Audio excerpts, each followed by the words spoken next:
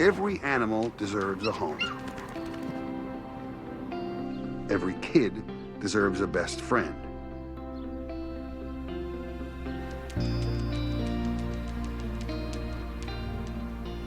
That's why, for the next 2 months, Dalton's Animal Rescue Shelter is waiving all adoption fees.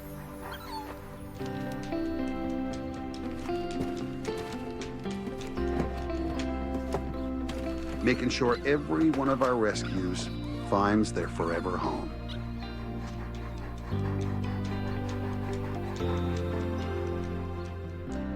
And cut! That's a wrap! Thanks, everyone. Wait, what? They're done? No close-ups, no coverage? No need for that. Hey, good job, pal. Oh, congratulations, Rex. I can't believe you're in a commercial. Just don't let it go to your head, all right? It's so great of you to support such a good cause, Charlie. Oh, well, don't give him all the credit. It was my idea to use Rex, and he's a natural star. We haven't met. I'm Melissa. I'm one of the advertising execs in charge of the commercial. Melissa of the Three Roses ad agency. Yes, Yeah. Charlie has mentioned such great things about you. Oh, You see, I do give credit where credit is due. Charlie mentioned that you volunteer at the shelter as well. I do. Yeah, every Saturday. It's so fulfilling. It's where we met, what, a year ago? Remember, Charlie? Yeah, because you made fun of my jacket. It was really not your color. You need to answer that? No, I have nothing to say. You know what, Sarah? I should introduce you to my partners. Viv, Em. Emily is in charge of art, and Viv heads production. I'm in charge of sales. We're a full-service ad agency. Wow, that is a formidable feat. Oh, don't say feet, please. These heels are killing me. Oh, I love the scarves. Very chic. Oh, thank you. Yeah, we saw Cardi B rocking one in a Chanel ad, and we thought, why not? Am I adding Rex to tonight's wrap party guest list? Unfortunately, no. We got to get back to the grind tomorrow. Hey, pal. Aw, Rex, Charlie ruins all your fun, doesn't he? Okay, heels, ladies, killing me. Okay, bye, everyone. Thank you. Charlie, we'll talk soon. Yeah. Here, let me top you up. Go. Hi, Phil. Kendra, hi. I mean, the kid. Is he good enough? Should we recast, reshoot? Oh, I thought you loved the little ones. Animals? Never said nothing about people.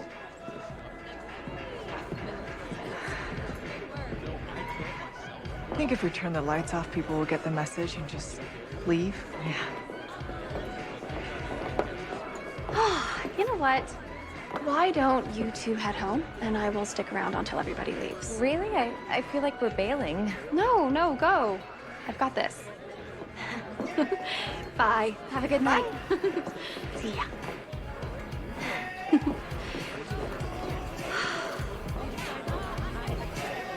Let's tidy this up.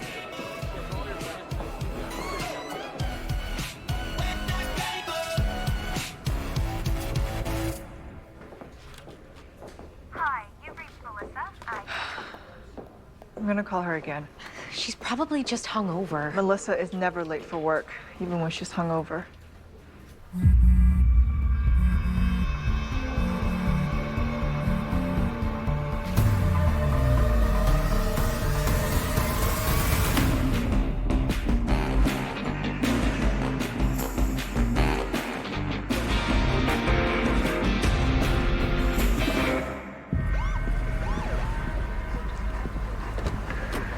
Thanks, pal. Still can't believe it. Hey, Sarah said you knew the victim. Yeah, I did. She used to volunteer at the animal shelter. Any luck with the cameras? No, the motel clerk prides himself on discretion. No camera. Says he just found the body before dawn. Hey, seems she died of a head injury, possibly an arterial bleed. There was a deep laceration at her temple, profuse bleeding. Multiple wounds? No, single. There was no sign of a murder weapon or struggle. Whoever it was got close enough and Melissa didn't put up a fight. Maybe she knew the killer. Well, I mean, none of her valuables were taken. No struggle, no robbery. Hotel parking lot reads like she was meeting somebody. Well, her wallet and phone were wiped clean of prints and the ground here by her feet. Someone wiped the blood splatter.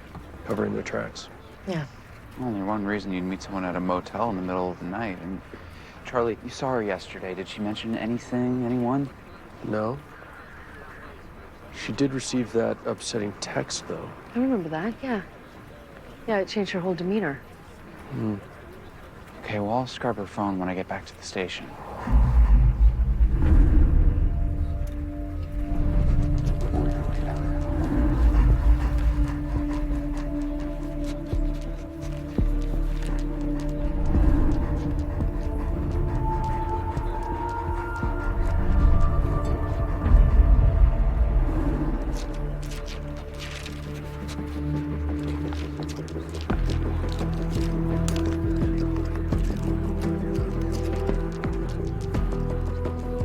Oh,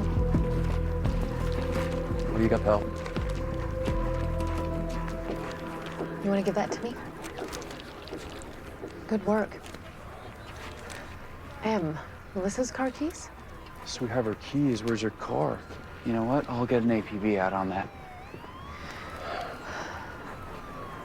I should probably go break the news to our partners.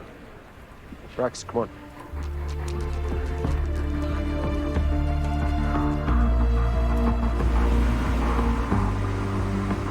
I just hugged her in my arms just hours ago. We shouldn't have gone home early. Don't go down that road. Trust me, it's But I owe her everything. If we'd never met at Rose Hall in college, I would never have majored in business. Yeah, she would cook up soup for you if you were sick, or be your New Year's date if you were single. What do we do now, today? Dalton's demanding reshoots. The shelter meant the world to Mel. We owe it to her to finish. And Rex and I are here to help, but I just need to ask a few questions first. I have the guest list from last night. Is there anyone on here that Mel might have argued with, or any enemies? No, we hire very carefully. Everyone here is like family. So you don't know anyone who might have sent her a distressing text? I mean, every other comment on your social feed's distressing. What about, is it possible she was having a discreet relationship? Anything that would have brought her to that motel? No, Mel was single, like us. So you left the party at 10 o'clock, and that's the last time that you saw or spoke to Melissa? I got a call from her at what must have been around 1 a.m., and she said she was heading home.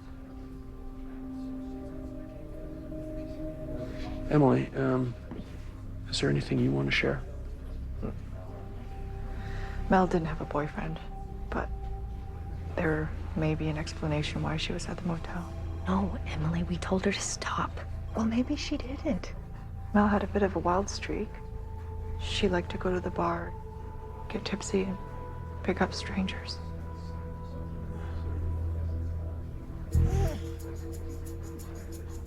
Any particular bar?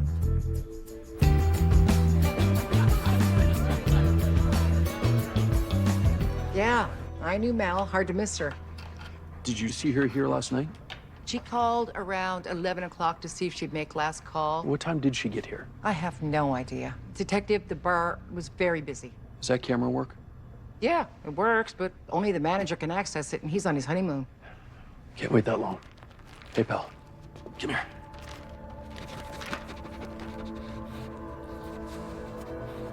Track Melissa.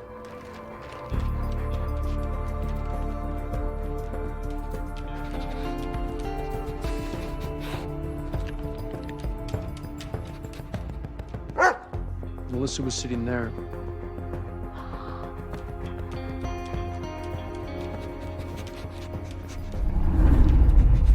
Then she moved to that booth. Do you know who was sitting in that booth? Oh, yeah, I certainly do. A bunch of guys from RWA. RWA, the oil company. Yeah, riggers or some such. I saw the logo on their coat.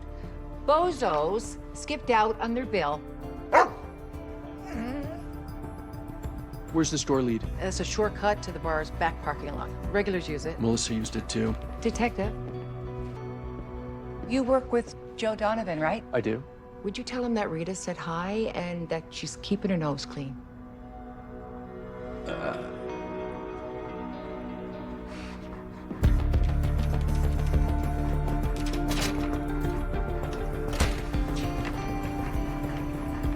Good job, pal. You found Melissa's car.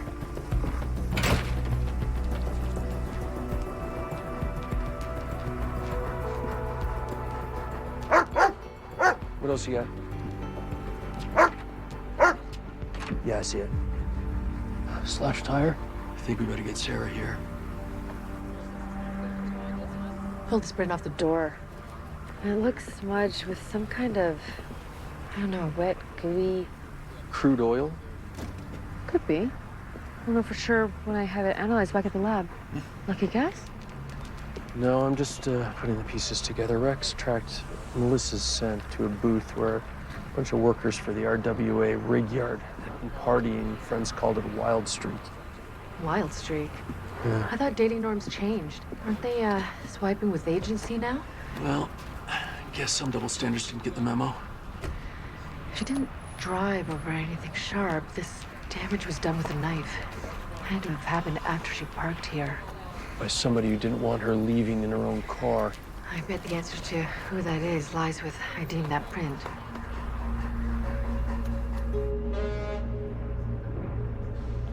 Okay, pal, so we got triple cheese and veggie delight.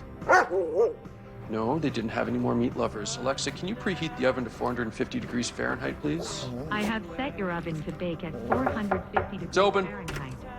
Hey, Charlie. Hey, Joe. Hey, Rex. How you doing, buddy? You all right? Good to see you. Hey, triple cheese? What, were they out of meat lovers? Yeah. So, listen, I got an update from Jesse on the case. How you doing, Charlie? Good. Made some headway today. I mean, you know how it is, Joe.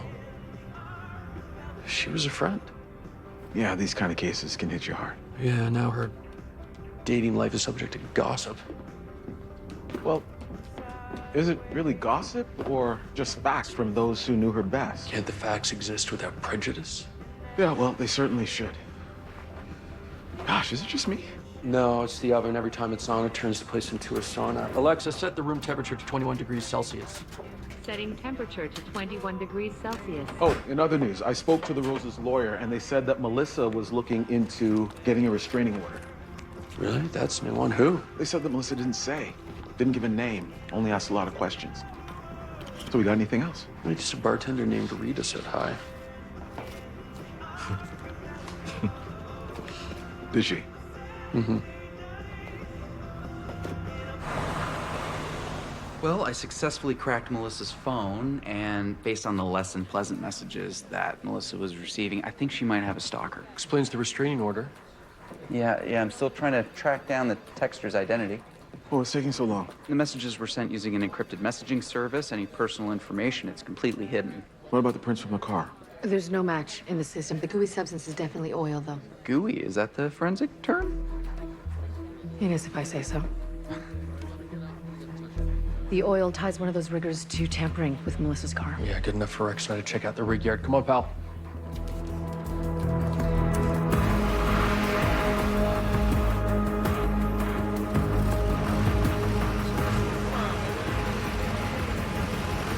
What's that, Viv? Yeah? Yeah, Rex can come for reshoots for the commercial, sure. Okay. It's too bad, Rex. I thought the kid did a good job. I hear you, pal. Yeah, I hear you. SJPD, I want a word. Hey, hold up to it. I know why you're here, officer, and for the record, it was an accident, okay? I really didn't mean to. Like you knocked her over the head and she died, that kind of accident? Aren't you here because I skipped out on our bar tab?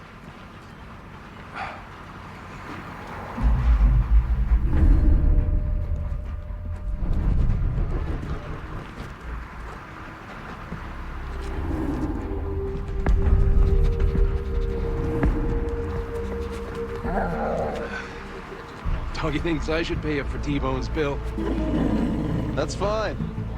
No, more like he picks up the scent of our murder victim on you.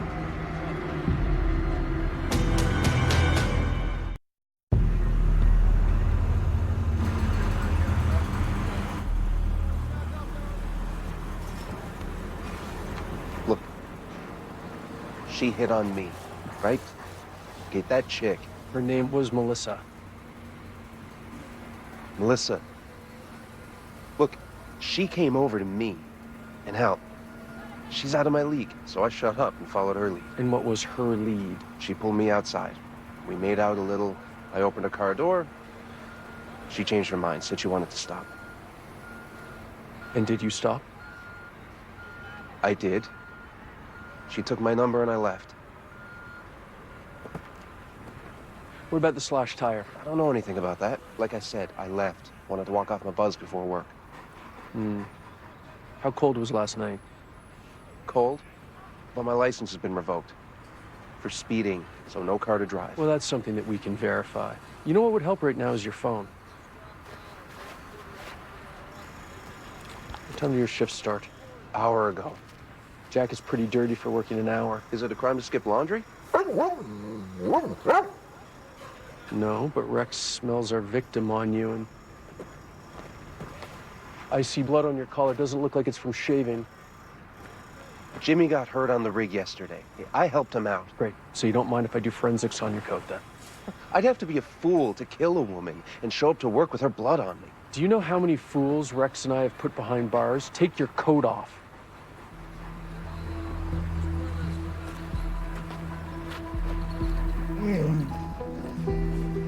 Yeah, Charlie, this is a company phone. RWA blocks installing third-party apps. Meaning? I mean, the phone doesn't have encrypted messaging capabilities. Joey's not our stalker. Well, maybe not, but he still might be our murderer. Did you have a chance to run Joey's jacket yet? Yes, and the blood is not a match to Melissa. Sorry, Charlie. Guys, I think I have something, but I don't know how much help it's gonna be, but bar surveillance just came in. Problem is that camera's only pointed at the bar, though. Oh, here we go. Okay.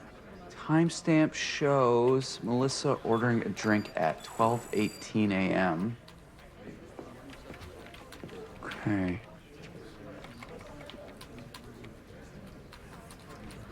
There's not much after that. I mean, we don't see Mel for the rest of the night. So we just have Joey's word for what happened to her after that? Well, yes and no. I mean, phone records confirm that Melissa called Vivian at 1. Well, she didn't take her car from the bar, so who drove her? Joey? No. Wouldn't be Joey. His story checks out and his license was revoked. You know, motel doesn't have any cameras where Melissa's body was found, but there is a nail salon kitty corner to it. If they have surveillance, might be able to catch Melissa arriving that night. It's worth checking out, Jesse. Yeah. Speaking of checking out, I have something to show you in the lab. Okay. Okay.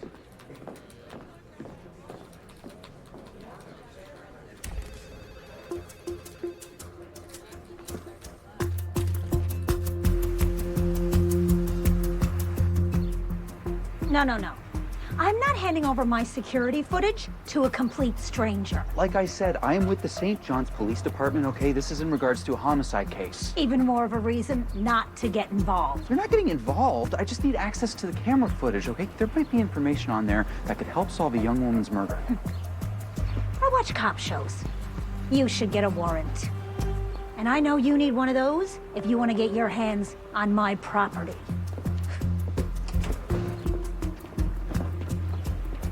Well, thank you, television, for making my job so much easier.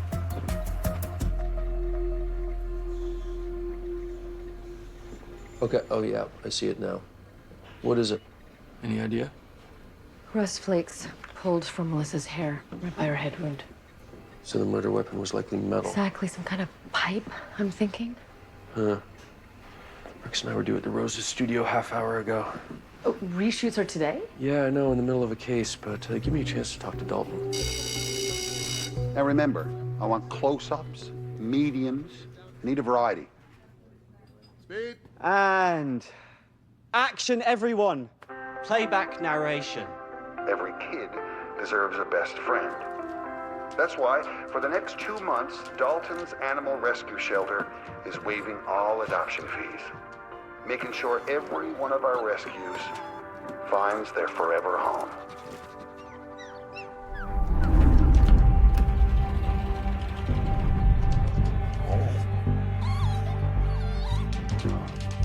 You can't do that. We're shooting.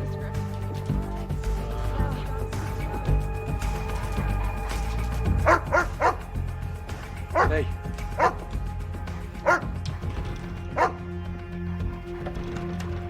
It's locked, yeah. Excuse me, I need you to let me into this room. Rex!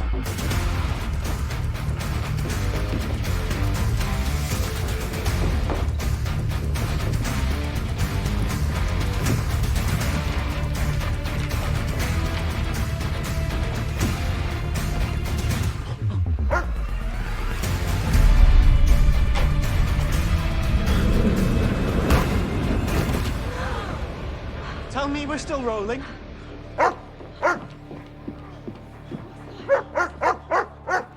Good job, partner. Marlo? Who's Marlo? He's a rival ad exec. And Melissa's ex-boyfriend. What is it? What do you got in your hand? Nothing. Get this dog off of me. Open your hand, now.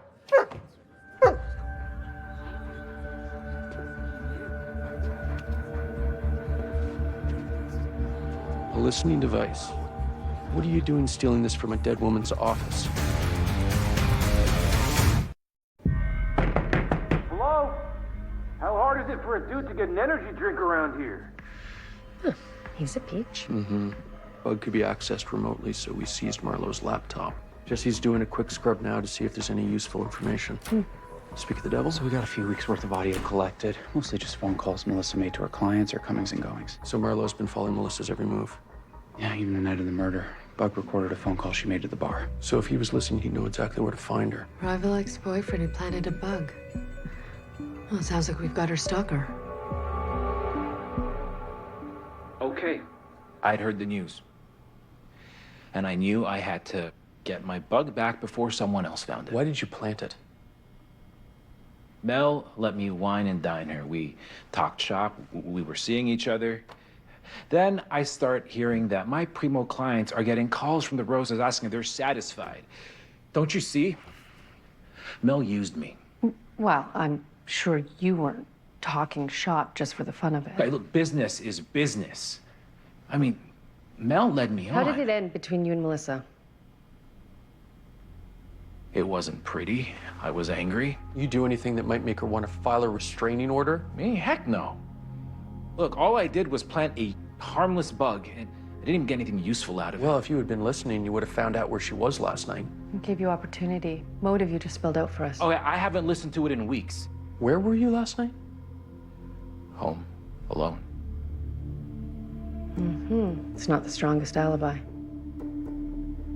Okay, look, you're painting me to be some sort of crazed, vengeful ex. When Melissa hurt me, if anyone hurt her, it was Tabitha. Who's Tabitha? Are you seriously asking? No. We like wasting our time. Tabitha was the fourth rose until Melissa ruined her life and fired her. How did we not know this earlier? Melissa never mentioned Tabitha to you? No, but we mostly just talked about dogs. Well, I did some digging online and found a photo of the woman's power luncheon. That's her on the top right. It's the only photo I could find. She has no digital footprint at all. There's no mention of Tabitha online or as Rose or otherwise. She's a ghost.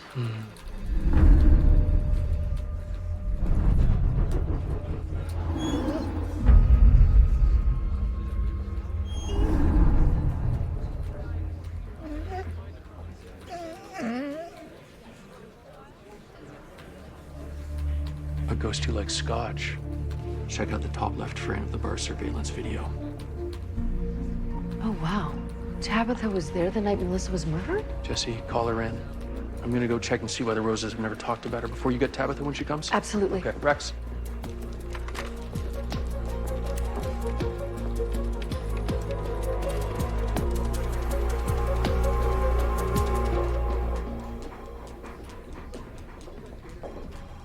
For the record, Tabitha was my friend. I liked her. Oh, I like this stain on my scarf. We all have extras. Duty calls. Mel carried hers in her purse. We're not here to talk about scarves. Charlie, the reason we didn't mention Tabitha is because Mel told us never to bring her up. Tabitha was taboo. Her time here was like a tsunami. How do you mean? Tabitha mismanaged a large account. almost bankrupted us. Mel had to remortgage her condo just to keep us afloat. Told her every decision had to go through Melissa. She refused. Had to protect the business, so we let her go.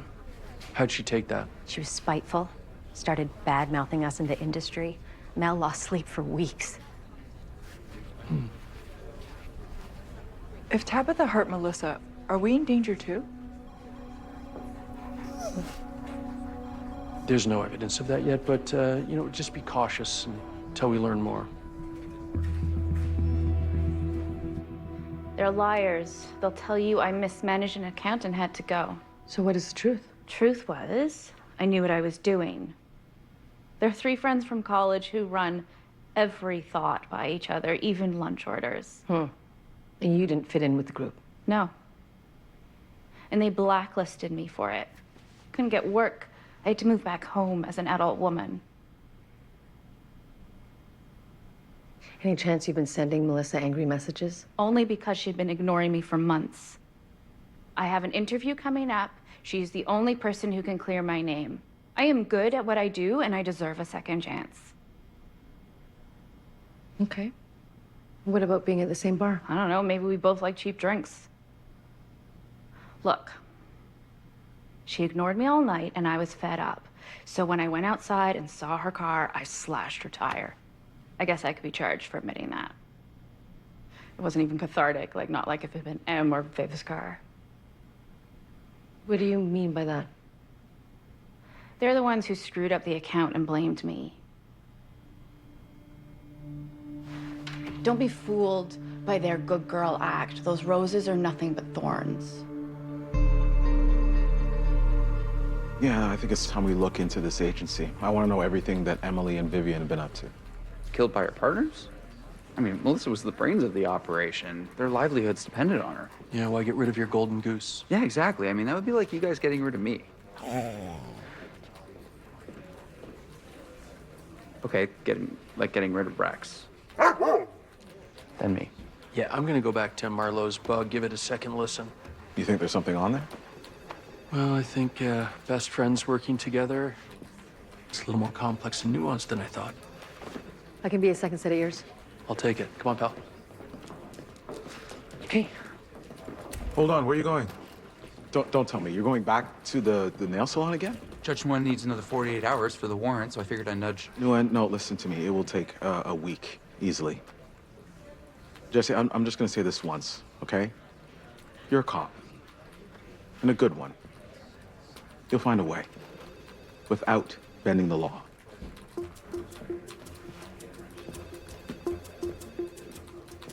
Okay.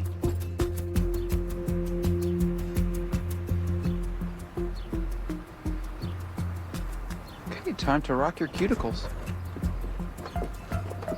Have fun at your party tonight. Hi. Have fun. Hi. Got that warrant, officer? Actually, I was just wondering about something I saw in your window.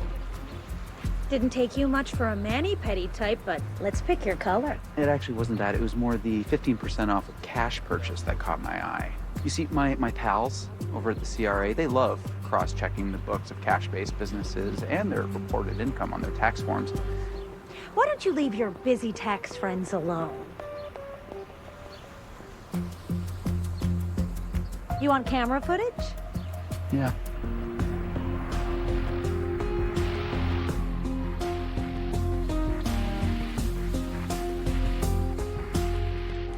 Dave, hi. It's Melissa from the Roses. How are you? Oh, couldn't be better. I wanted to follow up on our tips last week. How is your team feeling? Come on. That's great to hear. I'll start drawing up the paperwork. Talk soon. Another few minutes, pal, and then we'll call it a night. I've been saying that for an hour. I don't think Rex buys it. Don't blame him. How many more business phone calls can we listen to? Okay, here's the deal. Rex and I have a trick for a second win, but he can't leave this room. Alexa, play Rex's Super Jam playlist. Playing Rex's Super Jam playlist. Meet me on the dance floor. Go home and go. DJ's gonna get us. Just meet me on the Come on, let's dance. Dance with Sarah.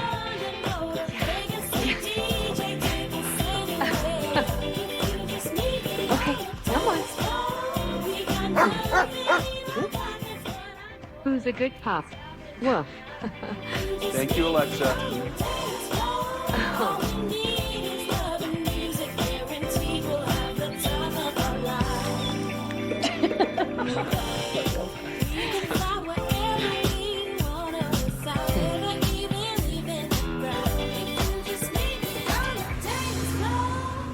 Anything interesting turned up on the bug? Yeah, there was. And it was recorded the morning that Melissa died. Are you even listening to me? Take a walk and cool off, Emily. Oh, you care more about other people than you care about us. If it wasn't for me caring about you, you wouldn't have this job. I'm the only person who'd hire you. You're a criminal. Hold on, does Emily have a record? Yeah. Spent a little bit of time in juvie. She hit a classmate over the head with a volleyball trophy. Melissa died from a fatal blow to the head, so similar MO. Yeah, so we checked Emily's alibi for the night of the murder. She said that she was home at 11, but the concierge said it was closer to dawn, and she was in tears when she showed up. You might be in tears if you spent the night killing your best friend.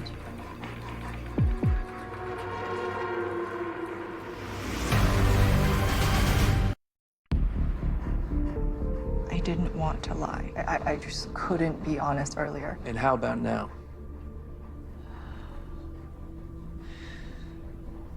I'm in recovery. Alcohol. There was so much at the party, I just had to leave and meet up with my sponsor.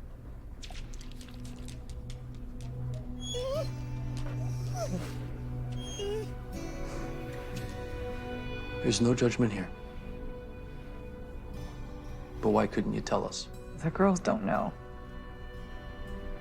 I'm in a client-facing business.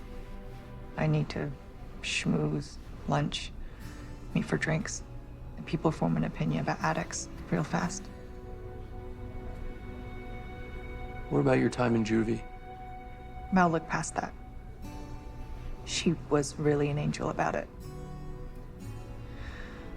But every now and then, She'd remind you how much you owed her? friends sometimes just don't realize how their words can sting. But I swear I would never hurt her over it. Thanks, buddy. Bada bing! Check out what I found on the nail salon's footage. Now, I think I can make out a partial license plate. Partial. That's it? Well, yeah. I mean, they parked outside the range of the camera, but the good news is that the car's arrival lines up with our timeline. Yeah, that passenger could be Melissa. Same hair, same build. Well, if it is, it proves that she was driven to the motel that night. So the question now is, who's behind the wheel?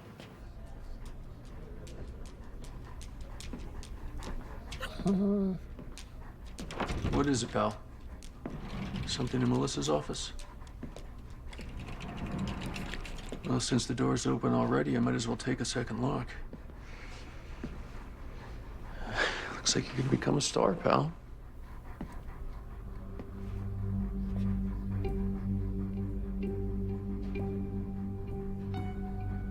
Empty picture hooks looks like something's been moved recently.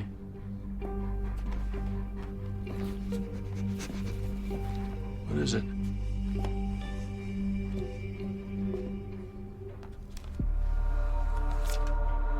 Redecorating? So the delivery address is different.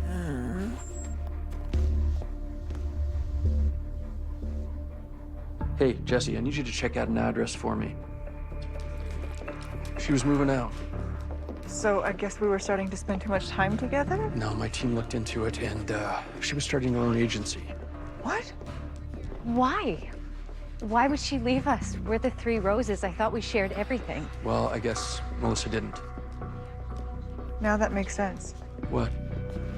Our 3 longtime clients, none of them are answering any of my calls.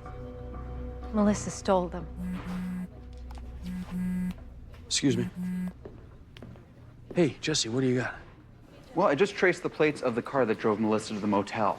Great, whose car is it? Amal Malik, but you and I are more familiar with her son, Joey. So our oil worker was driving his mom's car with a suspended license. Shouldn't be getting into a car with a suspended license, Joey. Hey, my mom drove me here. Oh, yeah, sure she did.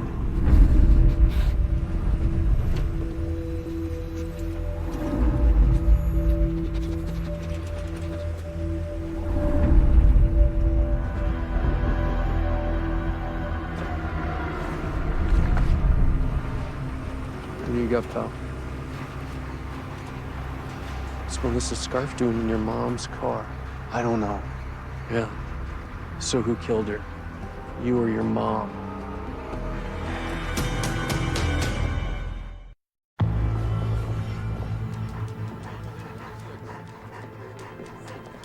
Hey, you about to interrogate Joey? Yeah, heading in there right now. Is it true that Rex found Melissa's scarf in his car?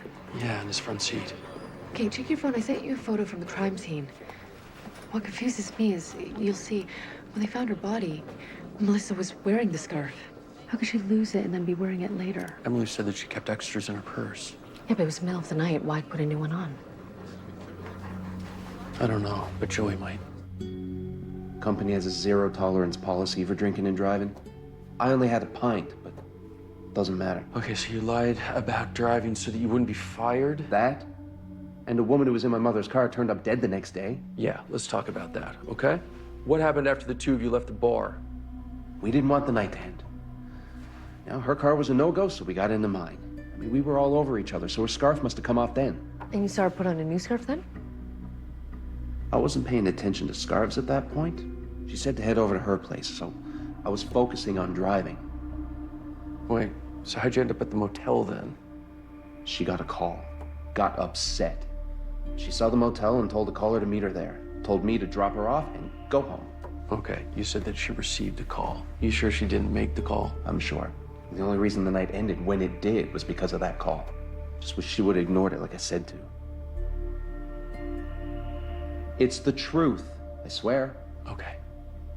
The problem is that our phone records show Melissa making a call, not receiving one. She called her friend to tell her she was heading home.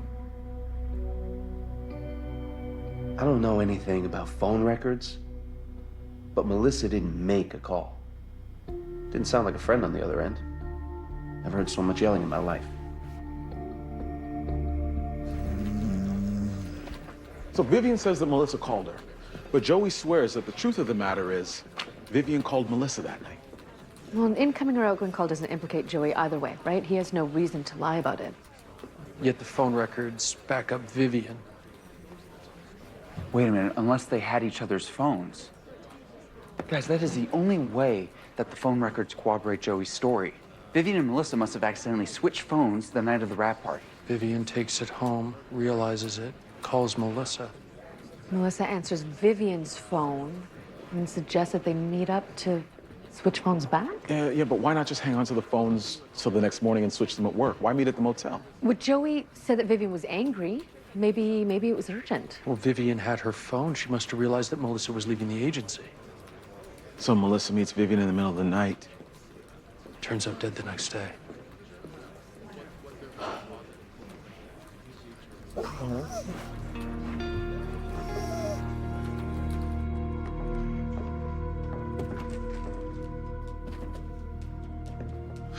I was thinking of keeping some of these here. Can't hurt our image to show we're chummy with man's best friend. What would hurt your image? Murder charge? We have evidence that Melissa received an angry call from you the night that she died. Evidence from who? Some guy she picked up at the bar that night? Along with the 2 cell phone towers that we checked.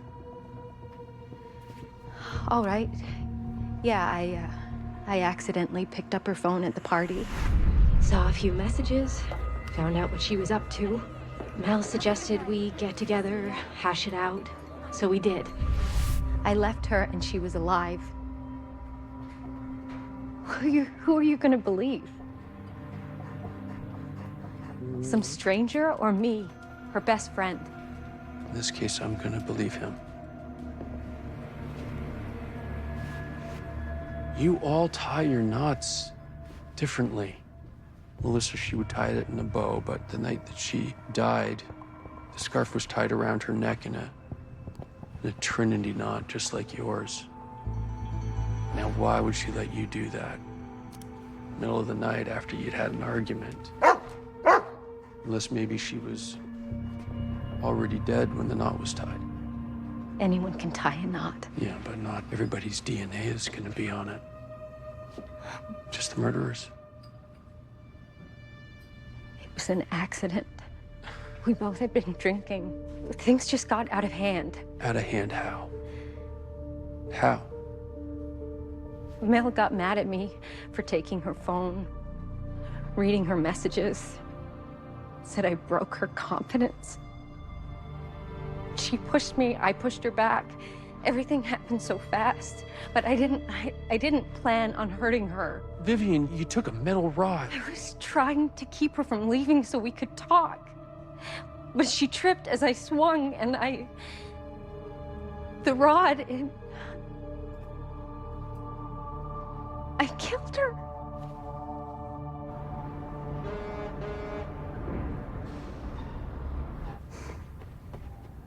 What? Really? You don't have to do this, Charlie.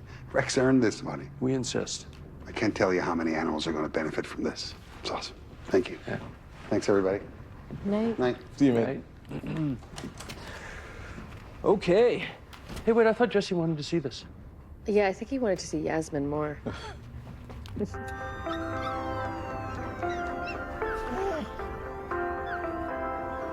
Every animal deserves a home. Every kid deserves a best friend. That's why, for the next 2 months, Dalton's Animal Rescue Shelter Oh, Rex, you look so good. is waiving all adoption fees, making sure every one of our rescues finds their forever home. Hey, way to find that puppy a home. Yeah, Melissa was right. Rex, you're a natural. Yeah, great, hey, great job, Rex. So, I gotta go. I'll catch up with you guys later. Where are you off to? Just off to have a drink with an old friend. Say hi to Rita for me. I don't know what you're talking about, Charlie. Who's Rita? Oh, wouldn't you like to know? Yeah, I would. Hey, buddy. I'm really proud of you.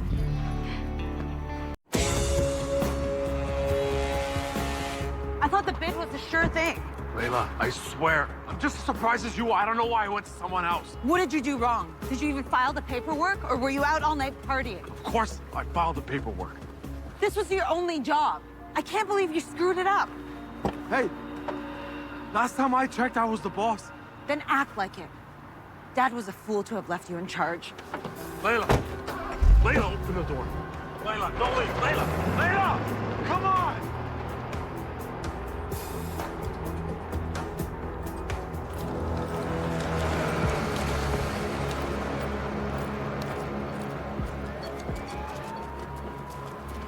Hey, Sarah. Hey. Got an ID? No, nothing yet. No phone or wallet. My team's dusting the equipment for prints. Actually, hold on.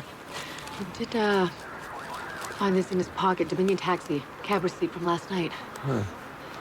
Should we go take a look? Yeah.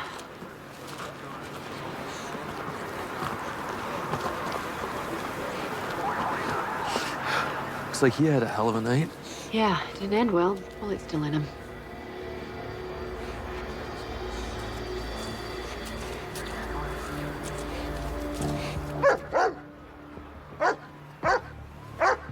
What you got, pal?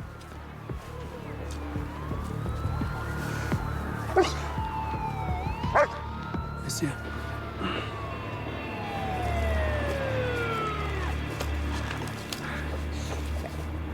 Okay, our victim, Abel Rivers, 32. He's a general contractor and owner of Rivers Construction. Phone and wallet. It's not something a mugger would leave behind. Someone had another reason to kill him.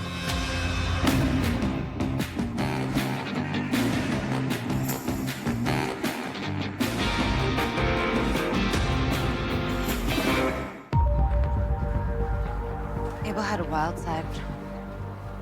He would go on week-long benders, get himself into jams, and then into worse trying to dig himself out with very sketchy people.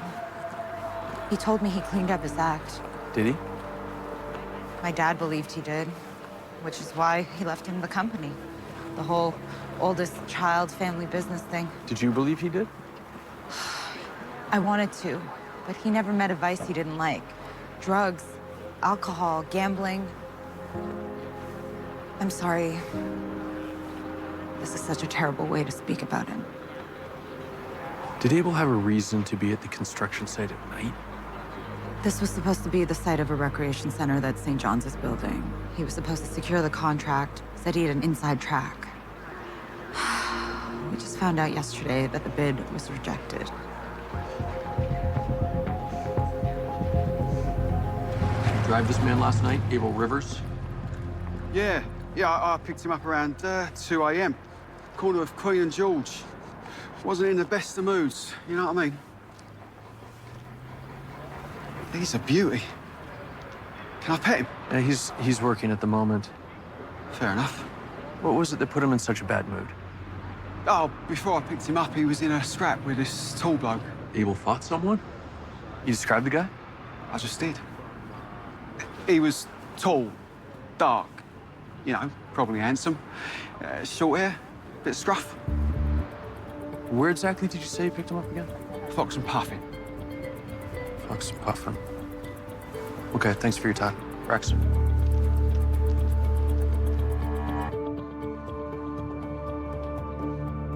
Jesse. Yeah. Find anything? No, not much. I mean, there's only one spot on Abel's record. He was pulled over for suspected impaired driving, and they found an unregistered gun in the trunk of his car. Now, charges went away before he was arraigned. Yeah, that sounds typical of the Rivers family. They had a lot of pull, and Mr. Rivers was still alive. Also, Charlie spoke to the bartender where Abel was last seen and said he didn't recognize him. Great. I also found alternate versions of the Rivers construction website. Looks like it was just Layla and her dad until 2 years ago. Yeah, Layla was the heir apparent until Abel took over a couple of years ago. I mean, there may be something there, Jesse. Joe, we managed to pull a fingerprint off a bulldozer. So 5 completes on the right side, 5 partials on the left. Now, we know these prints belong to the killer because we found a bullet casing on the scene and we lifted a fingerprint. And it's a match. The bullet's a .32 ACP. Judging from the striations, it's looking like it could come from a burst of TPR-9. Okay, that's good work, Sarah. There's more. So both of Abel's thumbs were broken shortly before he was killed. Broken thumbs, broken debts. My cab driver said that he saw our victim arguing with some unidentified guy, but I still don't know where he was before he got in the cab. Okay, we'll wait for it. This could be helpful. We also found traces of ink on Abel's hand, you know, like he'd written something, then washed it off. Processed the area with sulfide and brought out the ink particles. Looks like a phone number. Wait. I know this number.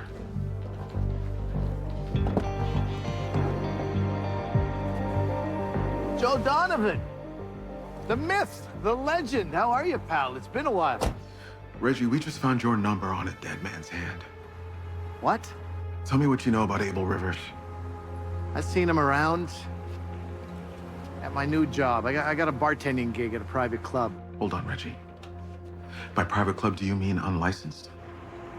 Yeah, I mean, this establishment is kind of an exclusive place. Unmarked door in a back alley type of spot. You need to know somebody to get in. Who do you need to know, Reggie? You need a password. Password changes every night. To get the password, you need my number. So wait a minute, you're telling me that Abel called you yesterday to get the password? He was there last night, yeah. Reggie, this is a murder investigation. It's serious stuff. I need your help on this one. I was worried you'd say that. Anything you need, Joe.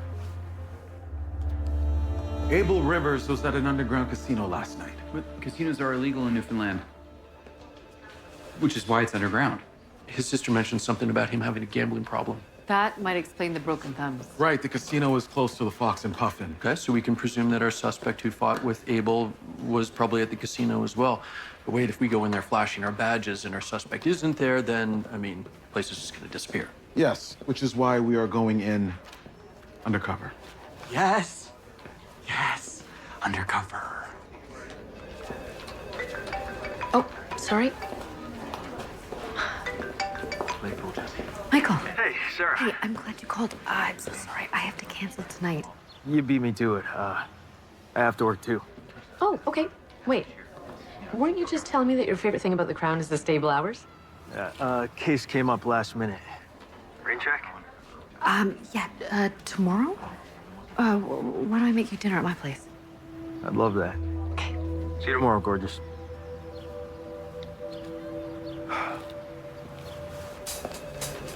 Sorry. Okay, each of us, including Rex, has an undercover identity in these folders. Reggie has just confirmed that these identities have been cleared by the casino security. We are on the lookout for anyone who matches the description of our suspect. A tall, dark-complected man with short hair and some facial hair. Our mission tonight is to fit in, make friends, and find out who Abel's killer is. Probably gonna be a lot of people matching that description. Which is why we're on the hunt for fingerprints. We get them anywhere we can off of casino chips, a drinking glass, paper.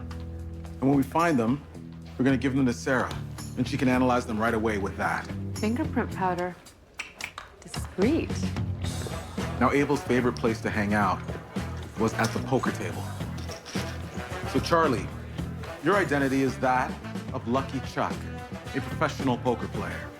But remember, you spend a cent over the SJPD limit, it comes out of your wallet. Sarah is your backer, the mysterious benefactor funding your gambling. She's taking your play. She's a retail magnate looking for new and interesting investment opportunities. And what is a poker entourage without a security detail? Which is where our boy Rex comes in. He'll stand guard next to you, as always. Who am I? Jordan, Kentucky, fast food franchisor? Or perhaps Vladimir Levitsky, Russian shipping magnate?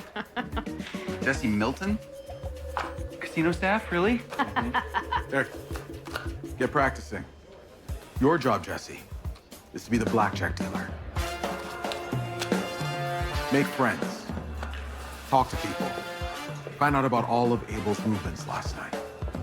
Certainly know your way around a blackjack table. You come here often? What about you? Me? I'm Joe Donald, CEO of a bespoke travel company. Wow. Looking cleans up nice. Well, I see you saved the best wardrobe for yourself. Well, you're just mad that he knows how to rock a dinner jacket better than you ever could. Okay, kids, let's keep it together. Game on.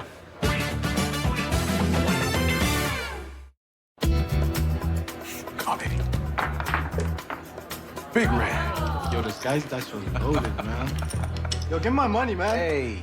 You're cheating. Don't do that. Sir, you lost fair and square. Don't pick it up on the new guy. No. You drink Macallan, right? Yep. How about I buy you a glass? Help us a pain. Yeah, okay. Can you get him a glass? Apologies. You remember everybody's drinking there? Well, I'm the manager, so yes. I'm Brielle, and you're new. Joe Donald. Oh, CEO of Travel Lux. Yeah, I memorized the guest list. My friend Abel told me about this place, but I haven't been able to see him all night. You know where he is? Well, any friend of Abel is a friend of ours. And I'm sure he'd hate for you to be waiting alone. Why don't I introduce you to some people? Thank you. Kevin? Joe Donald, this is Kevin Sajak. He's in specialty transportation. Pleasure to meet you. Don't believe we met. No, I'm based out of Montreal. Good for you. I don't travel. Let's introduce you to the mayor's daughter. She's one of our regulars. Okay. Terry. Joe Donald, this is Terry Glass. She will be able to direct you to all the best the city has to offer. Pleased to meet you. Mr. Donald, Brielle knows me well. You can ask me anything. Thank you. Let me take you up on that. And we have some other visitors tonight. Charles Hoffman, better known as Lucky Chuck, and his financial backer, retail mogul Sarah Tong. Pleasure to meet you. Mind, I'm concentrating. Charles Manners. Sorry, he's focused on the game. Of course. Nice dog.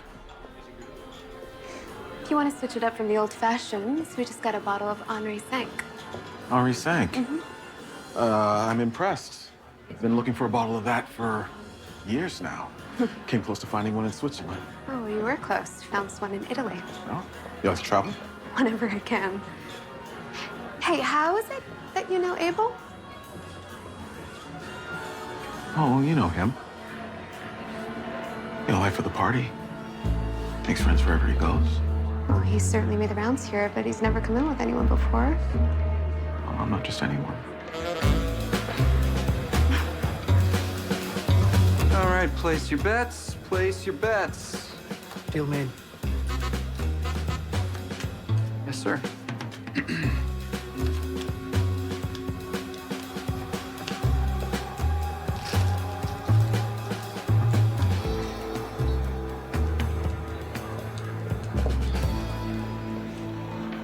Go straight too far, pal. Is that your pet? Smell like a charm. No. May I join you guys? Of course.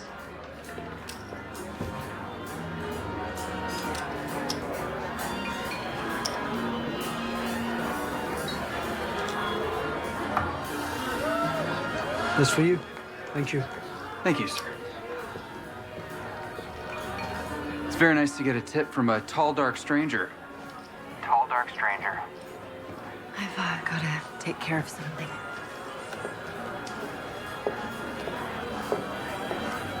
Your wife is gorgeous. We're not married. Well, whoever she is, you better lock that down. Well, we do work well together. Real question is, are you gonna bet on this hand? Raise 500.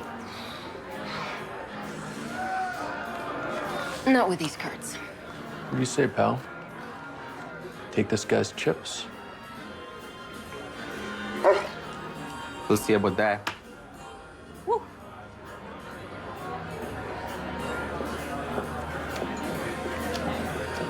Anything fun happening over here? Oh, I'm sorry, miss. Can't have your purse on the table. Apologies. Not a problem at all. Mind to let me in? With pleasure.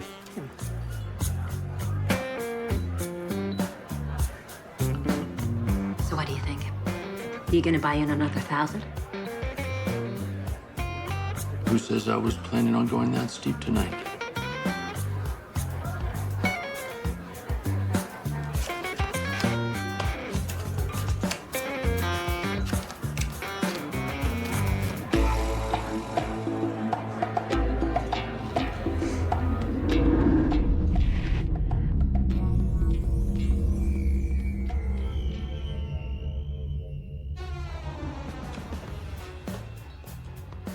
What the hell?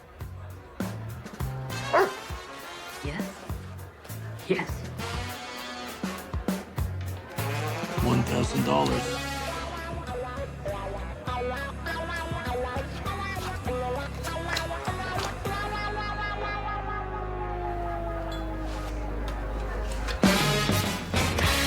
Eric Kings, a little risk pays off, huh? He got it. Woo! And what's happening here? I got something for you. Think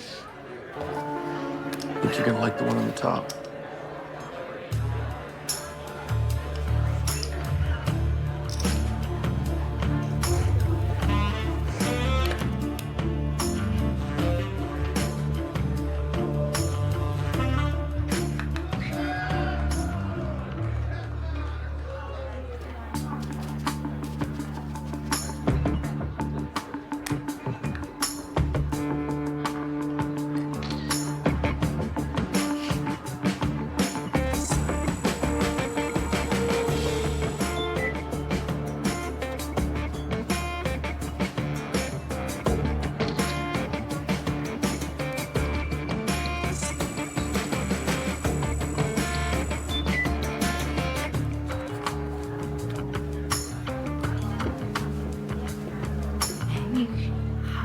Hi, Terry.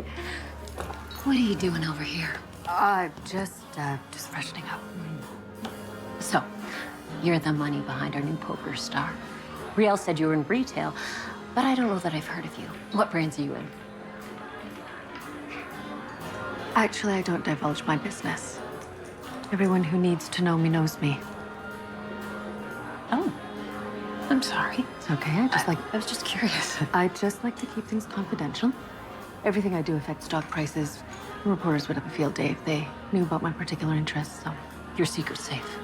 I was only asking in case we might be able to do business. What kind of business? Well, this club has a lot of important people from all over the city, and I put them together to facilitate their goals. And what do you get out of it? Well, I've always been a matchmaker at heart. But if the people I connect end up doing well, all I ask is that they consider donating to my charitable foundation. It's called Terry's Table. I will keep that in mind. It's a pretty penny. Oh, hey, it's got schmucks on it. Thanks.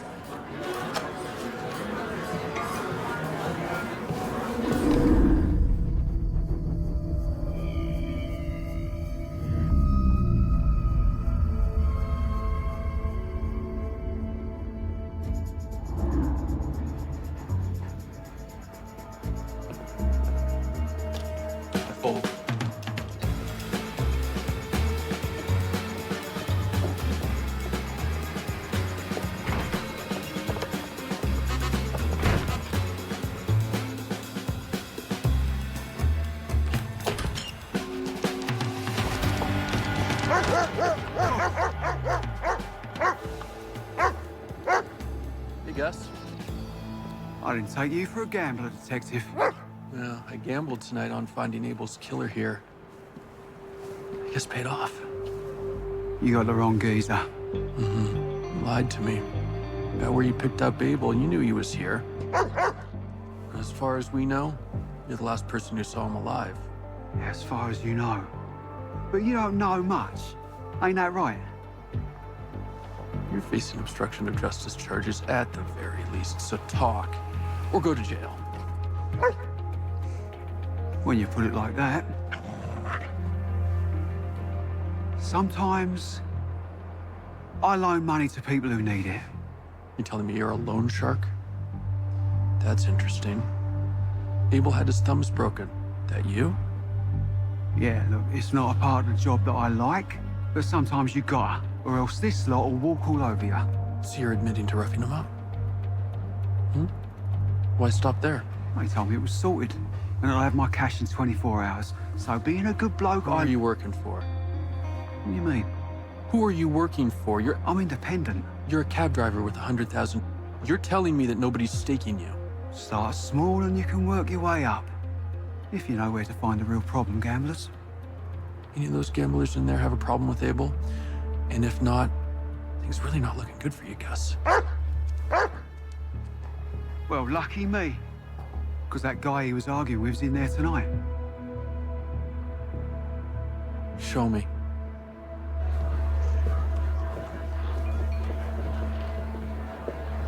What's going on? Well, Gus says that he can ID the guy that Abel fought with here. Don't worry, we're still gonna take your fingerprints before you go, just in case. Yeah, not necessary. That's the man you're looking for.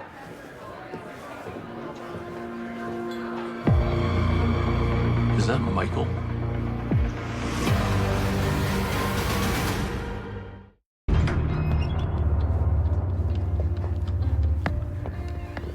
Sir, why are you here? You said you got a last-minute case. What are you doing here? And I assume this is the famous Charlie and Rex? Michael, why are you here? And why is a witness saying that you got into a fight with Abel Rivers last night? Sounds to me like I'm the case you're working on. I'm sorry, I need answers, Michael. I can't comment on any connection to Abel. Are you serious?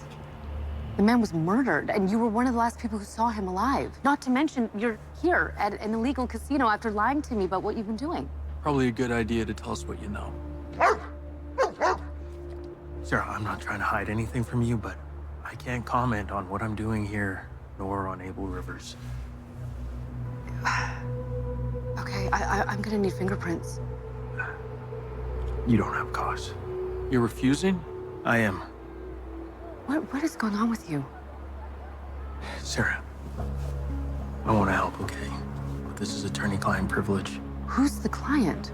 You know I can't say, but you probably already know that Abel was in big trouble. He owed a lot of money, and I tried to talk to him. Okay, so when the taxi driver saw you and Abel fighting... Yeah, I'm not gonna comment on that, but I wonder if the taxi driver might have overheard Abel saying that he he would have the money tomorrow. Even if he had to blow the lid off to get it. What does that mean? Yeah, I can't say. Because of your client? Yeah.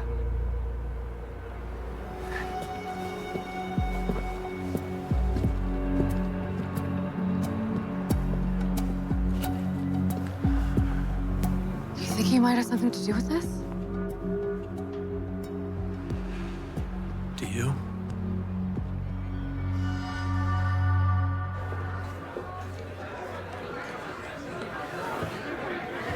Jesse, you're not at your table. What's your 20? Sorry, boss. Brielle replaced me at the blackjack table. Jesse, what did you do? You know what? Apparently, losing 6 times in a row is bad for business. Don't worry about it. Just monitor the situation from the van. You know, Michael told Sarah that Abel would have the money, and he's willing to blow the lid off to get it. I don't know, maybe he was threatening to expose someone. Maybe it's a casino. He was $100,000 in debt, so maybe he was threatening to expose this place if they didn't clear his tab. Reggie, where's the casino keep the ledger?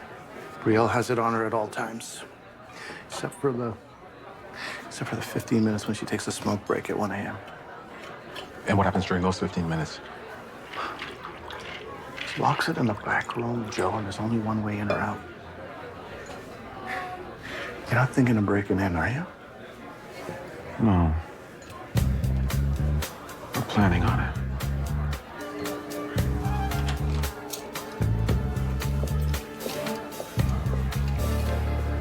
Hey, just heading outside. I'll be right back. Left pocket. Hey, Brielle.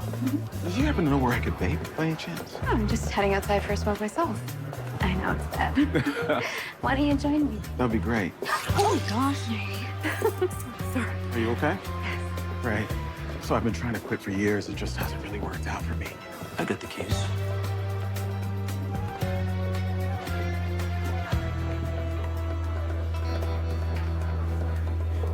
Big man, you help me with something?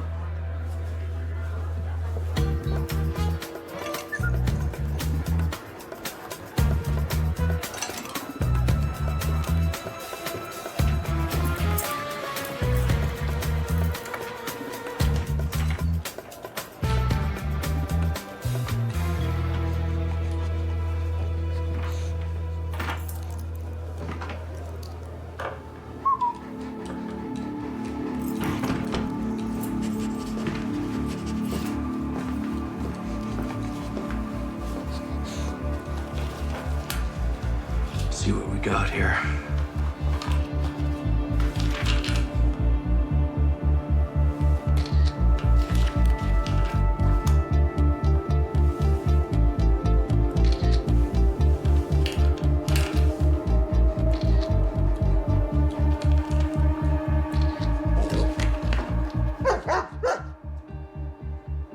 What do you got?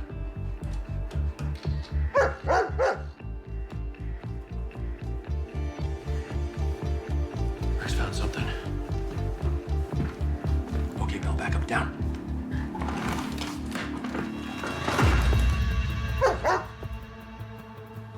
I just found a big case full of guns, maybe multiple cases.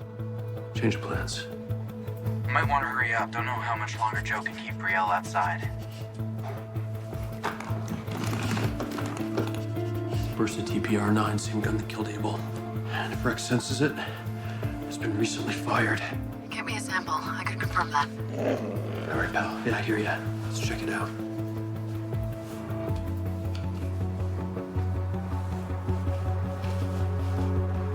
Good job, Rex. Okay, come on.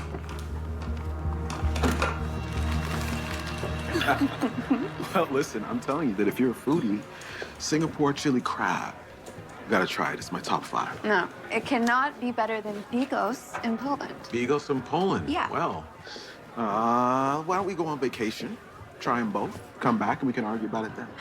Fine, but it'll be game over when that Bigos hits your palate. So, how do your employers feel about you taking time off? It feels like you run this place.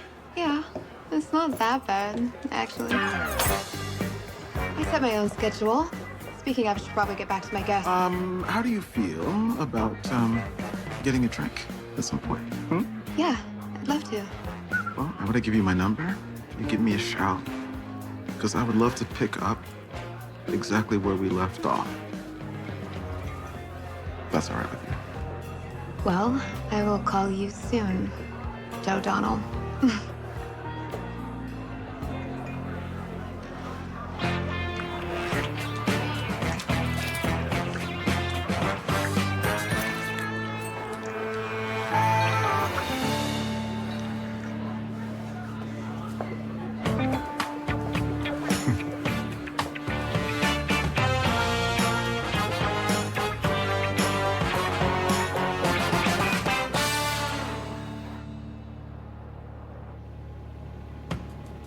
Serial numbers have been filed off.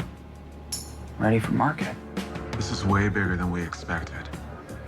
Well, the Bertha definitely matches the type of gun that killed Abel. We gotta shut this place down right now. Still don't have her killer. Casino ledgers have a lot of people on them. Terry Glass, she runs a healthy tab. She's all settled up, though. I mean, maybe Daddy helped her. Abel Rivers doesn't owe the casino any money. Well, if Abel never owed the casino any money, why would he take out a $100,000 loan from a loan shark? What was he up to? Let me pull up Abel's bank records.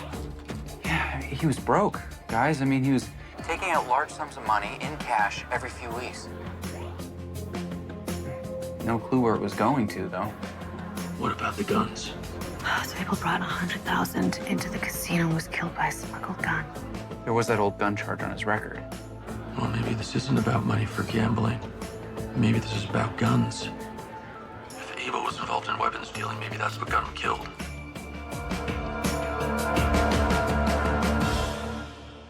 Guns? Whoa, whoa, whoa, whoa.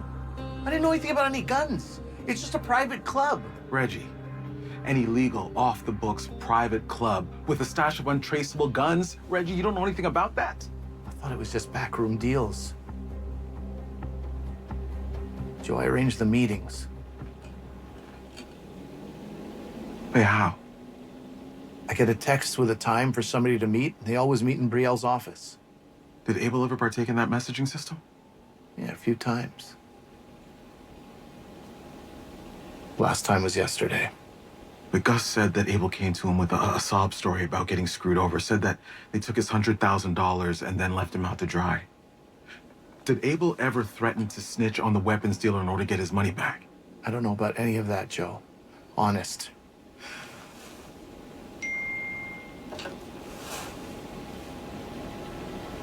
I just got the message.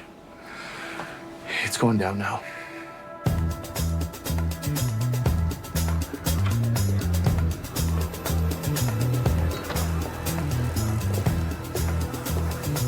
Table 3? Yes, ma'am.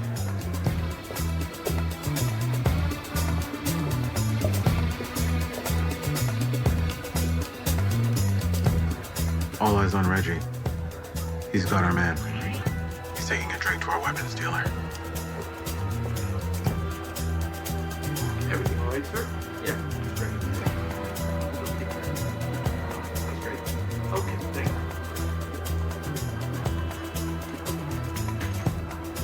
you. Sir, it's time.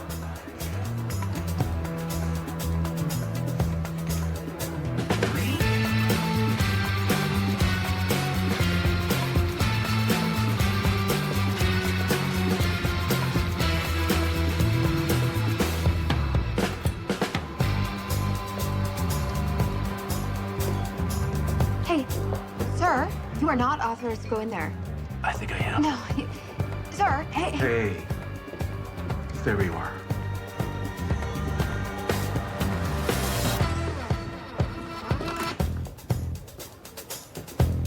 Looking for something? Just lost my way.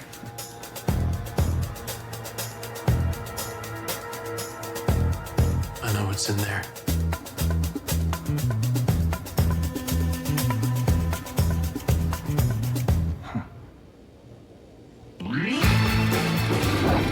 What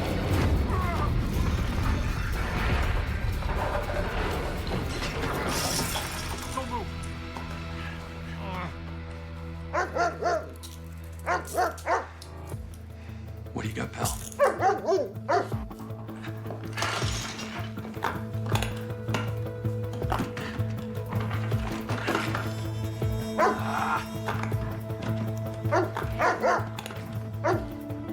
Looks like somebody beat you to it.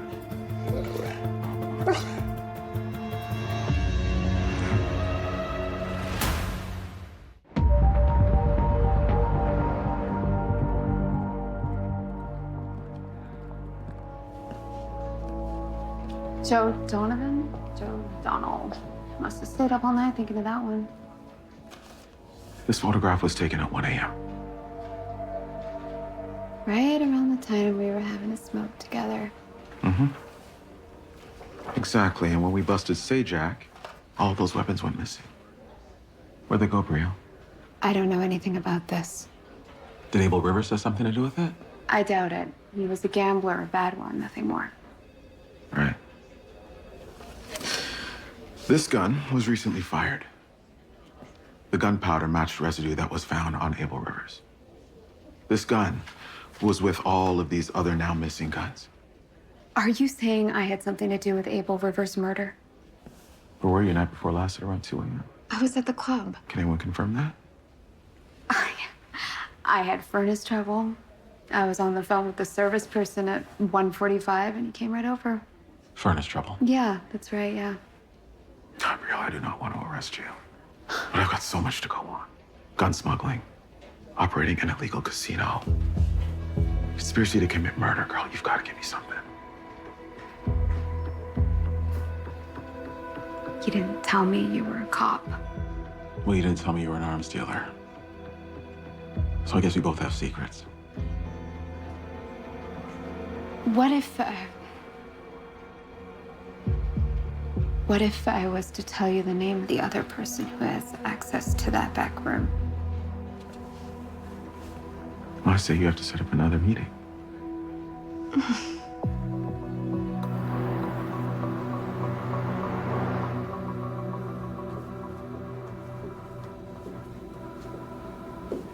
Miss Tong, I was so pleased to hear from you. And this handsome fellow. I thought he belonged to... Oh, Charles is not the only one I keep on a leash. This boy is mine as well. I see. You wanted to see me? Yes, I was thinking, what does a contribution to this, Terry's table get you? Well, a good deed comes with rewards. Contributors find that basically any door in the city is open to them. Call it karma. And the money goes to? Any number of causes. Well, you know what they say. Those of us who have plenty should help those who have less. Yeah, I don't know who would say that. It's all tax deductible, I suppose. Of course. Okay, I was thinking of starting 500,000 annually. That would help a great many people. I don't particularly care who it would help, other than my tax bracket. As long as it helps me, you can burn my donation for all I care. Wow, cold as ice. You know, if there's any money you care to simply hide, I've made accommodations to take money off the books for clients in the past. Yeah, there may come a time when I might need that. Good. Well, I think a drink is in order. Just one more thing. Fire away. I've heard rumors that you could supply other things that might be somewhat difficult to obtain, especially in this country. I don't know what you're talking about. Well, if you won't be straight with me, I can take my money elsewhere. Easy. Keep her on the hook. Don't.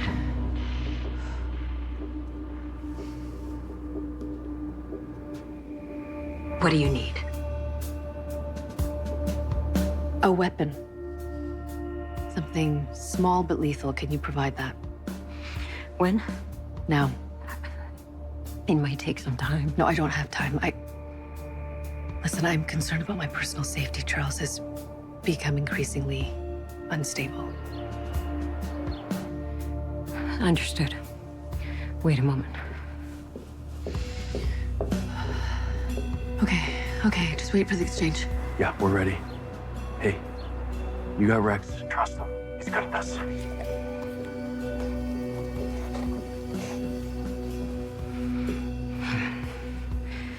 This will do the job. Is it loaded? There's just one bullet missing. It's funny. I know exactly where it is. Sarah Drew, St. John's Police, you're under arrest.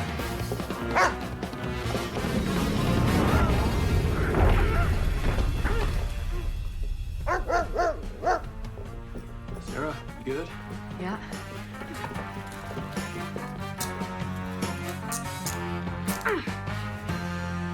Cold as I say. You can wait for your lawyer, but it may be in your best interest to talk now. Want to leave us alone for a minute? Come on, Terry. How did you get involved in this? It was simple at first. I used my connections to help people cut through red tape, fix some municipal contracts. All while using your charitable foundation to move money. Okay. That's still a long way from arms dealing. I was so far in the hole. The guns seemed like the only way out. So you made a deal with Sajak? It's easy for a politician's daughter to get things across the border. Well, the thing I don't understand is you didn't give him the guns. Why? I found a buyer who would give me more. I'm gonna need that name. Why'd you kill Abel? When the contract I promised him fell through, he wanted his money back. I didn't have it. It just meant to scare him. The gun went off in my hand. And you killed an innocent man. Well, Yeah.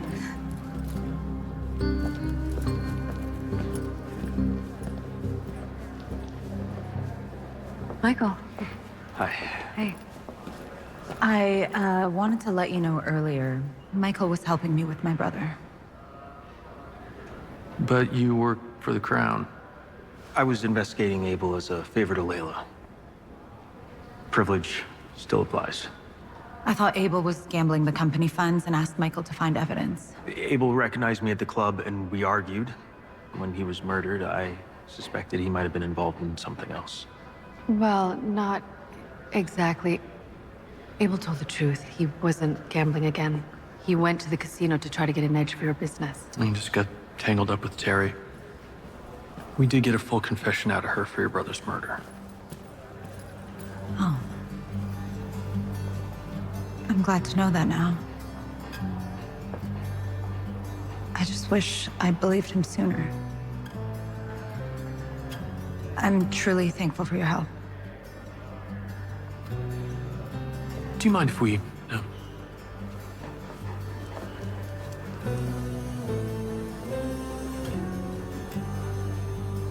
You know, you can tell me anything, right? I thought I did. It's all out in the open now that Layla's given me permission. Yeah, but Layla, you don't normally take personal cases. I didn't think it would matter, but she's my ex-girlfriend. We're just friends. I didn't want to worry you or, you know. Oh, what, make me jealous? Oh, Michael, I would rather know, even if it did make me jealous. It was dumb to keep it a secret. Since we're on the topic of exes, you and, Charlie? No. No, never. It's just at the casino, you two were so in sync. I thought, yeah, I might have been a little jealous. No, we've never dated. No, there's no need to be jealous. Okay. Good.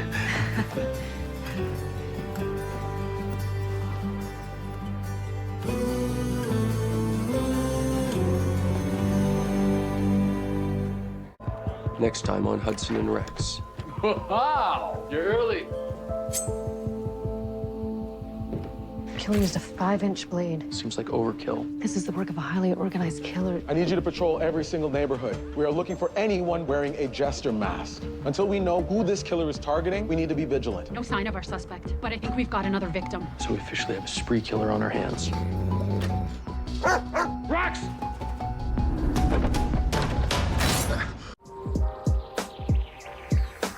Yeah, I know. Okay, look, I'll be there soon, okay? Listen, the party doesn't really get started until I get there anyway. Huh? Okay, happy Mardi Gras to you two. I'll see you in a bit.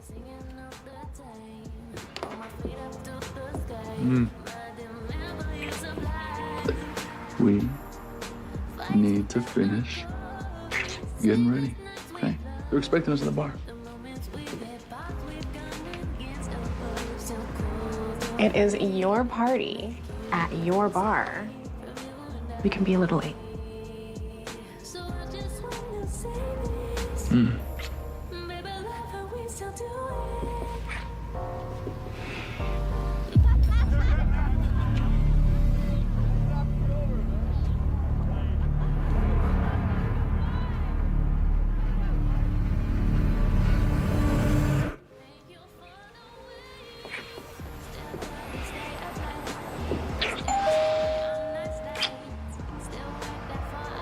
I told Keith to meet us here.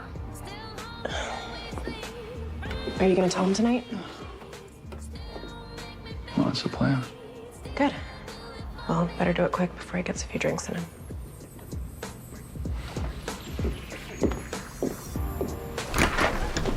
Wow! Hell of a get-up, Keith. I like it. You're early. Felicity's still getting ready? Flashy look, Keith. Yeah, you have to show us all up. Look, come on, we'll have a drink before we head up.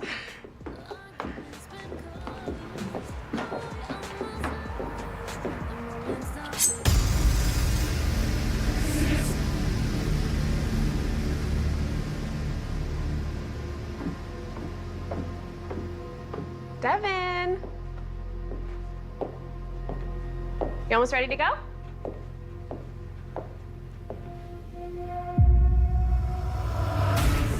Devin?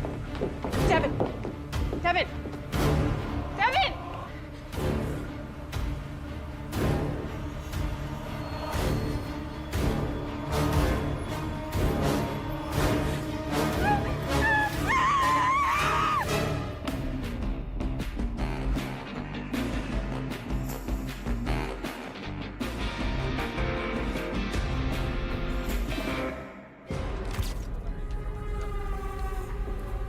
Careful, Rex. This one's rough.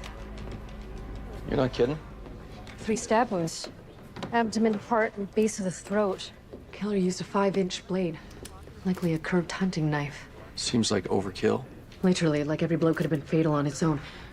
Do we have a suspect? Yeah, the wife pointed the finger at a Keith Traymore. He's a high school friend of the victims. Does this look like the work of a high school friend to you? Well, Devin pulled out of a business deal they were working on, so that could sour a friendship quickly. Why? What are you thinking? I've been digging into some new developments in criminal investigative analysis. You mean like FBI profiling? Yeah, the author I'm reading believes a crime scene can tell us a lot more about criminal intent. So what's this telling you? Well, if this was between friends, you'd expect a crime of passion to be messier. Some hesitation, perhaps. Yeah, no sign of a struggle. No, I think this is the work of a highly organized killer. It's too efficient. There's no weapon or trace evidence left. Would a highly organized killer do something like this with Felicity just in the next room? Well, they would if they didn't care if the body was found quickly. I mean, the risk might have been part of it. Paging Dr. Lecter. No joke. But this might be what we're dealing with.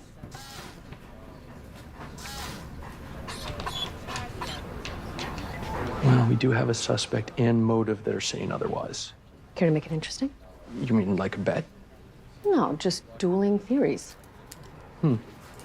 I just don't think this killer was a friend of Devon's. Okay, and I think this was highly personal. So if I lose,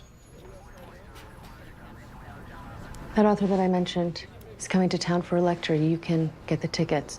If I lose, you buy lunch for a week, and Rex likes the good sushi place. okay. Doctor?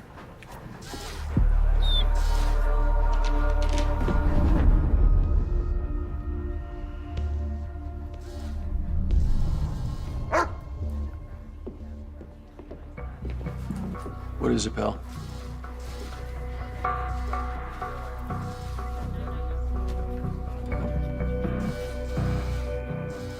Smile, Sarah. We're on camera.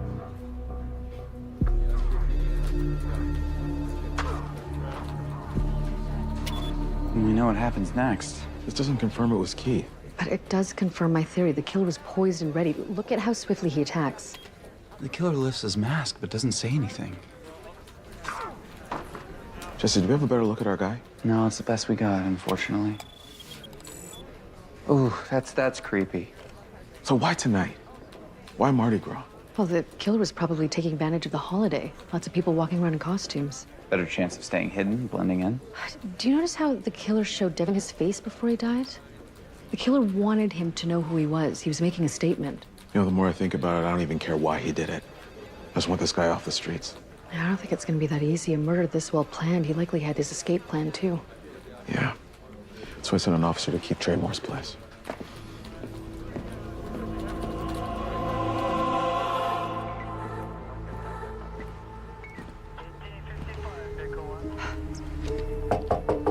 Keith Traymore, SJPD.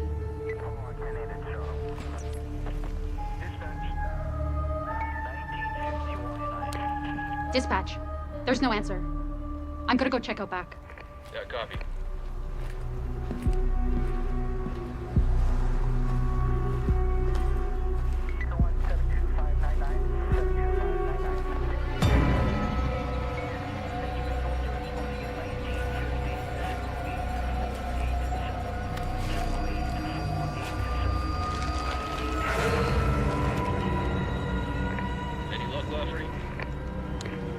No sign of our suspect. But I think we've got another victim.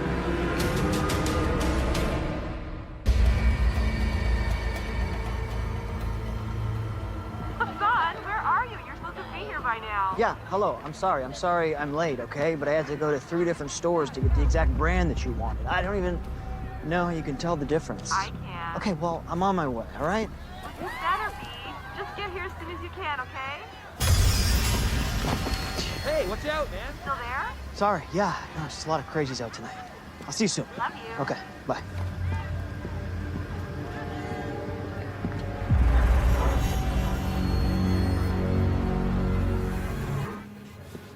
So what's our second victim of the night telling us? She's a woman in her 40s, same pattern of stab wounds that we saw in Devon. So we officially have a spree killer on our hands. This woman's been dead for a couple days. This is bigger than just tonight. So how does this fit with your profile? Would a so-called organized killer really stash a body in their backyard? There have been a few serial killers known to keep their victims close to home. I mean, it's a bit risky.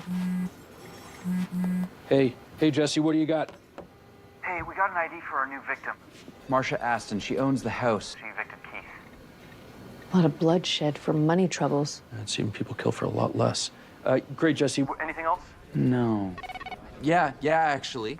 Just got a hit on the APB out on Keith. He spotted on Major Street at Bedford. Okay, thanks, Jesse. Come on, pal. Let's go get him.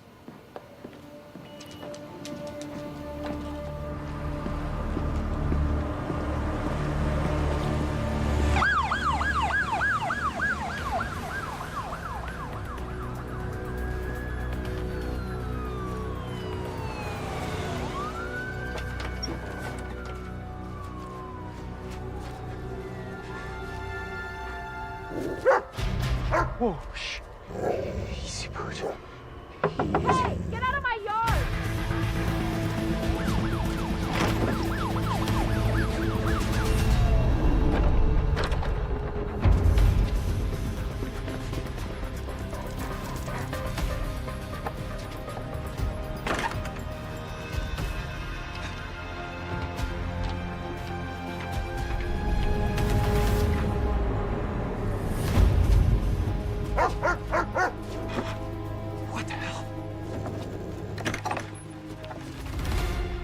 anymore. You got some explaining to do.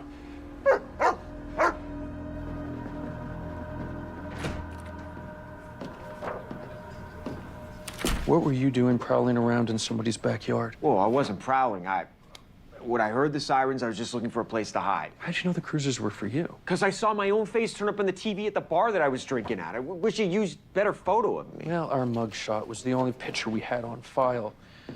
Looks like you've had a few brushes with the police, some petty theft, a few dining and dashing incidents. Nah, that's all behind me. Really? So, your money trouble's all squared away now? Mm-hmm.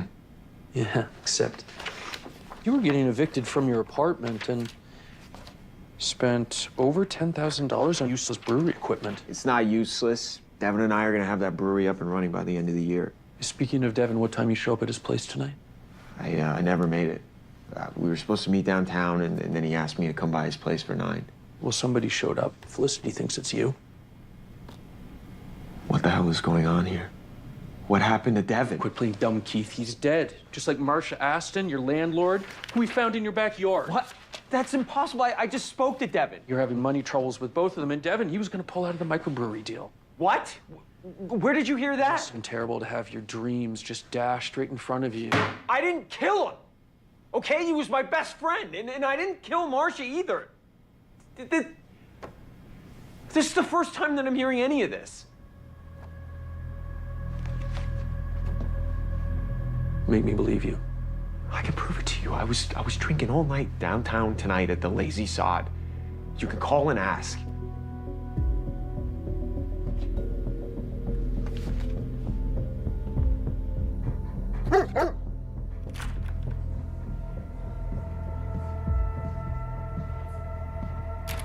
You ready to pay up on that bet? You believe him? Well, you seem pretty shocked about the microbrewery. And if you didn't know about it before... There goes his motive. Also, Keith doesn't strike me as cool-headed enough to pull off a murder like this. Yeah, we should check his alibi just to be sure. For what it's worth, Rex believes him. Hudson. When? Yeah, okay, thanks. What's up? Emergency dispatch just received a call. Somebody's being rushed to East General with multiple stab wounds. Rex. Dr. Morso, dial 237. Dr. Morso, dial 237. Excuse me. SJPD, is this the man that was stabbed? Yeah, he's lucky to be alive. When was he brought in? Paramedics just got here. Did he say anything about the person who attacked him? He was ranting on about some sort of clown.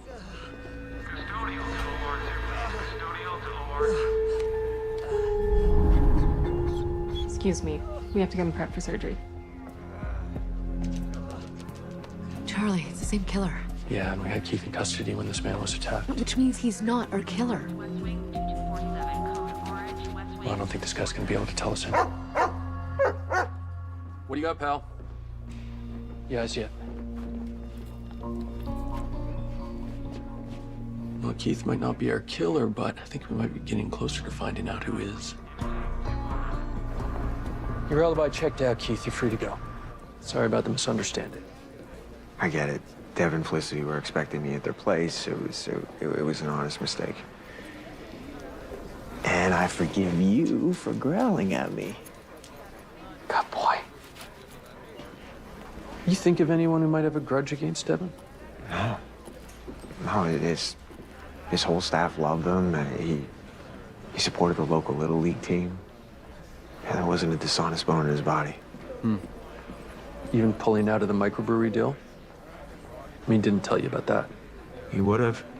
We've known each other for too long to keep any secrets. Either of you know Hassan Dar? He was stabbed while you were in custody. It doesn't ring a bell. Okay. Get home safe. All right, pal. Let's go.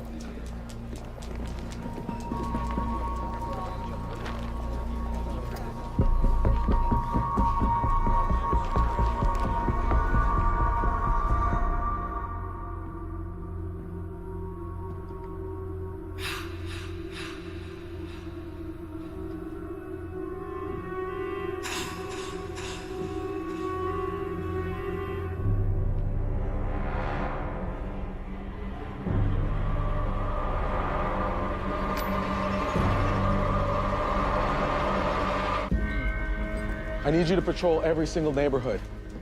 We are looking for anyone wearing a jester mask, okay? Until we know who this killer is targeting, we need to be vigilant. Let's find them, folks.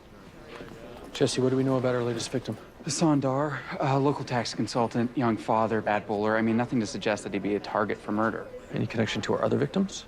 None that I can see. I mean, he and Devin are around the same age, but along with Marcia, none of them have crossed paths. Well, if there's a connection, we need to find it, and we need to find it now. Otherwise, we've got a killer out there who's targeting random civilians. Well, there has to be a connection. And if we can identify what it is, then we could know where he's going to strike next. Yeah, I'm with Sarah on this. Okay. All right, Jesse, I need you to do a deep dive on this because I need to address the media in less than a half an hour.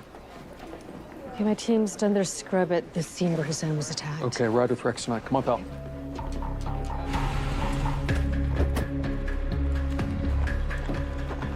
So what is it that made you want to add psychology to the arsenal? Weren't you satisfied with the doctorate? No, I just wondered if there was any more I could find in my analysis of a crime scene. Maybe he's got the scent of the killer leaving the crime scene? Only one way to find out. Looks like a rugby field.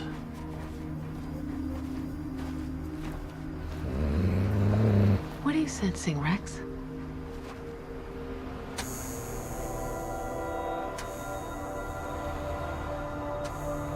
Motion sensors. Killer's on the move. Rex, come on, pal. Looks like we gotta climb. Should we give it a go? I like your style. The light's in here. So does the rugby field. That's him. Let's go, pal. Come on.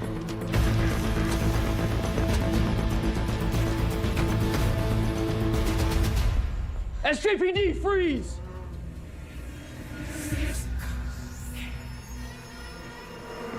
Rex! Oh my God, Keith. Keith, hey, can you hear me?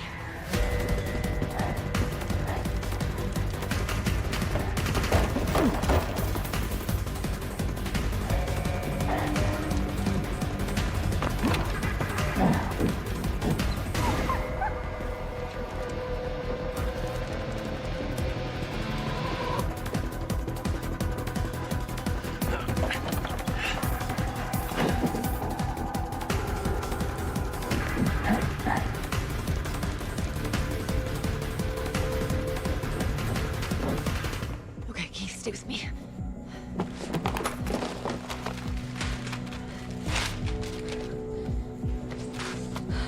Hey. Come on, Keith. Hey, come on.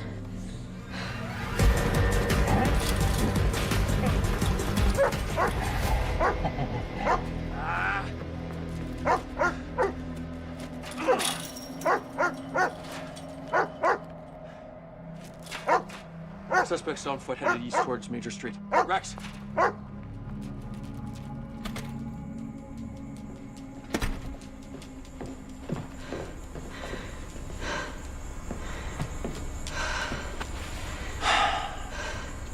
If we had kept Keith a little bit longer, he might still be alive. No, we couldn't have seen this coming. Should have. We found Marcia dead in his backyard. Oh, God. So the killer was scoping out his house, planning tonight's attack. Yeah, but found Marcia instead. What the hell was Keith doing at a rugby field? Maybe the killer lured him here.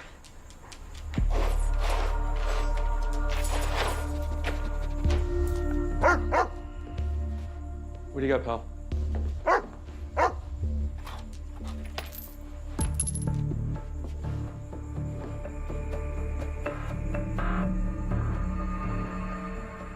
Keith and Devin were on the same team. Looks like they shared something else too. Can you come look at this? Look at the scar. Looks like it was branded, and Devin had the exact same one. I wonder if...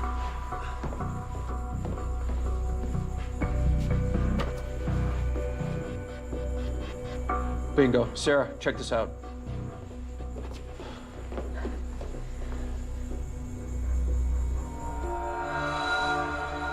Hassan. Yeah. Can't be a coincidence. We need to talk to him now.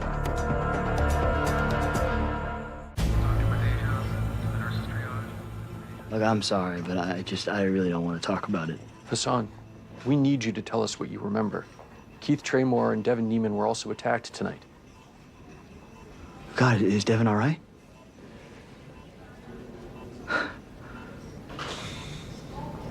Did you know Keith, too?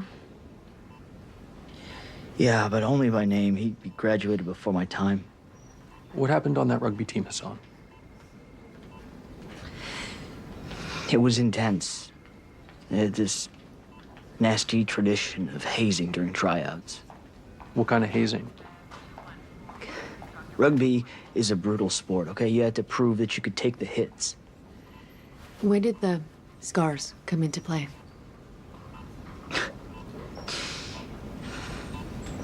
It was part of the final initiation. Team captains would take a championship ring, hold it over a flame, and then brand you with it to anoint a new champion. You, Keith, and Devin were all team captains, right? Yeah. Keith gave the brand to Devin, and Devin gave it to me. I am not surprised that someone is still angry out there. And looking back, I'm really ashamed of the way that we treated those players. Like who? Everyone who tried out was put through the ringer. I feel bad for those kids that didn't even make the cut. It stopped. A year after I graduated, after one kid, he got it the worst.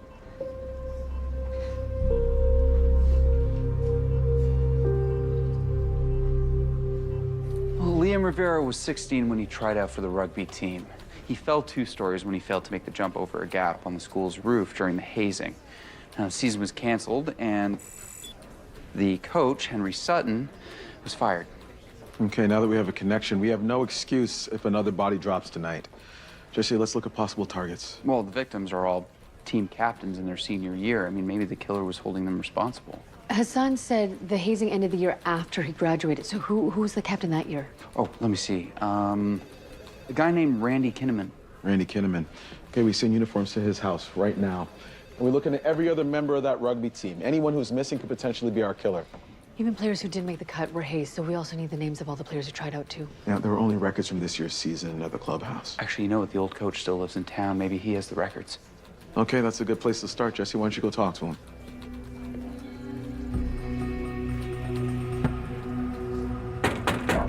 All right, I'm coming. What's all this about? Randy Kinnaman. You need to come with us.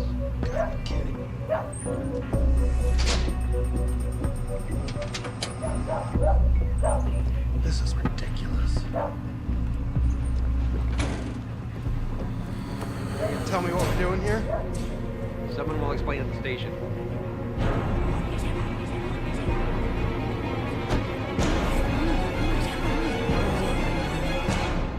Mopel.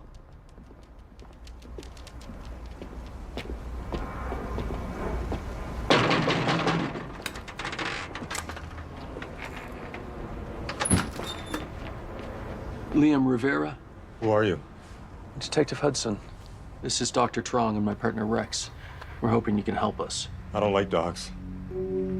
Fortunately, I think that's the least of your worries.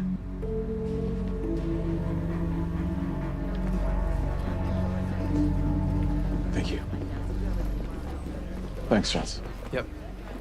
Thank you for coming in, Mr. Kinnaman. Not like I was given a choice. What the hell is going on? Several former captains from the St. Charles High rugby team have been attacked. 2 of the men have died. Christ. More of us gone. Sorry, what do you mean? We lost a member of the old team a couple years ago. Trey Dallas. Killed by a drunk driver. Have a seat.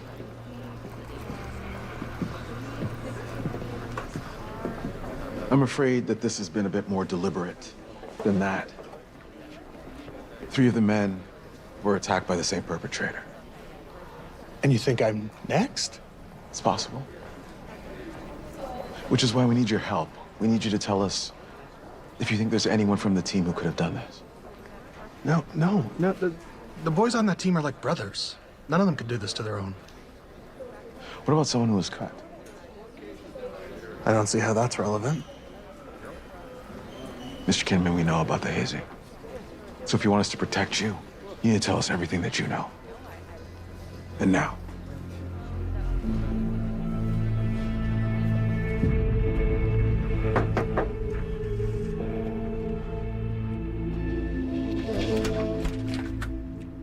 Hi, I'm Constable Mills. I'm, looking for Henry Sutton.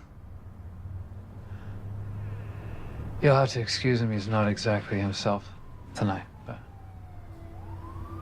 Dad, there's someone here to see you. Come in. Thanks.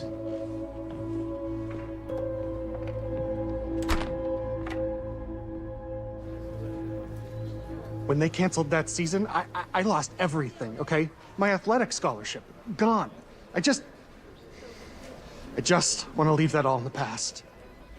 Seems like the past is catching up with you. If you guys were brothers like you said you were, how could you possibly haze each other like that? It's just part of the tryouts. The captain always reported back to the coach, telling him who stood up to the trials the best. Wait, hold on. The coach was a part of this? It's how the team got picked. We didn't want any weaklings on the roster. Look, I regret how intense it got. I really do, especially after Liam fell. But it's just the way it was always done. Is there anyone who got it worse than the others? We were hard on the players who tried multiple times and failed. But we were even harder on the ones who seemed like shoo-ins. I need names, Randy.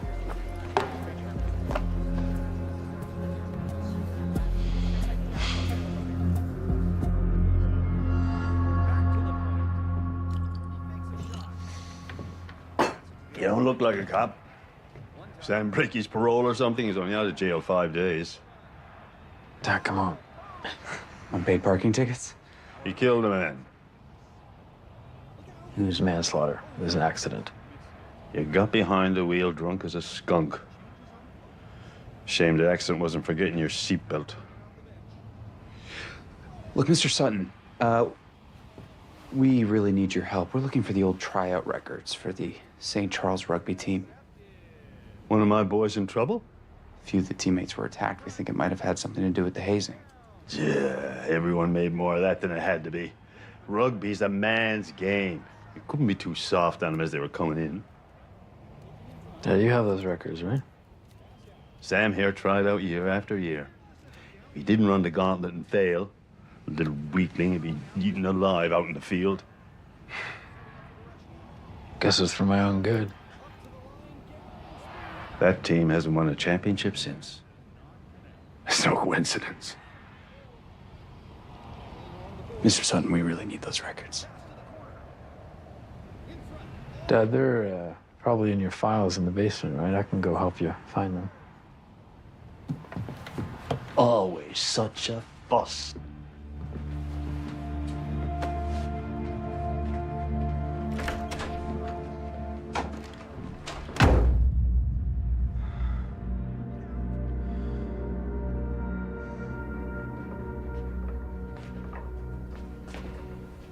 Thank you. Thanks. Liam, if you don't mind me asking, your limp? That from the fall? Mm-hmm. It must be hard to live with a constant reminder of that accident. I always thought I was destined to be an athlete. But on that roof, it all got taken away from me. I would have made that jump. What do you mean, would have? I was pushed.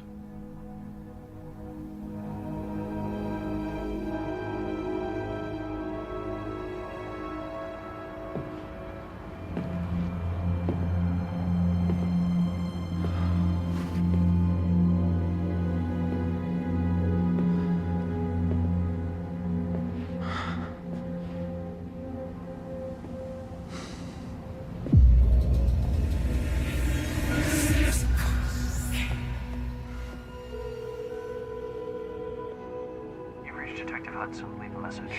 Charlie, hi, it's Jesse. I'm at 1312 Kilgore Avenue. You should come here straight away. Something's not right. Hey, mind giving us a hand down here? Oh, no.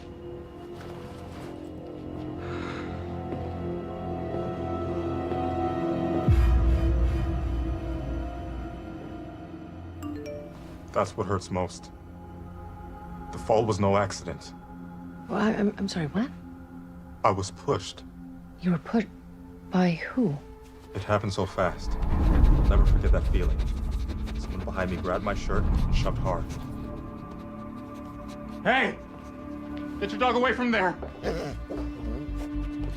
I'm serious! You don't have a right to search without a warrant! Rex's detection is probable cause, and if you don't have anything to hide, then,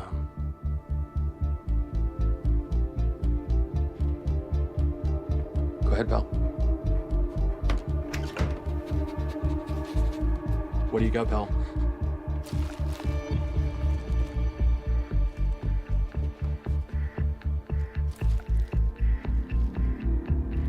Please. Please. It's the only thing that helps me manage the pain.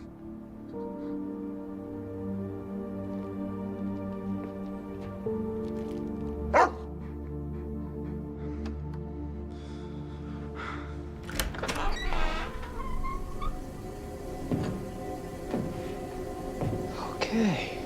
Go down into the dark, creepy basement, Jesse. That's a great idea. Really good.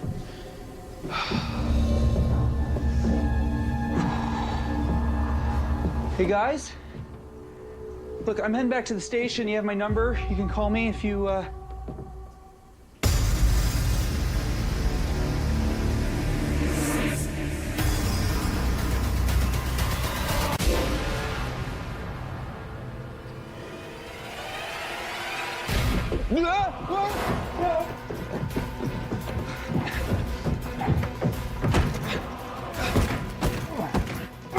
Sam, give it up! Give it up, okay? I'm calling for backup!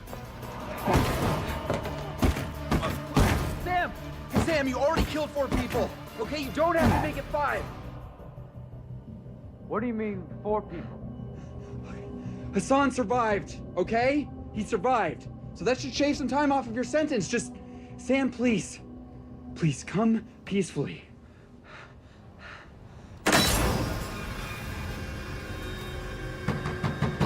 SJPD, open up! Jesse! Back here!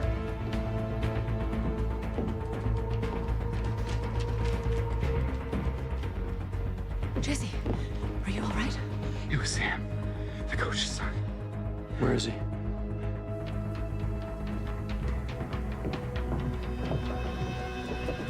Clear. Rex, hold on.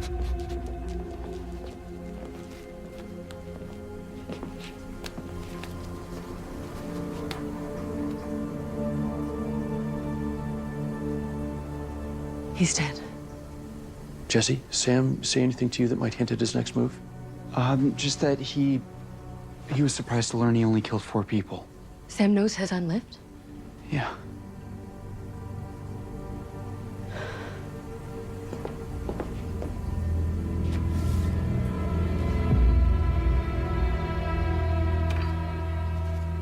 Charlie, I think he's going to finish the job.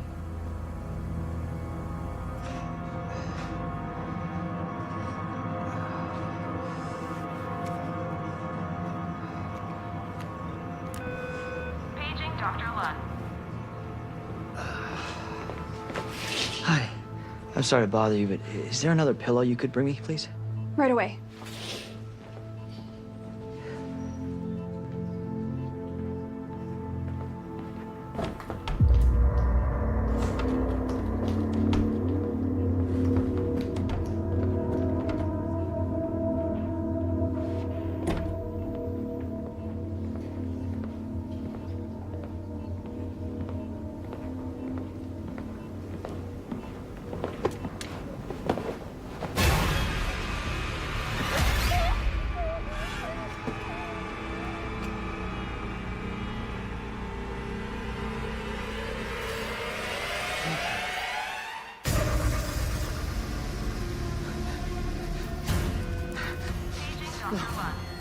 No.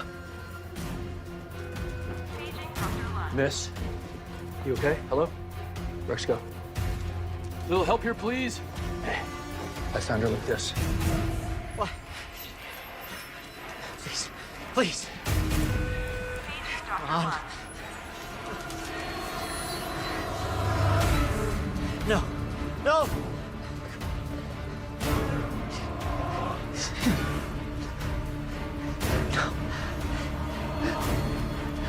No, no, no. No, no, no. No, no, no, no. No. Wait. Wait, Sam. Wait.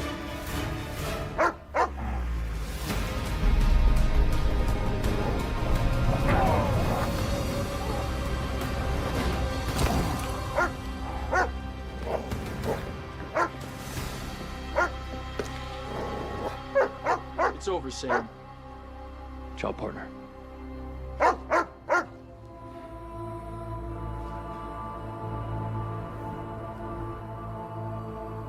You want to handle this one?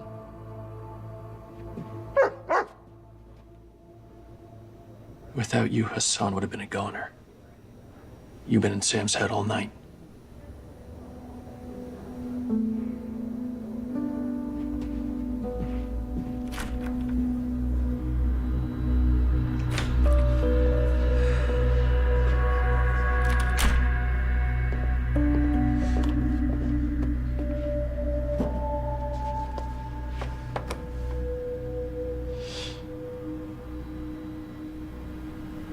Well, there's no use denying it. You've been on my tail all night.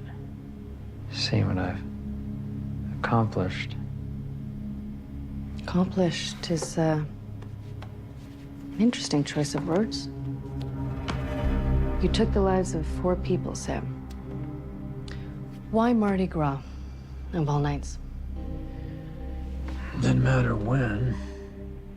Mardi Gras just gave me a mask. I do a lot of things at once. You seem almost proud of the efficiency. When you have a goal, give it your all. That's what my dad always used to say. How long have you been planning this? Well, I've had a lot of time to think, being locked up.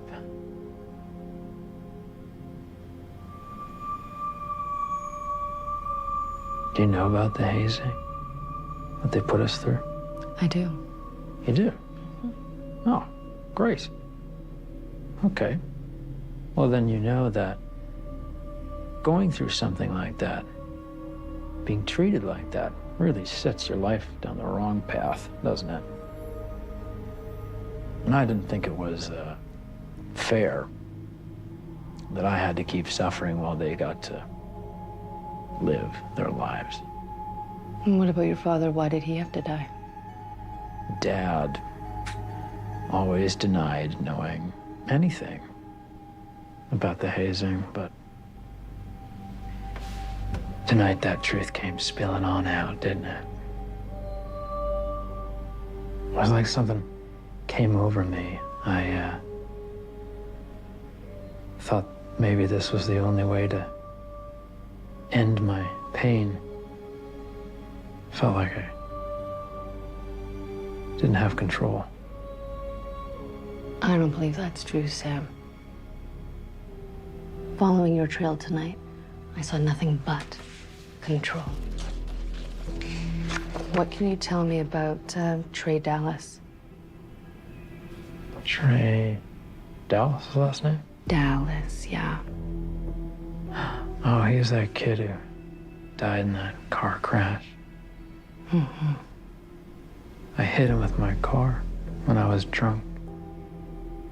For a drunk driver, you've got incredible aim.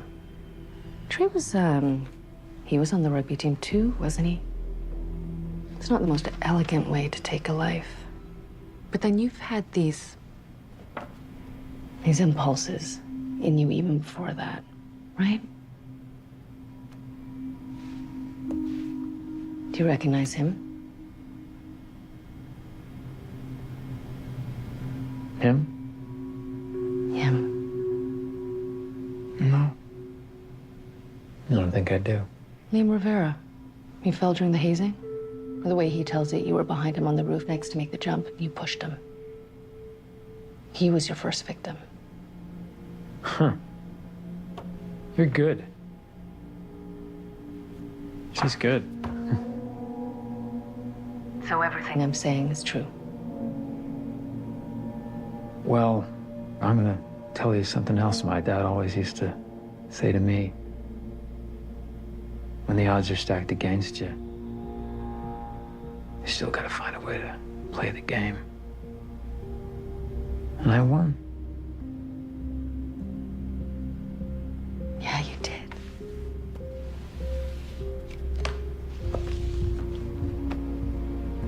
I hope that victory lasts you, Sam. Because you're going away for a long time.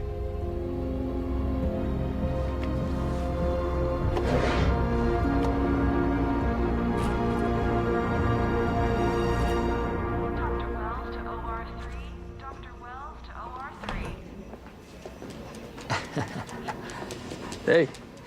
Hey, buddy. Little something for you from SJPD. Oh, thanks. You doing all right? Yeah, thanks to you and Rex. I'd have been a goner. Sam. Yeah. And his dad was a tough old nut. But the way we treated him couldn't have helped. You know, sometimes I wish I could just go back in time, you know? Well, when you're feeling up for it, you could reach out to some of your old teammates. Can't turn back time, but maybe there's some amends to be made. Yeah.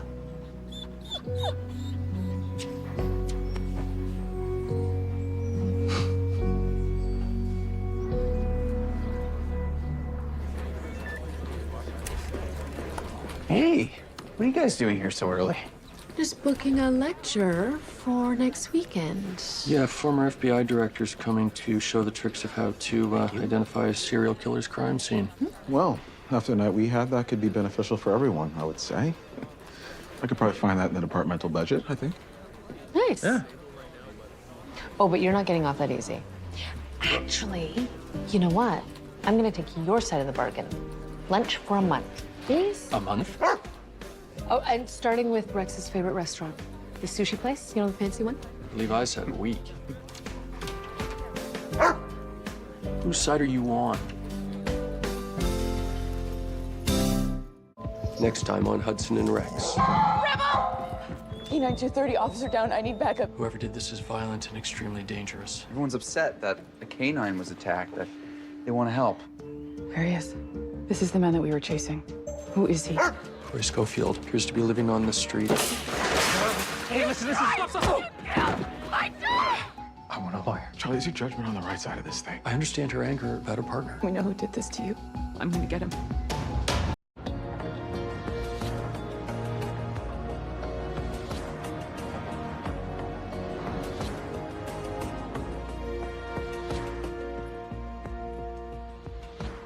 Dispatch K-9 230 on the scene at 557 Dundee.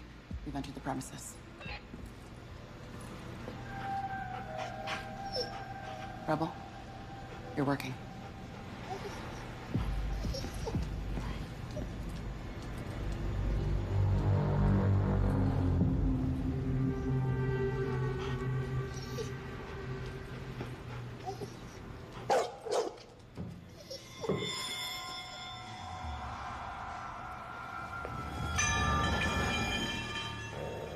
SJPD, identify yourself.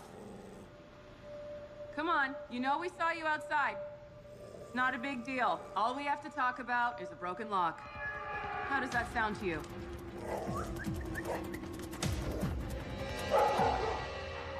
Rebel!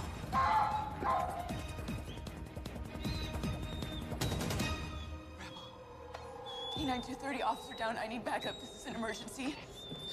Rebel!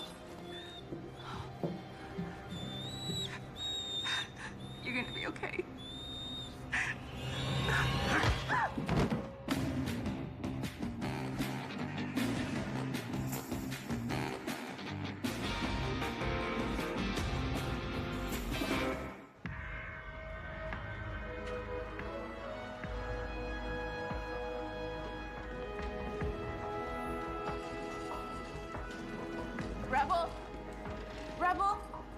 Officer Power, Detective Hudson.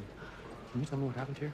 We need to go with Rebel. Yeah. Severe concussion, unequal pupils confusion, and a loss of consciousness. We need to get her assessed for a traumatic brain injury. I'm fine. I'm okay. She was bleeding. Yeah, I think you should have the paramedics take a look at you. I'll see that she's taken care of.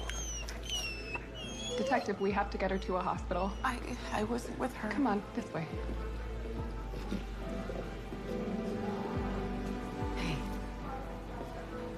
Hey, is Rebel gonna survive? Her injuries are significant. Multiple stab wounds to the chest and abdomen.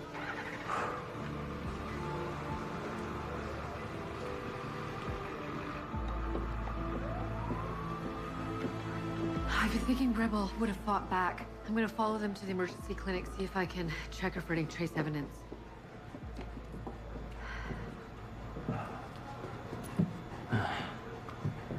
This is just like attacking any police officer. Whoever did this is violent and extremely dangerous. I wouldn't argue that.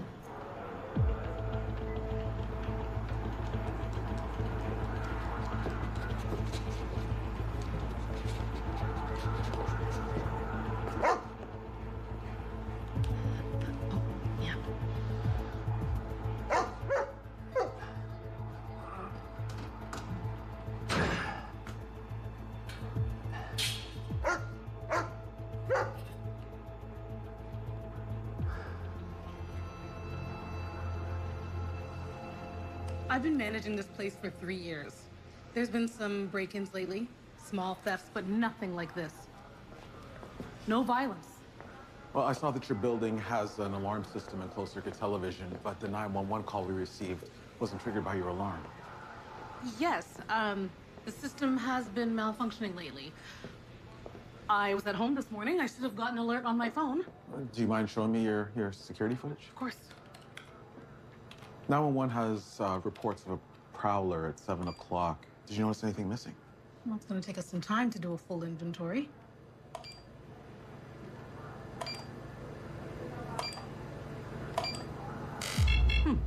It looks like the camera at the north side door was turned off. Is that unusual? Yes. I must have forgotten to reset it before I left for the day yesterday.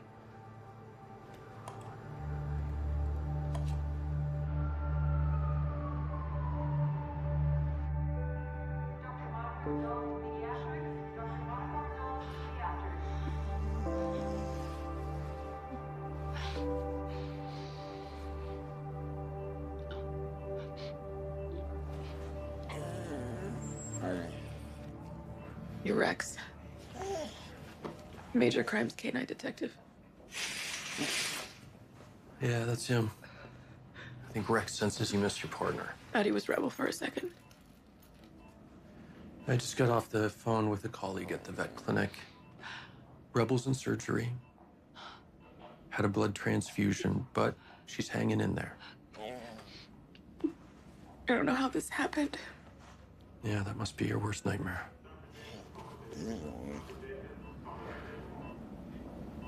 How's your injury? I did a CT scan. I told them I feel better, but they want to hold me for 48 hours for observation. You had the paramedic pretty worried. Listen, can you tell me what happened prior to the attack? Yeah. We were just following an intruder at the back of the warehouse, and Rebel was right next to me.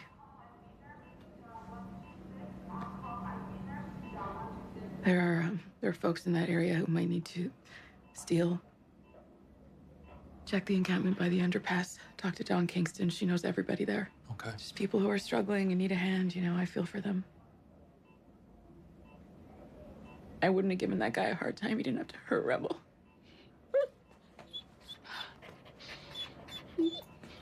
Rex and our whole team, we're on this. Detective, could you bring this to Rebel for me? It might help her relax if she could smell something with mine. Yeah, of course. Let's go, Belle. Come on. Wait. You know, Rebel and I go out every day. And I know that there's always a chance that something can go wrong. But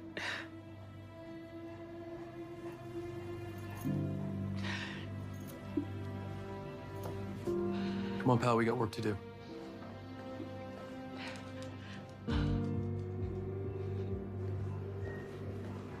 Hey, pal. Come here. Hey.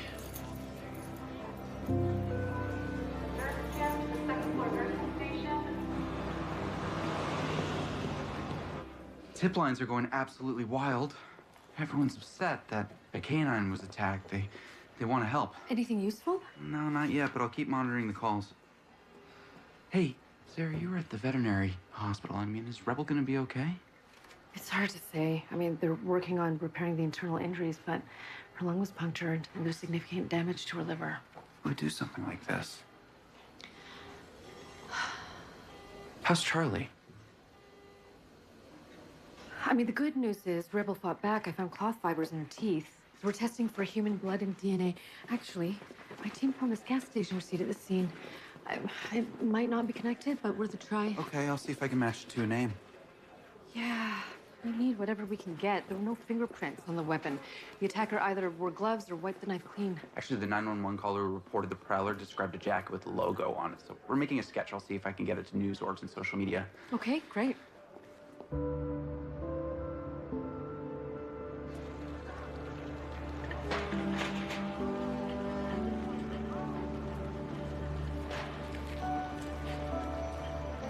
Yeah, nope. I don't know nothing. Bye, Kate, bye. Yeah, Don, just asking if you might know somebody who was in that warehouse last night. Listen, I heard about that police dog that was hurt, but I don't know anything about that. Okay, well, has anyone been trying to sell stolen goods today? Sure, I don't know anything about it.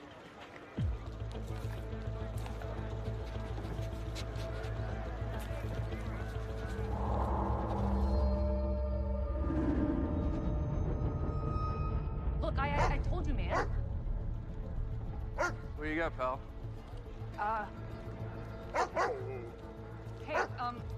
Hey. The scrapyard would give you a lot for this.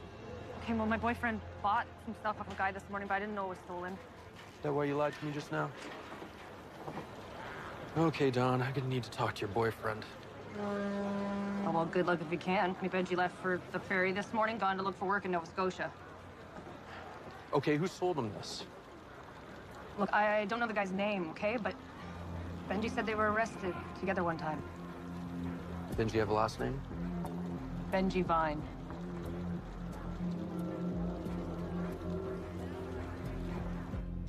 She got out of surgery about 20 minutes ago, and she's stable. It's lucky she's a healthy young dog, but I'm afraid she's not out of the woods yet. Well, it's good that she made it through the surgery. How's Rebel's officer doing? Worried about her partner. This guy looks like he's worried too. You know, everyone here is pulling for the both of them. Thank you, Doctor. My pleasure. Yeah, Jesse. Charlie, we got a call from the tip line about the logo on the suspect's jacket. Okay, great. They said it was from a high school chess club. I'm pulling up the past team rosters now. Can you cross-reference that with anybody who was arrested with a Benji Vine? Okay, yeah, who's that? It's a boyfriend of the witness. Bought stolen property from the warehouse.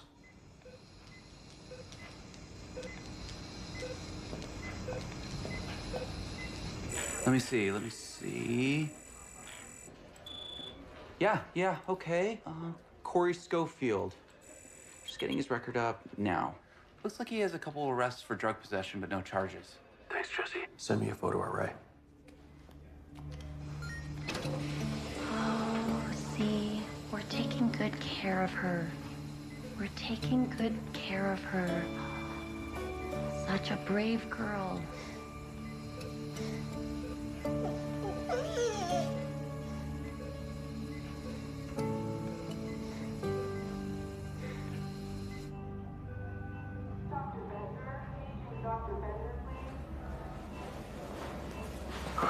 You gave me a scare there, Maya. Bob, what are you doing here? Your mother called me and told me what happened. How was Rebel? Hey, sorry to interrupt. Hey, have you heard anything? Yeah, I think we made some progress in your case. Your tip led us to some stolen goods, and are you up for looking at a couple photos, see if you can identify the intruder you chased this morning? Of course. Yeah. Great.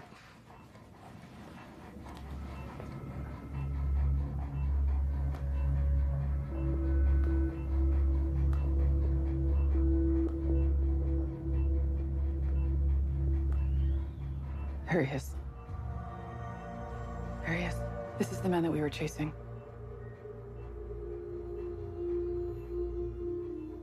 Who is he? Corey Schofield appears to be living on this street, and we've connected him with the stolen goods from the warehouse. We have patrols out looking for him now. And Rebel? They're gonna know a lot more in the next 24 hours. I need to go see her. Whoa, whoa, whoa. Lie back down there, sweetheart. The doctors are going to take good care of Rebel.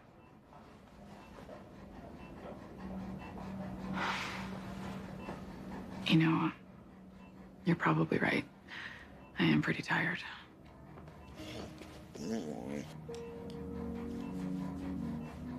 Would you guys mind? Of course. Get some rest. Hope you feel better. Thanks, Rex. Come on, Belle.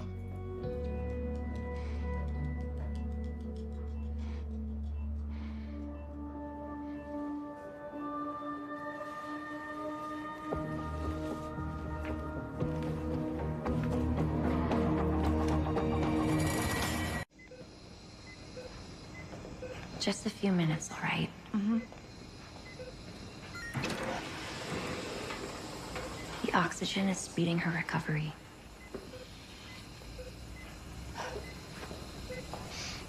Oh, Rebel.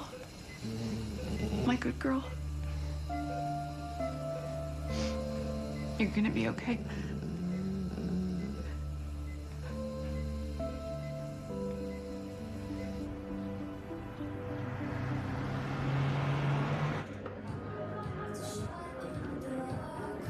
So, I've been looking at shelters.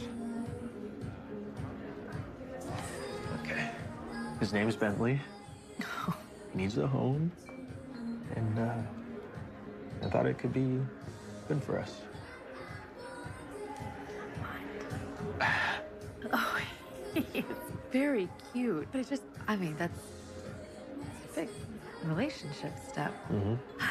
That doesn't scare me. In fact, the opposite. We don't even live together. Yet. And I'm not just saying that because of Bentley. He's had a rough start, and he just needs some love.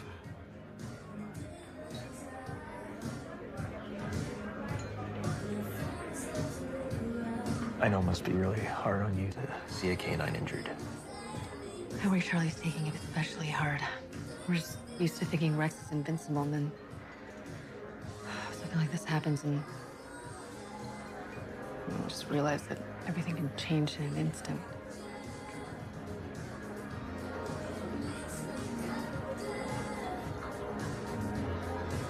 Look at that face. I thought maybe we could meet him tomorrow. Tomorrow? Yeah. Okay. Yes? Yeah? Yeah, let's do it. Okay. Oh, sorry. Charlie's texting. Oh no, Officer Power left the hospital. He's going to the animal hospital to look for her. I'm so sorry. I've got to go check her house. Go. I'll talk to you later. Yeah. You're gonna be okay.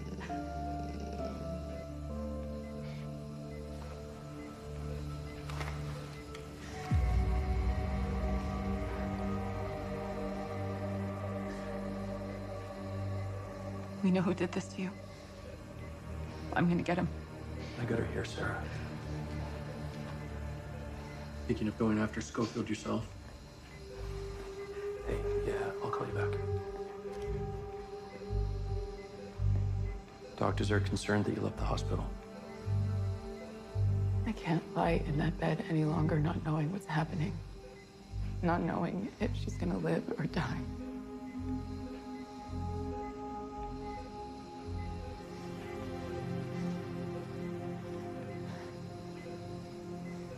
I spoke to my informant. I know where Schofield is.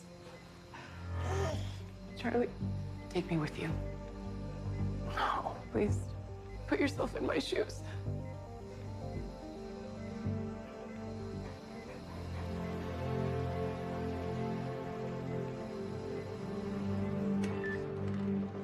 Hey, I got a hit on the receipt that forensics found at the warehouse. All right. It was a charge at a gas station, okay? And the credit card was traced back to Kate Miller.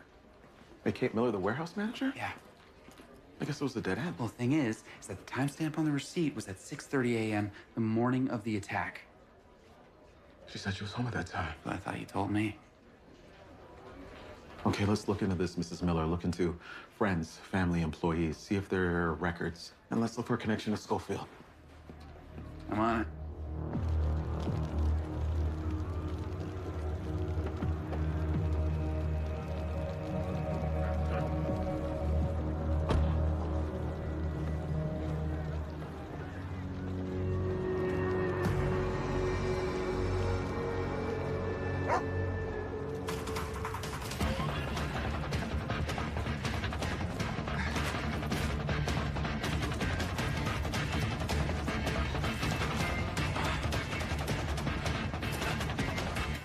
Sorry.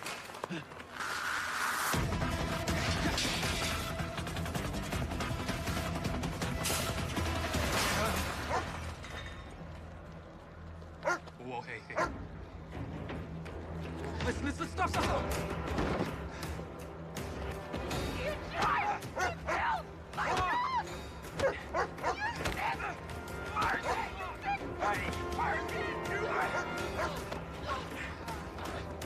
Stay down. I hope you rot in jail!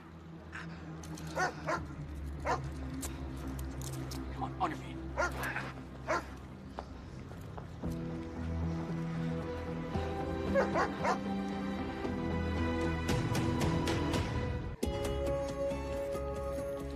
Charlie, what were you thinking taking Officer Power with you? She was going to take matters into her own hands. And it never occurred to you that she might become violent. Yeah, that's why I was keeping an eye on her.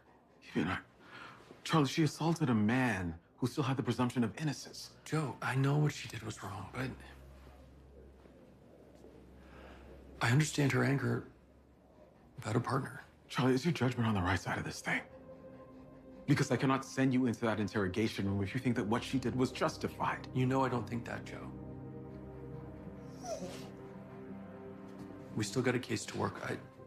Can I go? Yeah, go ahead.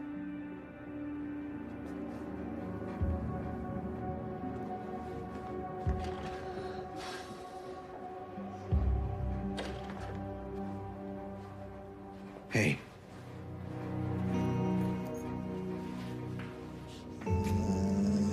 Yeah, I love you, right? It's a good boy.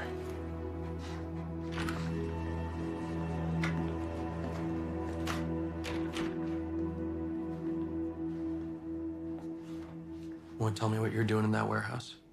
Nothing that earned me this. Yeah, I know. But we do have a witness who saw you flee the scene. And Officer Power, she ID'd you as the man she was chasing. Oh, yeah? Well, she didn't actually see me hurt that dog. You went in there with the intention to steal, is that correct? Come on, Corey, we found the copper wire that you sold your friend. Were you alone? Did you go in there with somebody who might have done this? I was alone. Okay. So you needed money, you went in looking to steal something. The police came, you defended yourself against a canine officer with a knife.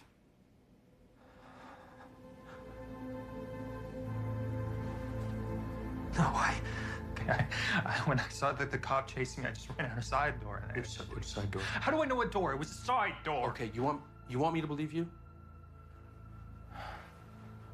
We have DNA from the scene. You give my forensics team a swab, see if you're telling the truth, rule you out. I want a lawyer.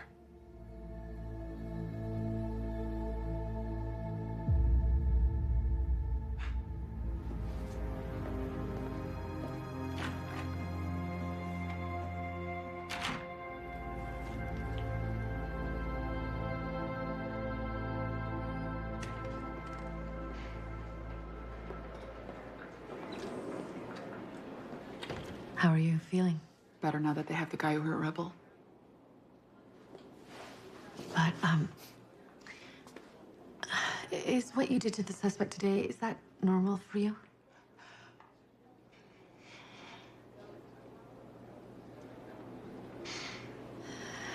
Concussions can cause mood swings. Uncharacteristic behavior could just be a sign that you need to rest and recover from the injury. Do you really think mood swings are an excuse for what I did? No, but I do think that you should get looked at. I'll be fine.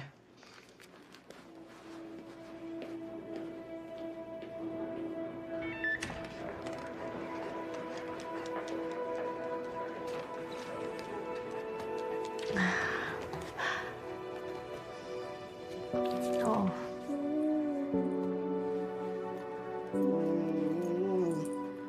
You're a good friend, Rex.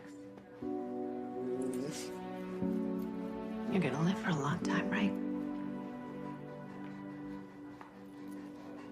Yeah. You're gonna live forever.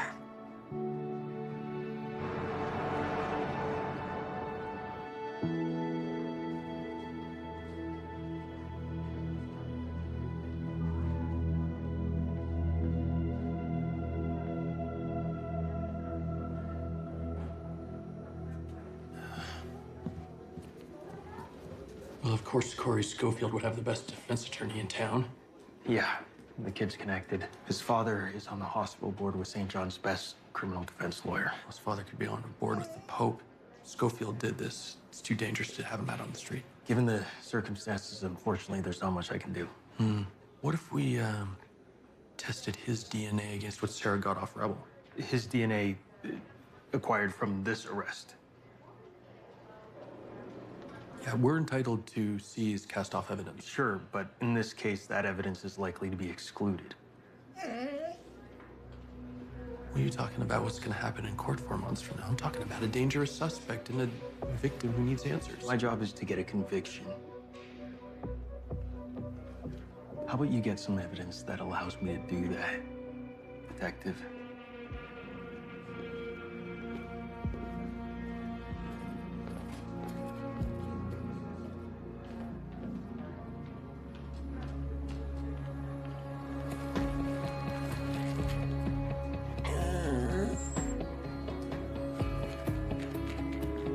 Come on, pal.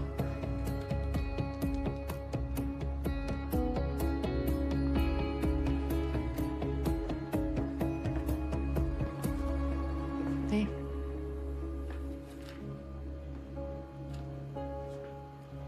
What's up?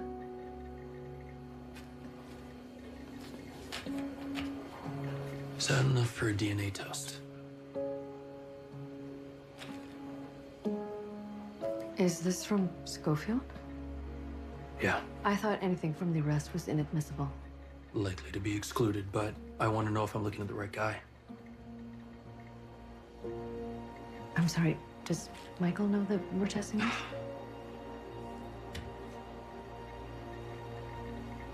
Doesn't matter.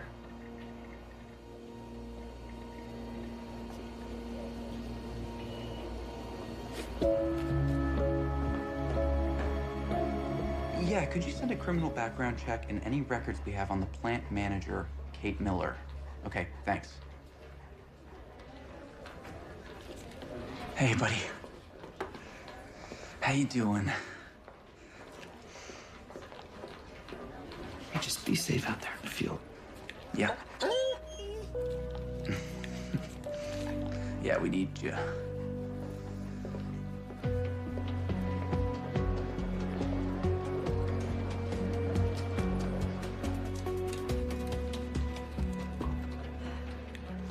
Michael's concerns about this case, they're legitimate. You think he's worried about my professional reputation? I think he's worried about losing a case like this in court. He's not used to losing. Well, maybe he and I have a different idea of what it means to win. Can I ask you, are you pushing this test for Officer Power? Why are you asking me this? Charlie, we never talked about what happened with that witness. What does that have to do with this case? Well, I've wondered what clouded your judgment and whether it might happen again. My judgment. First Joe, now you. Are you guys comparing notes? No, I'm asking as a friend because I care.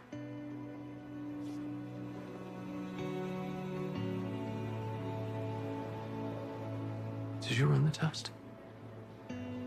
Yeah, I ran it. It's not a match. Corey Schofield did not attack Rebel.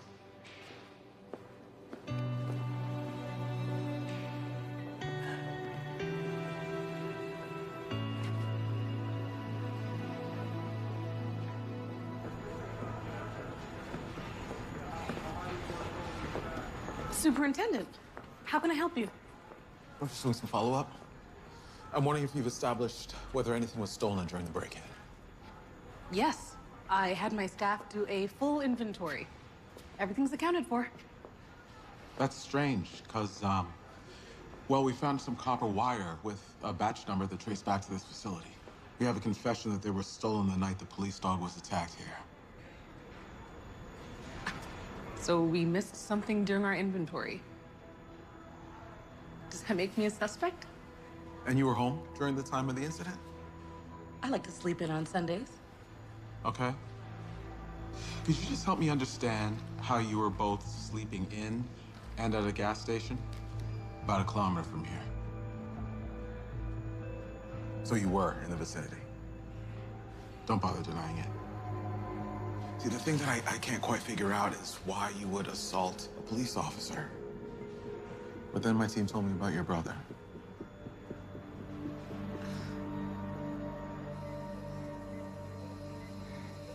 We've had a bit of a setback, girl. It's nothing for you to worry about. Your only job is to get better, so you can come home with me. Hi. Hi. Hi. Yeah, that's my good girl. You're gonna be fine. Okay?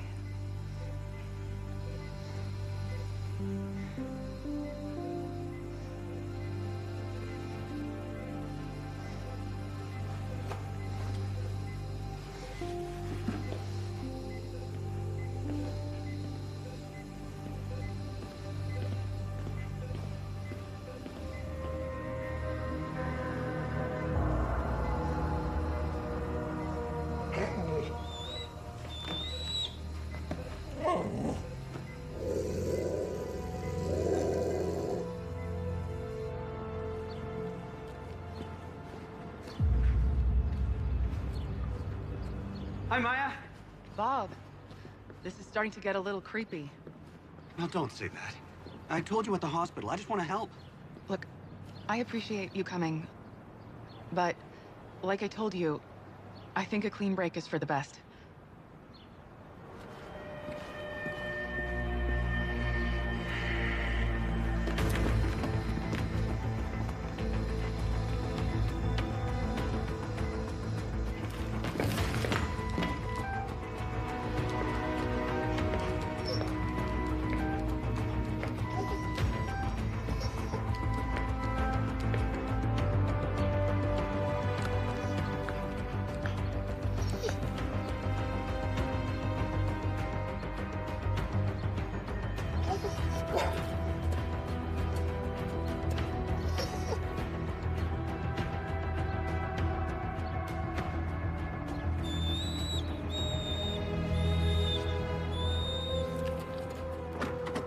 Let's go, partner. Detective Hudson? Yeah. Have you seen Officer Power? Is she not inside? She was just there. You don't think she would have taken Rebel, do you? She's not ready to be discharged. She wouldn't have done that now. But Rebel's gone.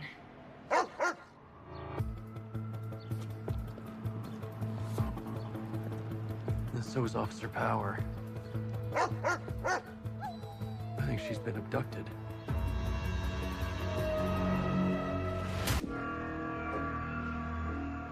Okay, Charlie. I'll get back to you. Officer Power's been abducted. And her canine partner is missing as well. And you think this has something to do with my brother? Kate, your brother has a record. He has a history of assault and theft. Maybe he knew his way around your warehouse. It's gone too far. I was covering for Corey Schofield. But he did not hurt that dog. I need to show you something.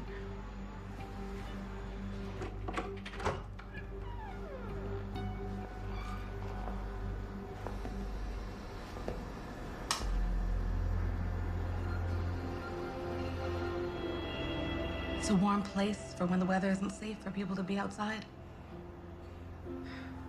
People like my brother.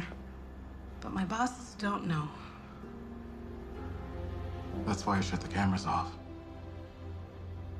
Corey Schofield is a regular here. He called me that morning. I told him we weren't open. I do this by myself. I can't do 24/7. But you came anyway. He sounded desperate. I couldn't tell you the truth. Because you knew I'd have to report this place.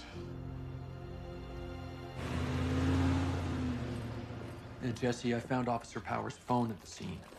Oh, thanks. Hey, anything from the warehouse manager? No, she's clean. Do we have any leads on Officer Powers' abduction? Well, Vet said a man came wanting to see Rebel, but she sent him away because he was suspicious. So do we really think that Rebel's attacker wanted to make another attempt on our life? Well, sounds like it could have been personal. Did we get an ID on the man at the animal hospital? The description of the man sounded like Maya's boyfriend, Bob Murphy. I met him at the hospital. I don't think Bob's Maya's boyfriend. At least not according to these texts. It looks like she broke up with him. He kept texting her back, saying that he wanted to talk, but she never responded to him. Looks like the last text was 2 months ago. Disgruntled ex, but he still comes to visit her at the hospital. He brought flowers, so I assumed he was the boyfriend, but come to think of it, she wasn't exactly that warm with him. Maybe he followed her into the warehouse the night of the attack? Put an alert out on his vehicle. I'm gonna put a patrol on his house. Jesse, he was wearing a security guard's uniform, a blue and orange logo.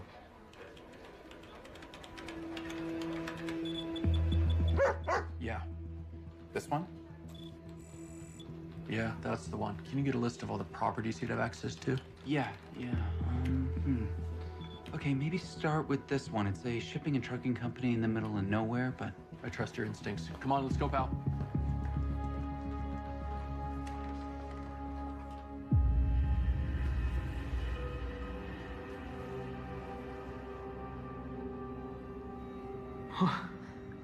Welcome back, sunshine. Careful. Slowly.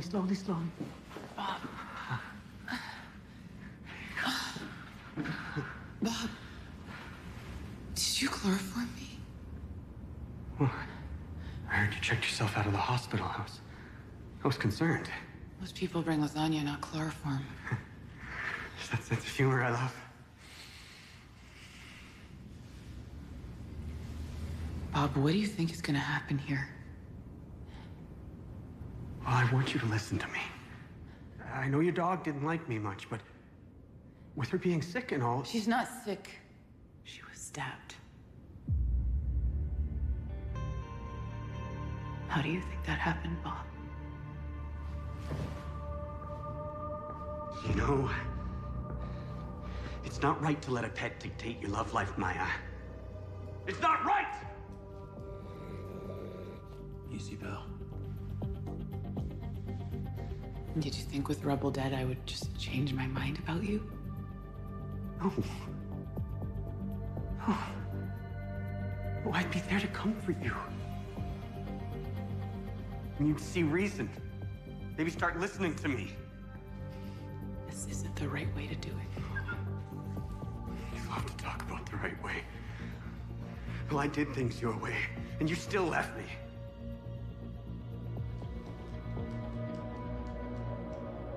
Now we're gonna do it my way. What the hell? Rebel!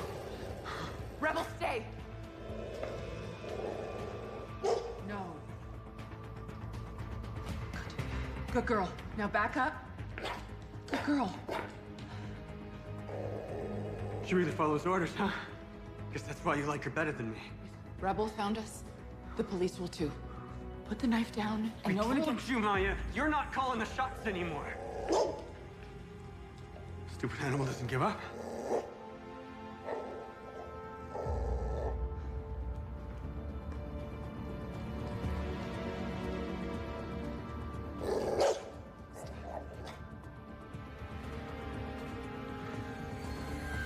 It's time to finish this.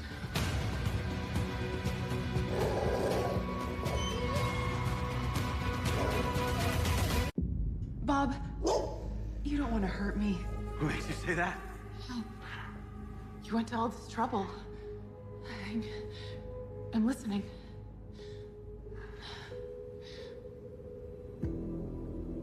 You followed us to the warehouse?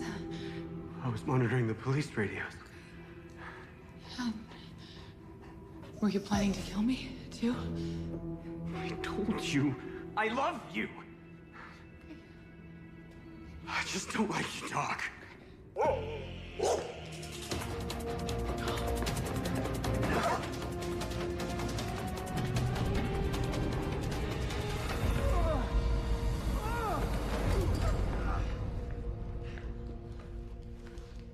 You okay?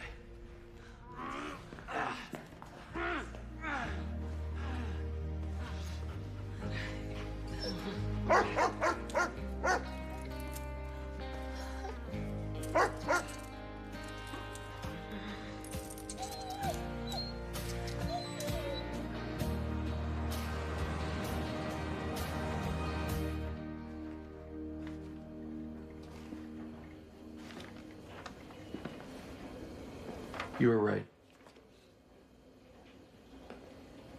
About my judgment.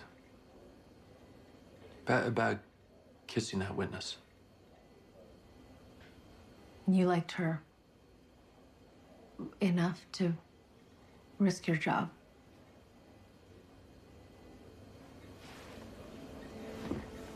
It was never about her.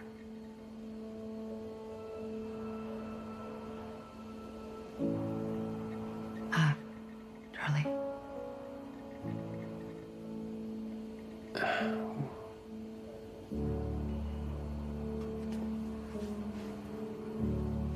When you want somebody who isn't available, you do stupid things.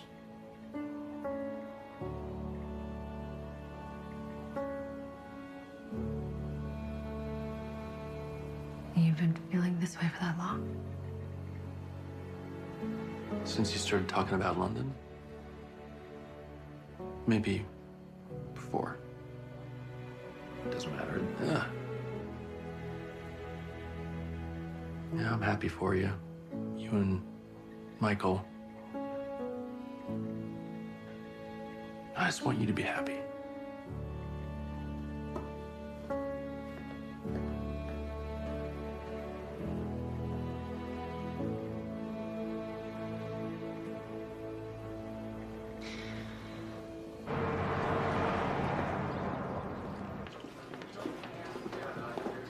Hey, babe. Hey, I just finished the paperwork on Bob Murphy. Oh, great. So you got a confession? Charlie and Officer Power did. I just got the signature. And Officer Power gave an apology to Corey Schofield. Okay. Well, Rebel's gonna be retired from the canine unit, but the vet believes that she'll make a full recovery. Hey, that's good news. Yeah.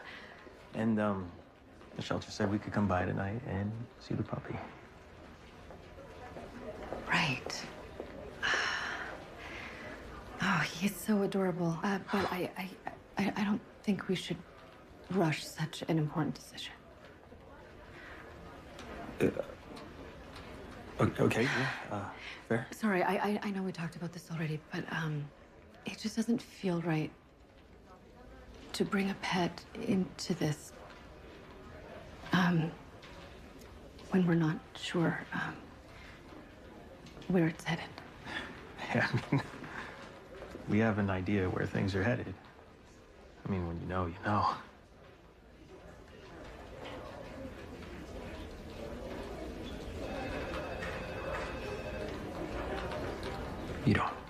You don't know. I'm sorry. Okay. I wish I could tell you something different, Mike. Is there someone else? Or...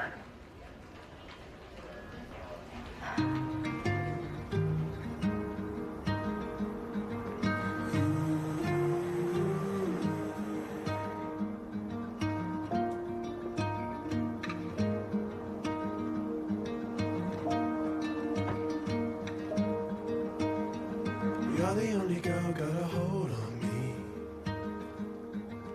Take me by the hand, never let me leave. All I wanna be is all you need.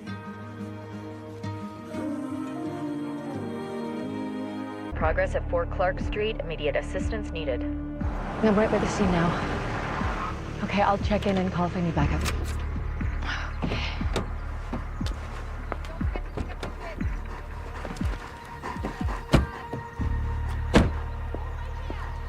Come on.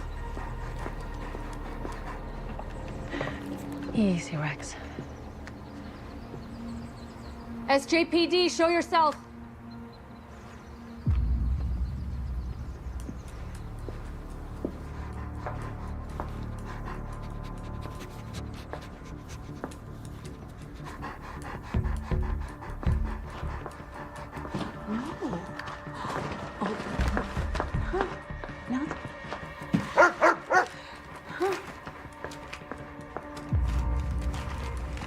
Come on out.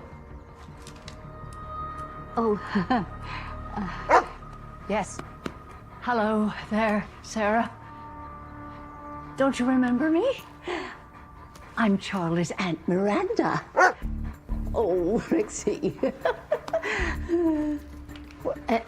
Aunt Miranda?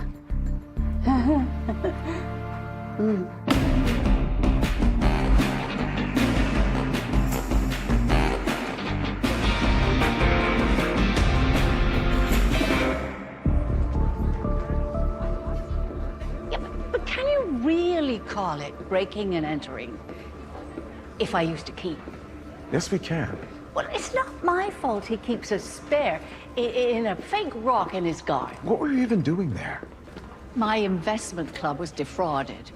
The house I broke into belonged to our broker, Bruce Buxton. Investment club. Mm-hmm. So you mean there were other people involved in this? It was something I started with a few people in our neighborhood. We thought we'd have some fun and maybe make a little money. And instead we got conned. How much of a loss are we talking about? Well, Cloris could lose her house.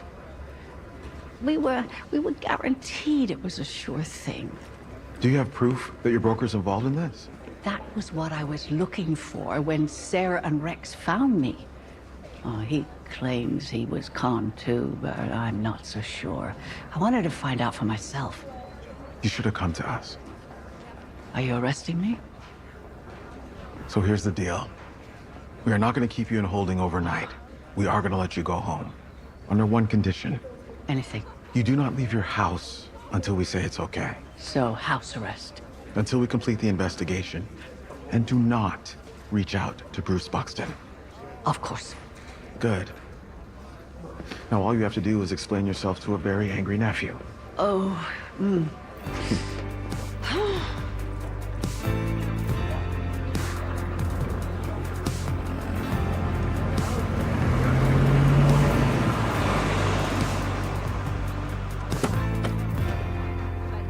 I did what I thought I had to do, Charlie. Yeah, let's just say you're lucky to have friends on the force. Come on, pal. Well, you're not mad at me, are you? No, not at all, but just stay out of it from now on. Everything will be fine. Are you sure I can't help you? All right, fine. Hello, Miranda. Miranda. Oh, Cloris, George. Come meet my nephew, Charlie.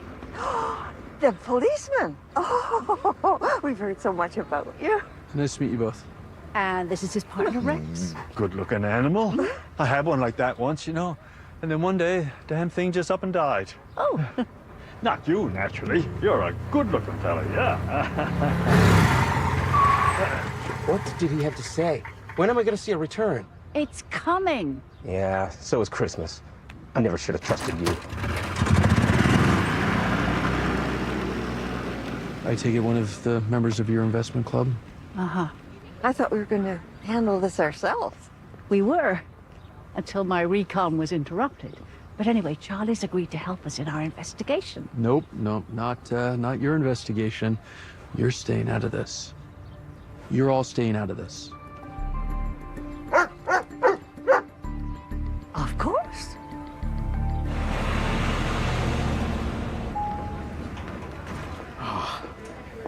Bad news, Superintendent? Yeah, a case went late and now my date's canceled on me. Oh, you think they'll give you another shot? Unfortunately, this is not the first time, so... Yeah, things are done with me and Ms. Leonard. Oh, too bad. Yeah, unfortunately, she was the one who had the tickets to the Liberties concert. They're sold out now, too. Wait, hold on, you know about that? Yeah. I mean, even though there's only one original member left, I always loved the Philly sound. You don't say.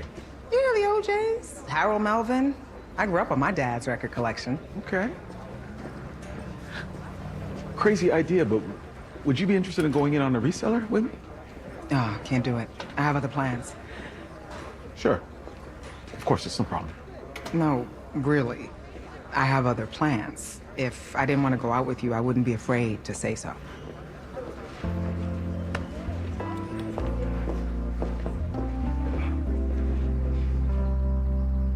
Look, I understand why your aunt and her friends are upset, but to have them break into my house, you know, invade my privacy. I know, you'd be well within your right to press charges. No, I feel terrible about what happened to them. And for me, falling victim to investment fraud doesn't do much for my reputation. How did you become their broker in the first place? George Horowitz was an old boss of mine at the Bank of Newfoundland. We just kept in touch after he retired. You still working at the bank? No, I decided to go into the investment game full-time about a year ago. George and your aunt were among my first clients. Can you tell me about the fraud? Well, a man named Nick Sable contacted me with an opportunity to get on the ground floor of this organic farming investment trust that had big potential. Organic farming is a fast-growing sector, so I brought this to your aunt's investment group. Looks impressive enough. Well, it was. But when I transferred the funds, Nick Sable disappeared off the face of the earth. How so? Well, when I went back to his offices, the place was a ghost town. No trace that they were ever there. Look, detective, if you don't mind, I'd like to try and clean up this place.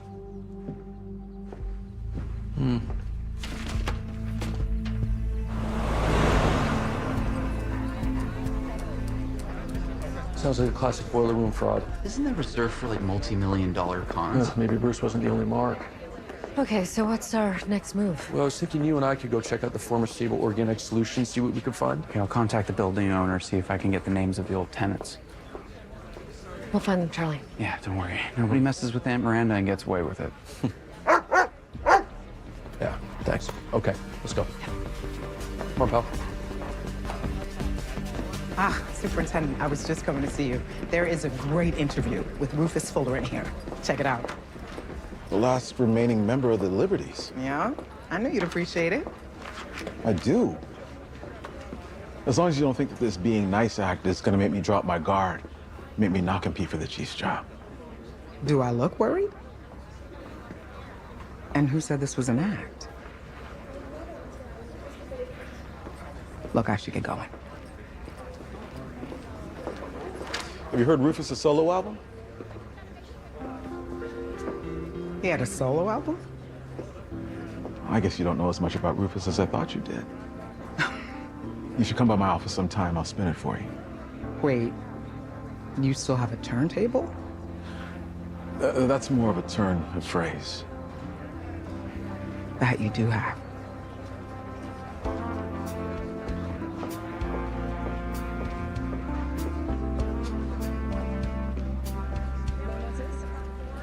Charlie? How's it going? Did you find anything? You mean other than squatters and skateboarders? No, nothing. Oh, you must have been using that space illegally. Why would you say that? Well, I talked to the owner in Florida. I mean, he hasn't leased that building in over 2 years. So Buxton was lying. Aunt Miranda was right. He is involved in this somehow.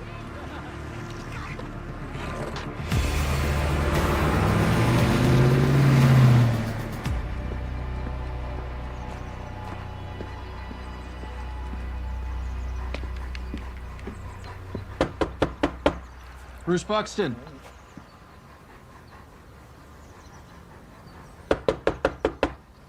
Detective Hudson, open up.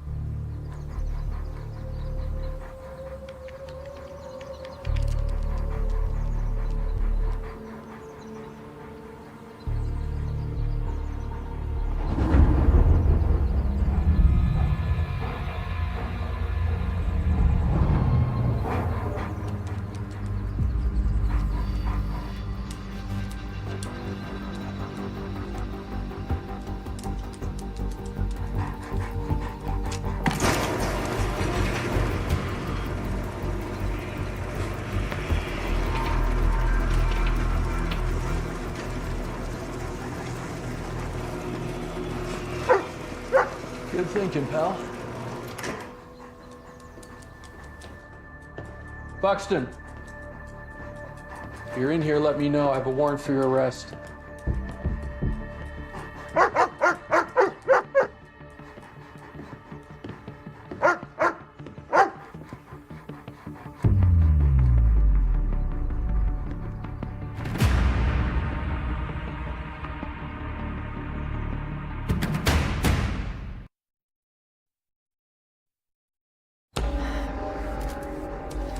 He was killed within the last 4 hours.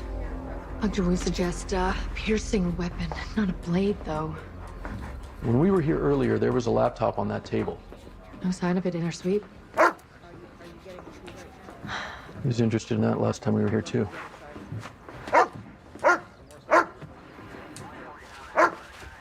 Let's take a look, shall we? The hidden drawer. Strange place for a USB drive. Something tells me there's some important stuff on here. You know, I hate to say it, but Miranda's DNA will show up in her forensic suite. Only because she was here yesterday. I know. It'd be clever, though. Stage a break-in to cover for the fact that her DNA is at the crime scene. It sounds like a plot in one of her mystery novels. He's dead? Not much of a chance on seeing our money again now, is there? This is all your fault. I believed you. Now I get to work forever. Your eyes were open when you made the choice. Yeah? Well, don't come to me when your hot water stops working.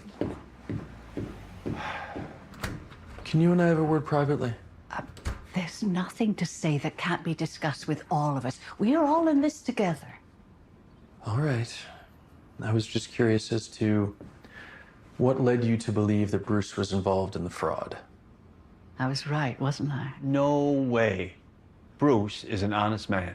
I thought you said he was having an affair with a married woman. What's that got to do with anything? He was always honest for business.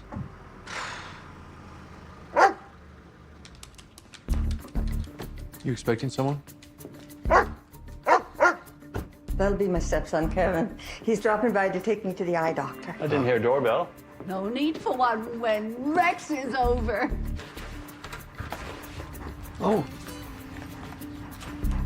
You're late again. Traffic was really bad. We should hurry. Yeah. Okay, come on. Thank you. Oh, bye now. Bye. Thanks. Well, Rex and I should be going too, but before I go, you didn't leave the house today, did you? You gotta be kidding me. One quick trip to the library. I wanted to do some research on investment fraud. That is what the internet is for. You are under house arrest for your own protection. I don't need protecting. Please, please let my team handle this, okay? There's a good boy. Ooh, nice kisses. Rex. Really undercutting my authority here, pal.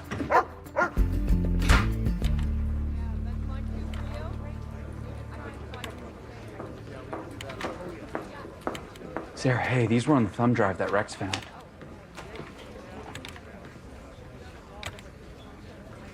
Is there anything else? I don't think I need anything else. What do you mean? Well, Charlie told me that one of Aunt Miranda's friends said Bruce was having an affair with a married woman, which could be blackmail material. I think these confirm it. Oh, so Bruce was being forced to participate against his will. It's possible. Wait, who's the woman? I thought you'd never ask. So, these photos were taken in the back of a downtown bank. I did some digging, and turns out this woman is assistant branch manager Petra Davies.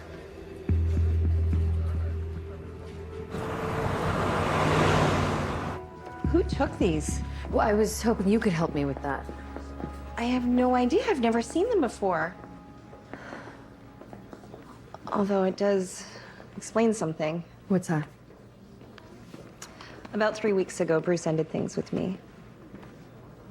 Seeing this, I realized he must have done that to protect me. Had you seen Bruce recently? Not since right after he ended things. I went to his house to talk to him. I was going to tell him I would leave my husband for him. And what did he say? He wouldn't let me in. He said he was with a client and that he never wanted to see me again. Is there anything else that you can recall?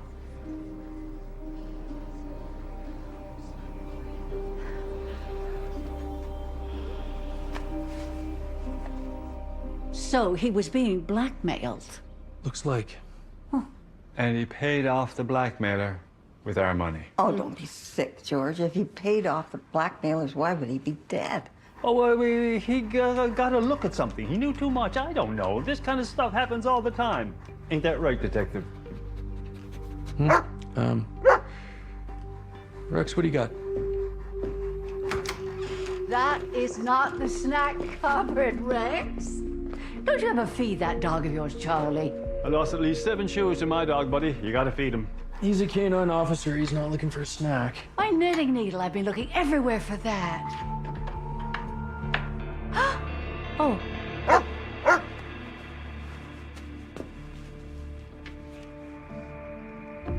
Oh. Why is there blood on it?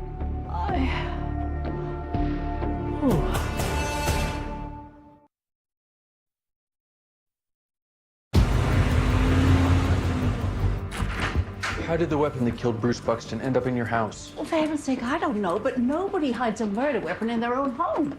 It's not just a weapon, Miranda. You broke into his house before he died, and you also have no alibi for the time of the murder. Should I go on? You can't possibly believe that I did this. Charlie? No, of course not. But look, if this is going to go to trial, I wouldn't count on a jury coming to that same conclusion. And to avoid that possibility, we need to prove that you are being framed. Is there anyone else who has access to your house? Well, George and Cloris have spare keys, as do a few other close friends in the complex. But to be honest, I rarely bother to lock my door when I'm out. I mean, I don't have anything worth stealing. Okay, we're off to a great start. What did I tell you about locking your doors? So what now? I'm under arrest for being a good neighbor? House arrest, but for real this time. Yes, you have to wear a GPS tracker at all times. Let me see your wrist. If you take this off, an alarm will sound. If you leave the property, same thing. I'll have no choice but to formally arrest you. Well, can I at least go to my yoga class?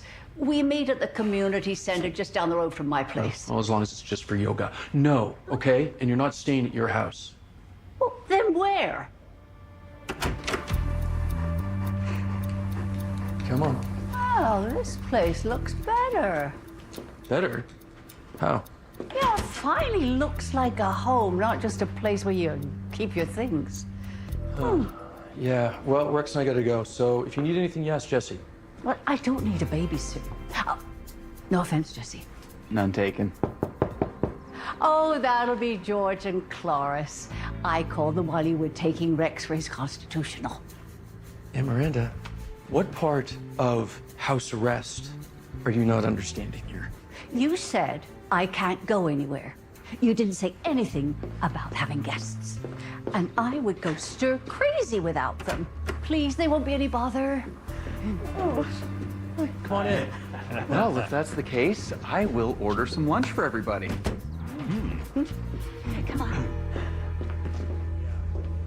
So, I'm here. Give it to me. I'm sorry? My dose of Rufus Fuller. If it even exists. I mean, because I checked all the music streaming sites, right? And I don't know. It exists. Believe me, my daughter digitized an old LP for me. I love you. I want you. I need you near me. Do you want me? Do you love me? Do you need me near you? When the snow starts falling down. You don't like it?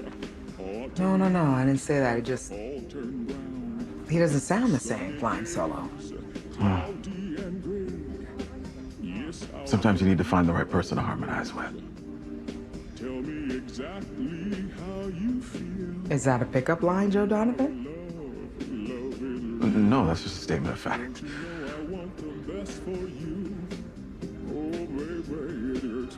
Did you want it to be a pickup line?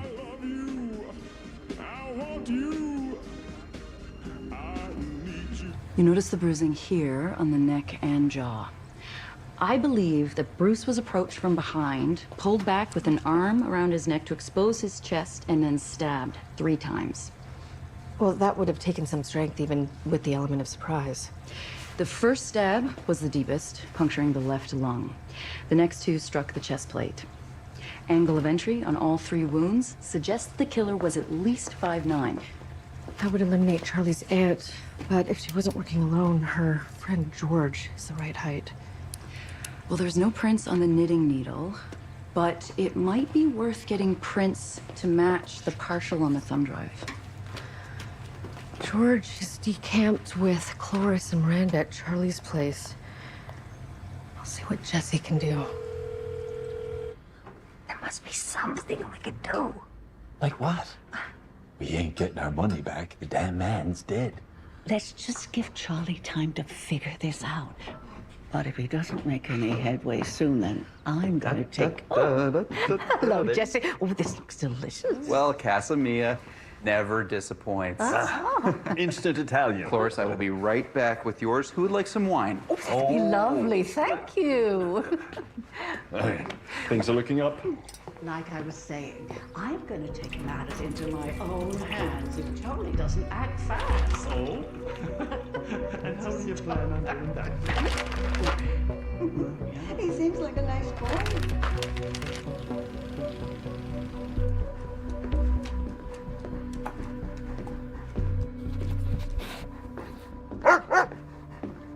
You got something, pal? Maybe he's not a fan. Yeah, unless he found something on this picture he doesn't like the scent of. Sarah. Look at this. A listening device?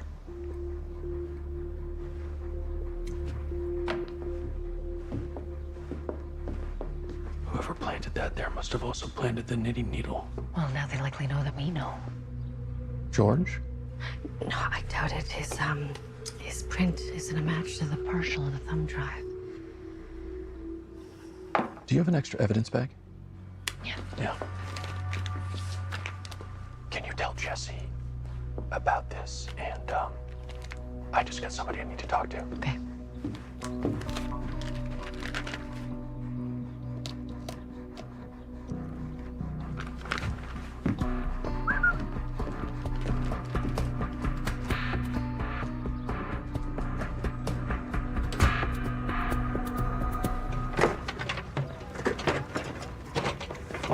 Hey. Excuse me. You got a minute? Sure. What's up? How much money you give to Miranda to invest with? $10,000. It might not seem like a lot to you, but No, it's that certainly... seems like a lot to me. So Bruce Buxton must not be your favorite person. Of course not. Given that you do maintenance in the neighborhood, you probably have access to all the units. Yeah? You recognize this? What the heck's that? It's a listening device. Found it in Miranda's place? Huh. What about this? It's a knitting needle? Wait, is that blood on it? Your aunt killed Bruce Buxton with it. Good for her. Or maybe you did and you planted it there. If I was gonna kill a man, there's a lot better ways to do it. Well, if you don't mind, I'm finished for the day.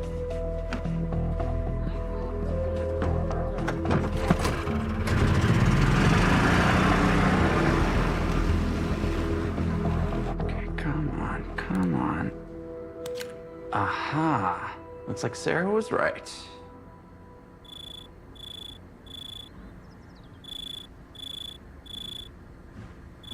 George, where's Miranda? Oh, her and Cloris went out somewhere. Where? I'm not their dad. They can't do that. Well, they did.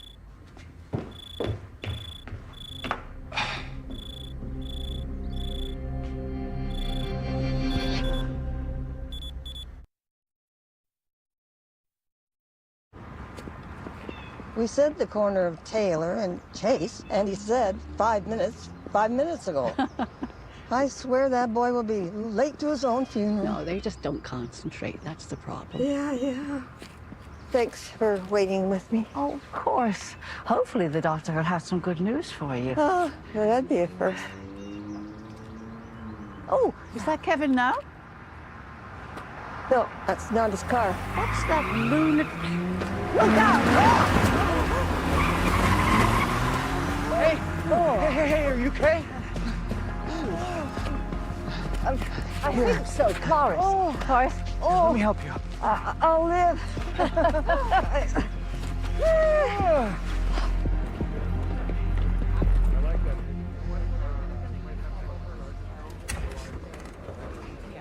Hey, what happened? Got an attempted hit and run. It's a gray sedan. Uniforms are already having a look. That can't be a coincidence. It looks like you escaped with a few bruises, but I suggest we take you to the hospital for x-rays just to be safe. I'm fine. These days I bruise when I roll over in my sleeve. A few more hours isn't gonna slow me down. I'll keep an eye on her. Unis did their job. Stolen car was found on a residential lane near your place, Charlie. They found you because of the bug that was in your phone case. They overheard you tell the address to your friends. To think someone was listening in on my life, that is disturbing. Yeah, I'll have Jesse do a sweep of your place to make sure there's no more listening devices. Hello? Oh, Kevin. No, I'm all right, dear. I'm just giving a statement to the police. Oh, I don't know. Hold on. My stepson is waiting downstairs. He wants to know when I can be released. It's going to be a little while longer. We're going to need your official statement about the hit and run. They're not done with me yet. I'll call you when I'm ready. What I don't understand is why someone would try to frame me for the murder and then try to kill me. Maybe they're panicking. If they know we aren't buying the frame job. Guys, I found something. I was finally able to hack into Bruce Buxton's iCloud account. He has a few meetings set up with NS. It could be Nick Sable. But that's the date that Bruce's girlfriend, Petra, came to confront him. She said she saw Bruce with a client. Well, how good a look did she get? Let's find out.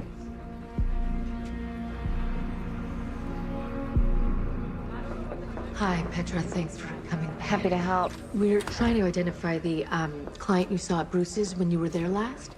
Would you be up for sitting with a composite artist? Of course. Although I'm not sure that's going to be necessary. She's sitting right there.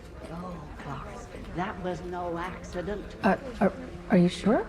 There's no doubt in my mind. That is who was with Bruce. Were you able to get a look? Oh, I guess. I just don't know. Everything just happens so quickly.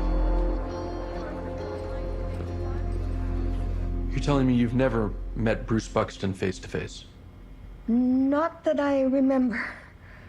We have an eyewitness who says that they saw you in Bruce Buxton's office just a few days before he was murdered. Okay. Fine, yes. I was there. I admit it. Name Nick Sable mean anything to you? No, I don't think so. Why? The person behind Sable Organic Solutions, you would have read his name in the investment portfolio.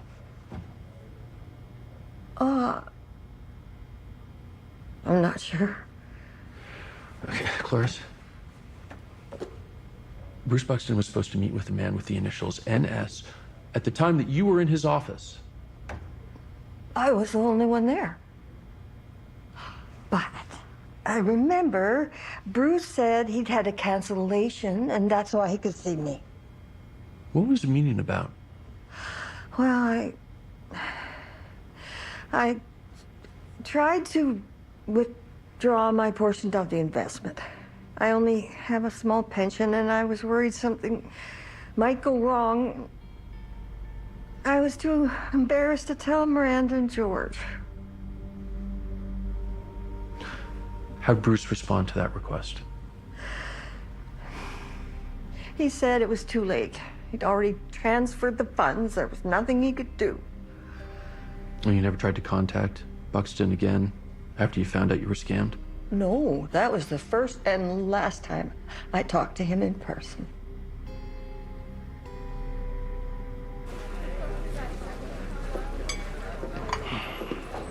Hey. Hey. I got your invitation for dinner.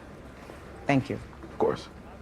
I don't think it's gonna be a good idea, you know, professionally. Well, we're both on the same level. Different departments. It's not against policy. Well, I mean, we're on the same level for now. But things can get a little tricky when the competition for chief starts heating up. And I don't intend on catching feelings and throwing the competition. That's good.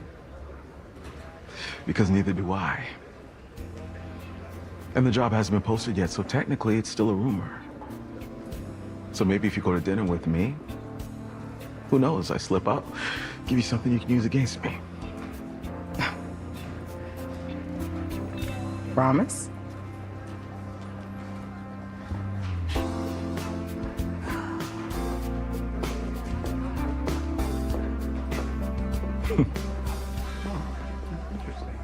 It says here that Kevin's father, Walter Donner, lived in the same neighborhood as the Nick Sable that died in the car accident. It looks like Kevin and Nick were around the same age.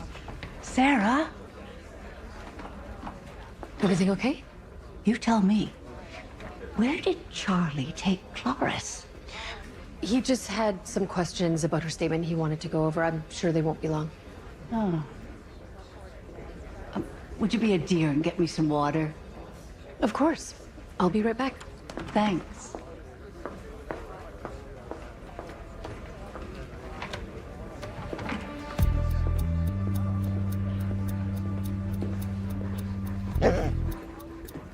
Stay, Rick, stay.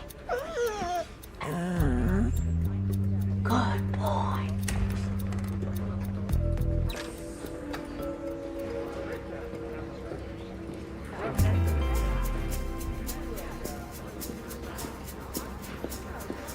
Oh, Miranda. Oh, Kevin. I thought you'd left. Oh, no, I had time left in my parking, so I figured I'd stick around in case they release her. Is she coming? No, she's still in with the detectives. I see. Well, can I give you a ride home? That's sweet of you, but I can get a cab. Oh, hey, don't be silly. Look, you live so close. Okay, I'll just drive you over and then I'll come back and get Mom. Please. I insist. All right, thanks. Let's go. Okay. Hey, bud. Charlie. Hey. So I was looking into Cloris's background, and yeah, there's a lot to uncover. Tell me you found something. Yeah, she was married 3 times over the span of 30 years. Okay, she's got 3 kids of her own, 2 stepkids, and a billion grandchildren. But it was her second marriage to Walter Donner that sparked my attention. How so? Well, I cross-referenced the name Nick Sable with Cloris's background. Turns out there was a Nicholas Sable who lived in the same Montreal neighborhood when she was married to Walt. You have a contact number? No, he died in a car accident in his teens. Then why is this relevant? Walt had a son from his previous marriage that went to the same school as Sable. They even took a few classes together. A son? You mean Cloris's stepson, Kevin? Is using the name of his dead classmate.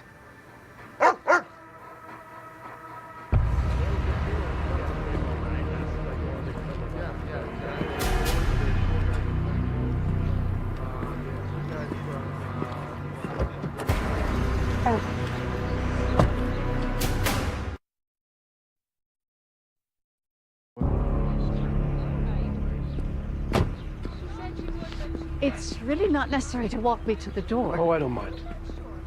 Okay? Why are we stopping? I've changed my mind. I'm going to visit my friend George. No, I think we should get you home.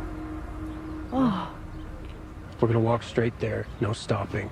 No talking. You got it? Let's go.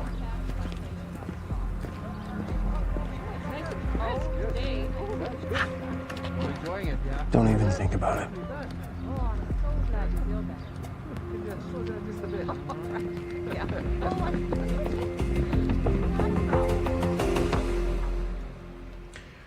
We know that your stepson Kevin is using the alias Nick Sable. Nick Sable. Oh, I've never heard that name before today. Cloris, if you continue to protect him, we are going to charge you as an accomplice to all of his crimes, including the murder of Bruce Buxton. Might I remind you that I am a victim here? How could I know that my own stepson was using me to get to my friends? It's shocking, really.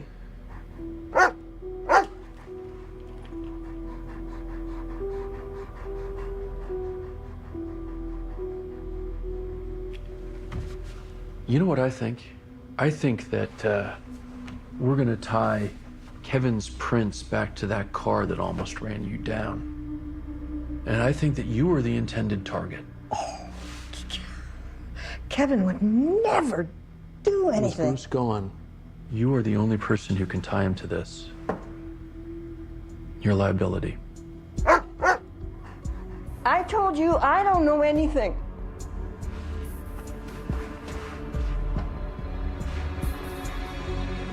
Looks like Aunt Miranda left with Kevin willingly. When we noticed she was gone, I checked the CCTV footage.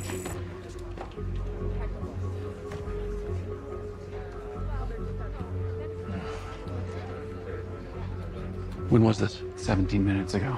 Can you track her phone? No, I didn't have the chance to return it after debugging it.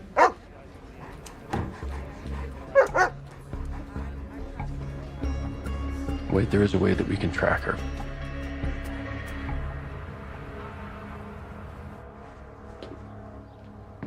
Tell me everything you all told the cops. Did my name come up? I don't think so. But I see now it was you all along.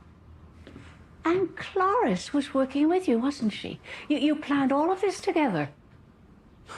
Got it all figured out, huh? You blackmailed Bruce and then forced him to play along with your scheme. And then, when you saw that he was the target of an investigation, you killed him just to keep him quiet.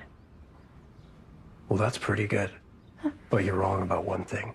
What's that? Batty old Cloris didn't help me come up with the plan. She was just a tool. She's your mother. She's my stepmother. Ooh. And she's outlived her usefulness. And unfortunately, so have you.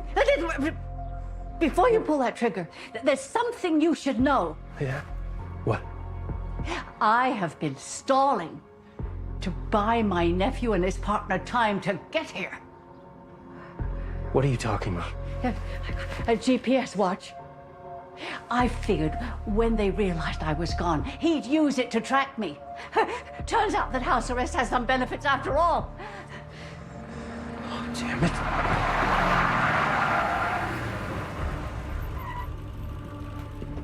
They went into the house, both of them.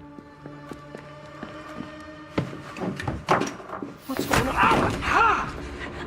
You better not run! Where are you?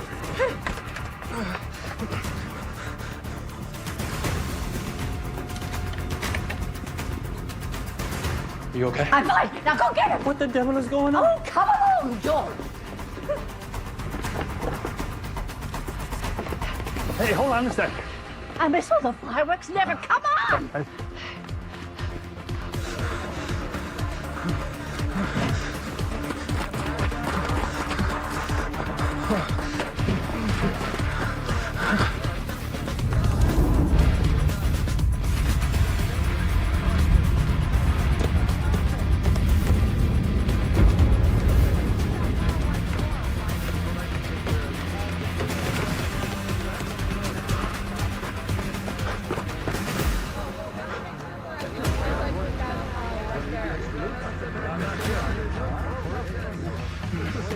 Get out of my way! This is the most fun I've had in years. It's not over yet. Come on.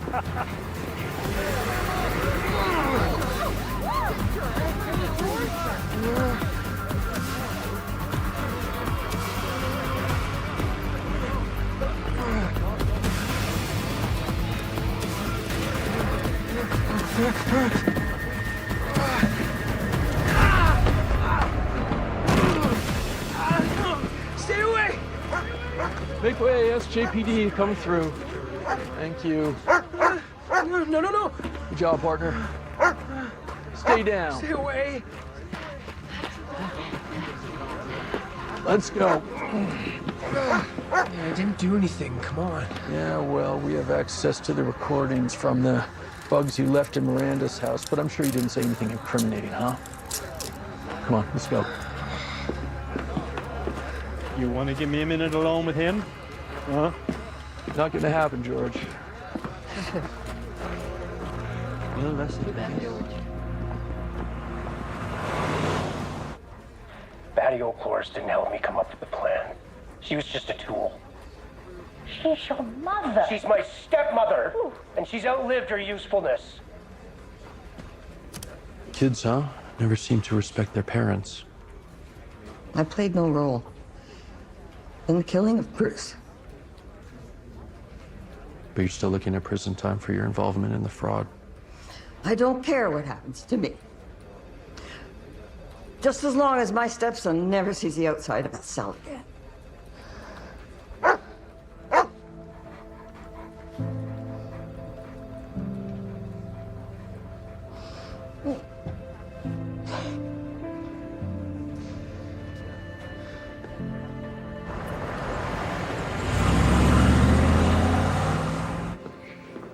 Good news is you're going to be able to get all your money back now. Thank you. I really appreciate everything you've done for me.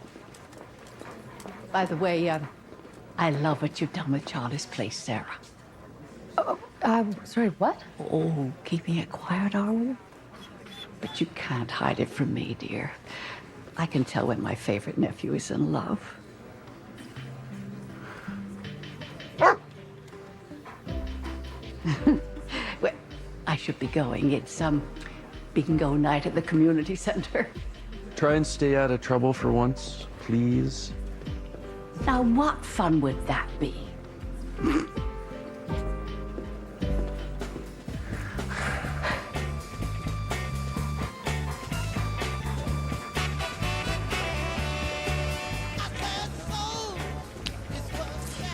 Superintendent. Superintendent. Vanessa. Joe? You know, I never mentioned this, but I don't go to this place unless I'm kicking it up on the dance floor, so I hope that's not going to be a problem. Oh. Well, I can throw down on a dance floor. Don't you worry about me. Okay. Good to know. Good to know. Oh. It's the chief's job. It's been posted. So you want to cancel? No, do you? No.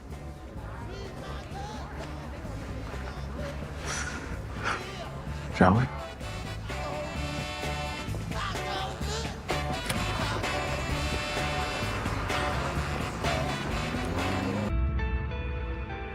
This show has touched so many hearts.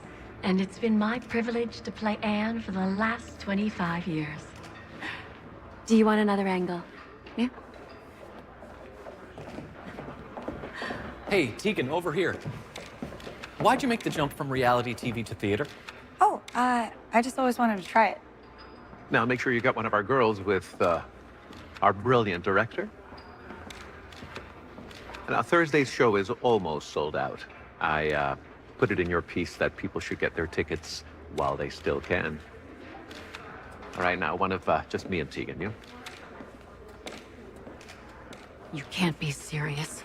I'm being upstaged by a reality show reject. Actors. Thanks, everybody. That's it for photo call. LX3 going out! Yeah. Dress rehearsal starts in 15. Mr. Frecker, before you go, who's this week's celebrity walk-on? Well, I don't want to give away our secrets, but if you buy a ticket, I promise you that you will not be disappointed. See you Thursday. Thank you. Can we just get a shot of the house here? The tip of the tongue, the teeth, and the lips. The tip of the tongue, the teeth, and the lips. The tip of the tongue. Don't mind me. Gotta replace that burnt-out bulb now the once. Sure. Tip of the tongue, the teeth, the lips. The tip of the tongue, the teeth,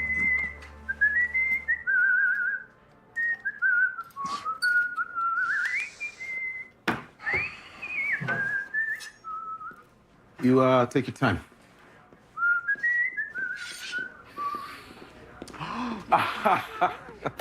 Oh, good luck. Actually, Jesse, we don't say good luck in the theater. We say break a leg. Oh, right. Sorry. Yeah, break a leg, obviously. Could have been worse. I could have said Macbeth. Rex says break a leg. Well, thanks, buddy. Joe, it's so cool that they invited you to take part in this. Yeah, it's actually great to get back to my theater roots and just do a little bit of PR for the department. Well, if you're photographed with Tegan Mansfield, you'll be in all the gossip blogs. You say that like it's a good thing. I mean, I seriously hope she doesn't ruin it. Jesse's obsessed with the show. He goes like every year. Yeah, I don't understand. Why do they do the same show every year? It's tradition, okay? It's tradition. It's like the Anne of Green Gables of Newfoundland. It's the first show I saw when I moved here. He's going to see it again next week. I think he's got a crush on the leading lady. I do not. Jesse, you know all the lines. Oh, I doubt he knows all these ones. It's a good few changes this year. You're in for a surprise, my son. What does he mean by changes? This is your 5-minute call. 5 minutes, please. Thank you. Okay, we should take our seats. Why are you dressed like a pirate, too? I'll see you after the show, Jesse. Oh, okay. On, Val. Tip of the tongue, the teeth, the lips. Excuse me, sorry. Friends, family, press, welcome to our sneak peek dress rehearsal of Shipwreck of the Dispatch's 25th year. I am producer Samuel Frecker, and this is our director, Lois Labonte. You privileged few are first to see the new untold story of the Dispatch. And even more interestingly is that after this year's local run, we will be taking the show on its first ever national tour. Would you like to say a few words? Chekhov would say there's nothing new in art except talent. Right. Well, without further ado,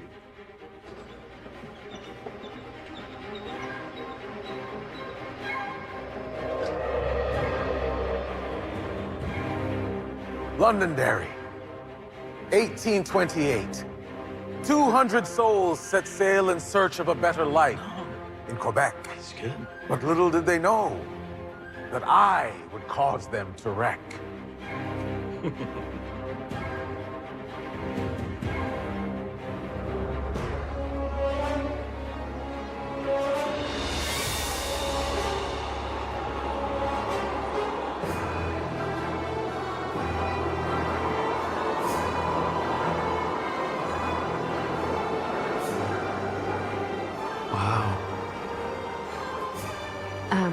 So this is the show you want?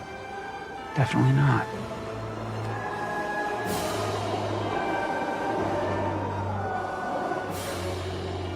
stirring choreography, isn't it? Sure.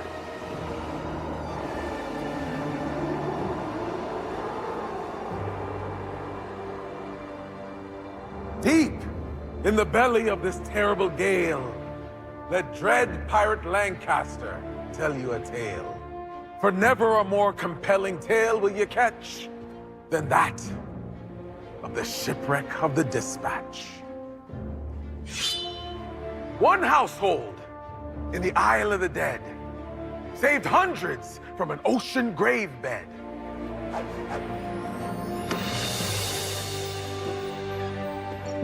Anne,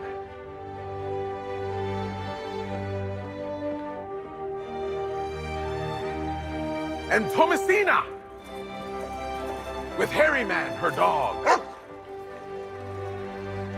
will guide us through this story's fog. Okay, well, at least they still have Hairy Man. Thomasina, there's a big wreck offshore. Ready the rowboat.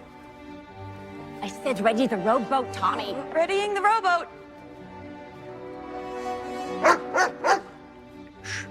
Not now, pal.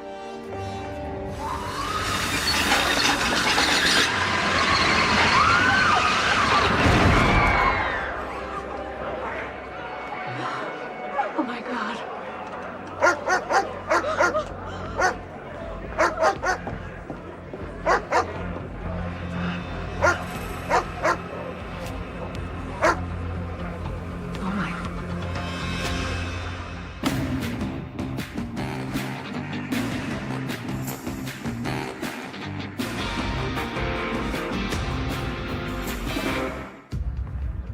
can't believe she's gone.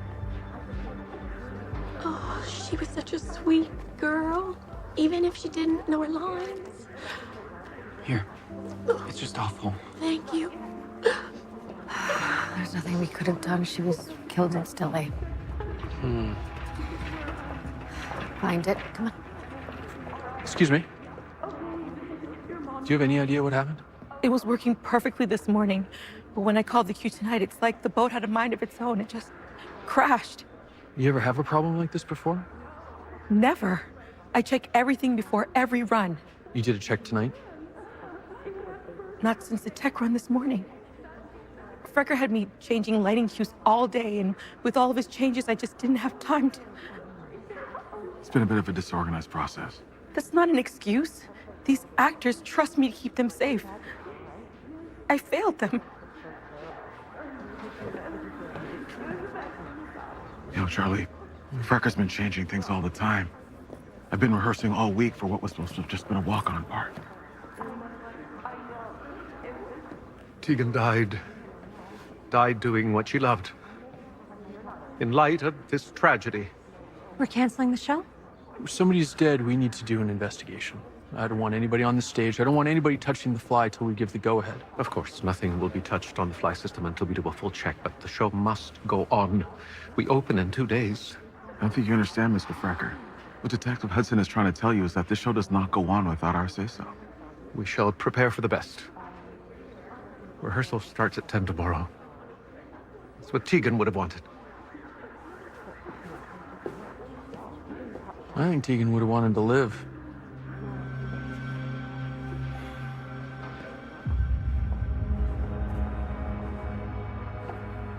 Can I come through with you?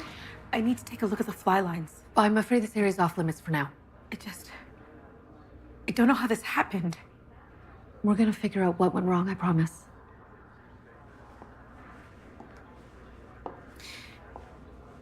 Do you know what this is? It's a record of the install and my safety checks. How many weights on each line, the time I last checked them, the condition they're in. Okay, I'm gonna need to borrow this. How much did the robot weigh? 317 pounds. And the counterweights are supposed to balance the set piece, right? Yes. They make it so the line doesn't move unless you pull on it, even if you release the brake. Who would have been in this area between the safety check and the dress? Anyone in the theater has access. And where were you? Running lighting cues with the designer and then the photo call. Why? You've had quite a shock. You should get some rest. Thank you for your help.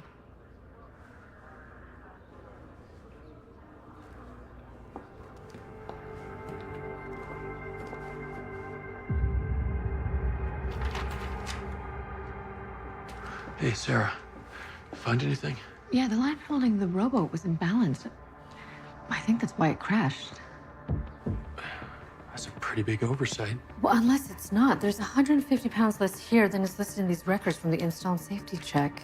So if that's correct, And someone removed the weights between this morning and tonight? pretty hard to remove 150 pounds. Yeah. By accident. So what we're looking at is murder.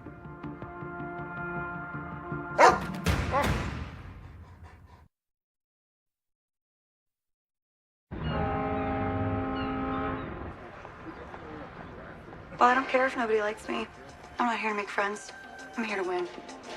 You don't win by making friends and being sweet and making alliances. You win by pretending to make alliances. And then at the perfect moment, stabbing them in the back so that I go first. This is right after the episode where Tegan tries to steal Chrissy's boyfriend in the hot tub by taking off her... Morning. Hi, we're just researching the victim. She seems like someone who may have had a few enemies. Don't make assumptions, Jesse. Reality shows are not real. Producers and editors pump up the drama for ratings. Everyone has a persona. I'm not assuming. I'm just, identifying potential suspects. Right. Do you have fingerprints on the fly system? No, I'm gonna meet Charlie and Rex at the theater, see if I can find the weights that are missing. Take a look at Tegan's dressing room. Okay, she may have had a few enemies there. On that note, the sound technician recorded some rehearsals to help Tegan learn her lines, so I am going to see what sort of juicy gossip, leads, I can find on it. Okay. In the meantime, I'm going to go back to rehearsal while they train Tegan's understudy. I just want to keep an eye on things. Wait, the show's not canceled? I mean, social media is blowing up about Tegan's death. No, not yet. And I don't want it to get out that this is a murder investigation. Last thing I want is the media jumping all over that. Okay, let's go.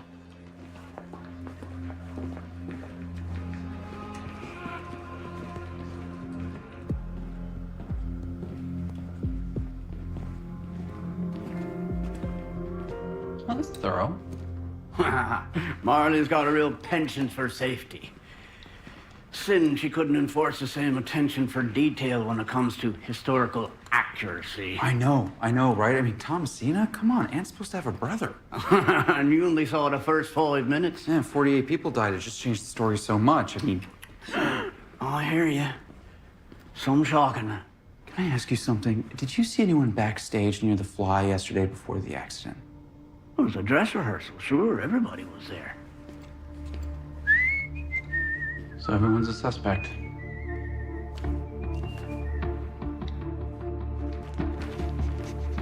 Track it.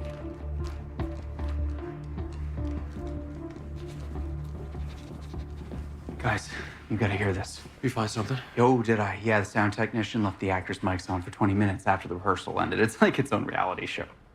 Listen to this. No, Sam, I'm done waiting. We've talked about this. You need to tell her. I will, just not yet. You have to give me time. That's Tegan's voice. She said Sam. She's talking to Frecker. Yeah, but who's her and what does she need to know?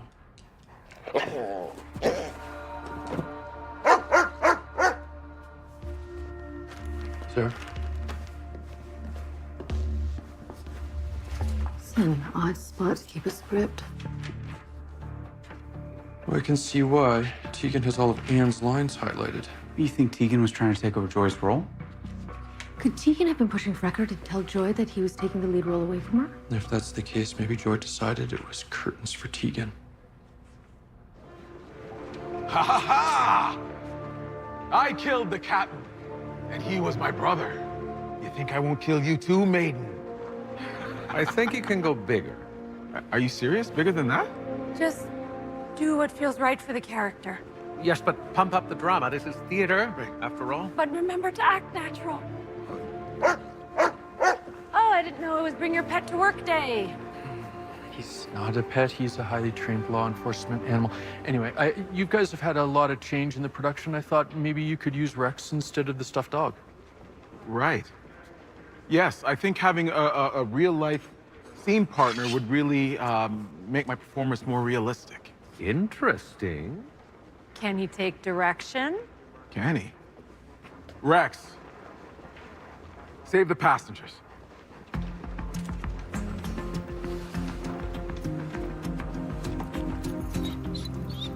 He's perfect. You know what? Whatever you want. Let's slip the dogs of war. Oh, got her all fixed up. No, there will be absolutely no flying. The boat is just gonna glide in. Now, Joe, we're gonna have to change your blocking. What? Good job, partner.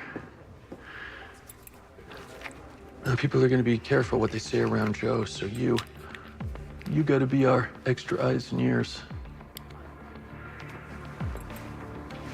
Okay?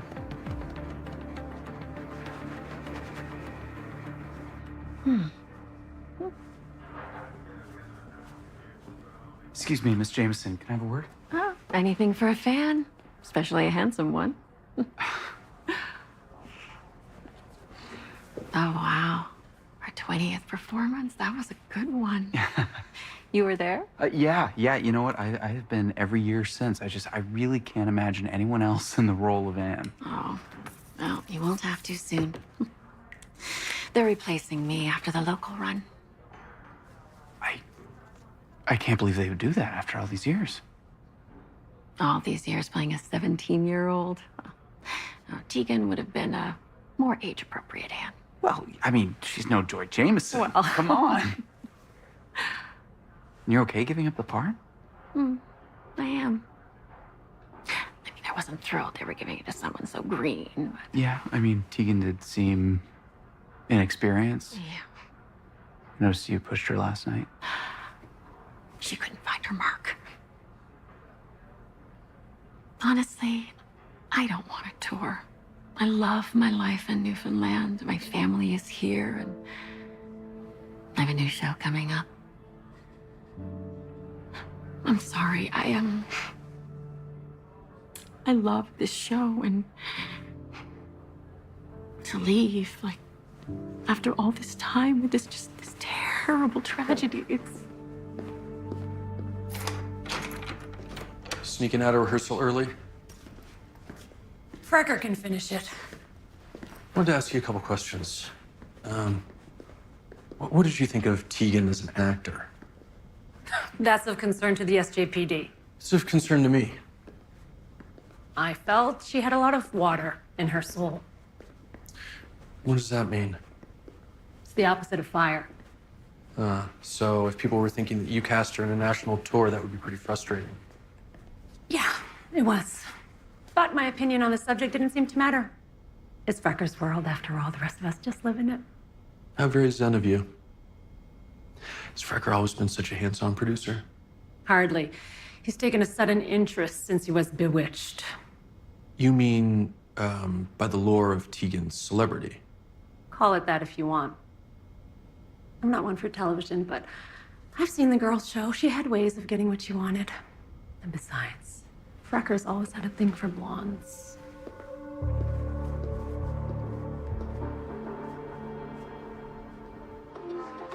This fall, we're getting ready to shack up on Bungalow of Love.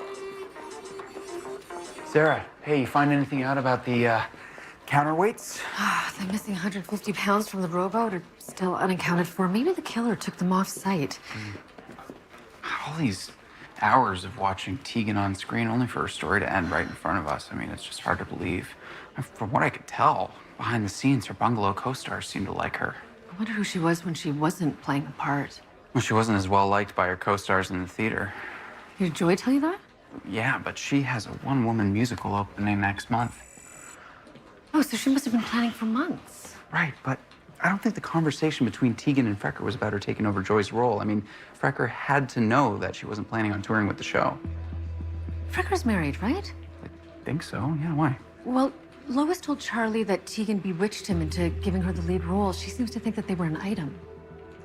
Okay, I will look into Tegan's phone records for conversations with Frecker. See if they're closer than producer-actor. Okay.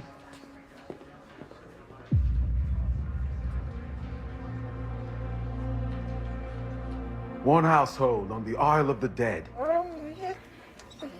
One household in the Isle of the Dead. One household on the Isle of the Dead. Which one do you prefer, huh? You know I can rely on you for anything. Am I interrupting something? No, I was just on my lunch break. Oh, right, sorry. Well, look, Frecker's all over the news urging people to buy tickets after the theater's terrible tragedy. I mean, they're selling like hotcakes. We didn't even give him the okay to go ahead yet. Hey, Jesse, you pull anything off Rex's collar mic? No, not yet, but I did find something in Tegan's phone records. Calls with Frecker. Okay, oodles of them. All hours, long ones. That sounds like more than a professional relationship. Well, maybe the recording is Tegan trying to convince Frecker to tell his wife about her. Which you wouldn't want to have to do. And now he's capitalizing off her death. Sounds like motive. Rex, come on.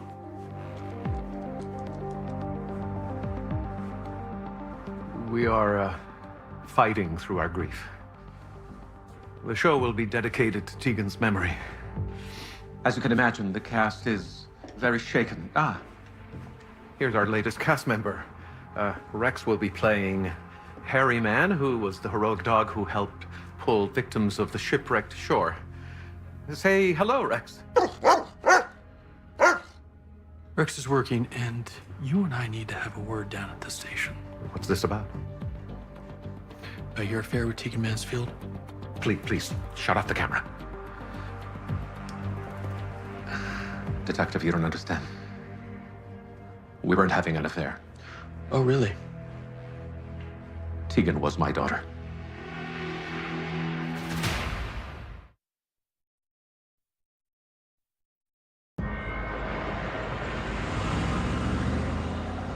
No, Sam, I'm done waiting.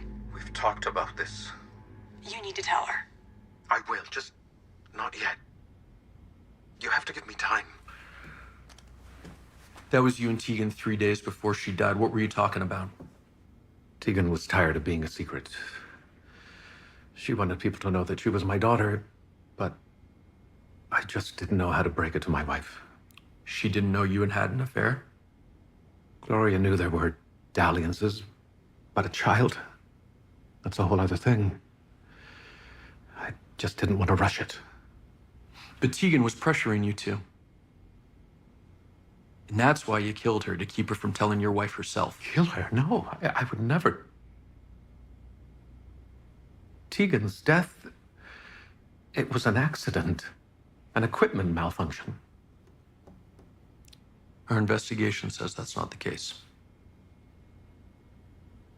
I love Tegan. I would never do anything to hurt her. This last day has been unbearable. Not so unbearable that it kept you from doubling down on promoting your show. Do you have any idea how tenuous producing theater can be? There was a real chance that the tour would fall apart after Tegan's death. I couldn't face losing both my babies on the same day.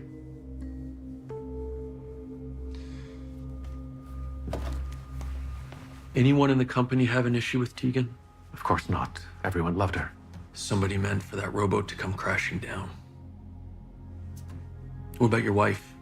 Is it possible she found out about your secret? Took matters into her own hands? Absolutely not. Gloria's been away all month. Plus, she never steps foot in the theater. She's been on me to sell it for years.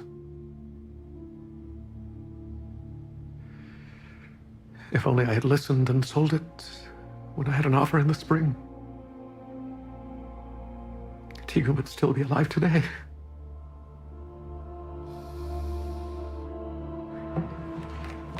One household on the Isle of the Dead saved hundreds from an ocean grave bed. You in for rehearsal again? Yeah, just a small one. Lois wants to make a few adjustments now that we're using a real dog. Oh. Hey. It's nice to have a pup around, but he doesn't look a thing like the dog from the actual story. What do you mean? A Newfoundland hairy man was. You don't know that? I'm guessing that means you don't know the real story of First Mate Lancaster either. I just know what the script tells me. Ugh. Well, he wasn't a pirate, for starters. And he didn't cause the wreck. He tried to help the passengers. Your pup all right? What is it, buddy? Rex?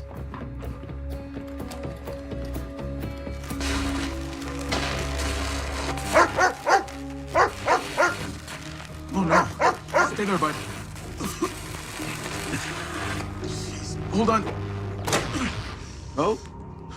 Give me a second here. Okay. That's a good job, Rex. We almost had a fire on our hands. The second time this month we've had problems with our wiring. Doesn't look like an accident. Looks like somebody tampered with that. Where the hell is Lois? And why is the generator running? Well, the fuse box was just on fire. I think you guys need to call an electrician. I'll take care of it. Wait, hold on. You said this was the second time in 2 months? Have there been other issues at the theater? It's an old building. Things are always going. Like what? Flood last month damaged a ton of costumes. Don't forget the air conditioning up and down in the middle of a heat wave. It's almost as if someone upset the theater ghost. Yeah, something tells me a theater ghost is not responsible for this. We were supposed to go over Frecker's new sound cues at 9:30. You know I do morning pages between 9 and 10. And if Frecker wants more changes, he can discuss them with you himself. Well, I don't think he can, actually. Last I saw, he was on his way to be questioned by the police. Why is that? Is this about Tegan's death? Has he been arrested? Frecker is not being detained at this time. Then I'm sure he'll be in soon to discuss strobe lights or whatever nonsense he's cooked up this time. In the meantime, we have work to do. Let's go. Come on, bud.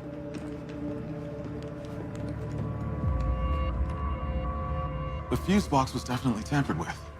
Oh, thank goodness Rex was there. Yeah, well, that's not all. Well, apparently there's been a whole host of other issues at the theater. Marley seems to think it has to do with the building's age. You don't sound convinced. Well, given Tegan's death, Those problems aren't accidents either. But who'd have reason to tamper with equipment at the theater? Well, Frecker was saying that he wanted to sell the building before Tegan showed up. Maybe the buyer wasn't happy with his change of heart. So they tried a few acts of vandalism in order to get Frecker to reconsider. When that didn't do the trick, they upped the ante and tampered with the fly? Tegan was the big draw for the show.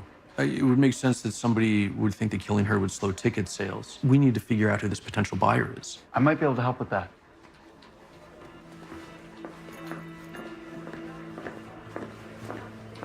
It looks like the buildings on either side of the theater were sold 6 months ago to a developer named Theo Schwab. I recognize that face. He was at the dress rehearsal. That gives them opportunity. Jesse, can you get me an address? Oh yeah, I can do you one better. Her cell phone just pinged west of Kitty Bitty Lake in Pleasantville. Great. Rex.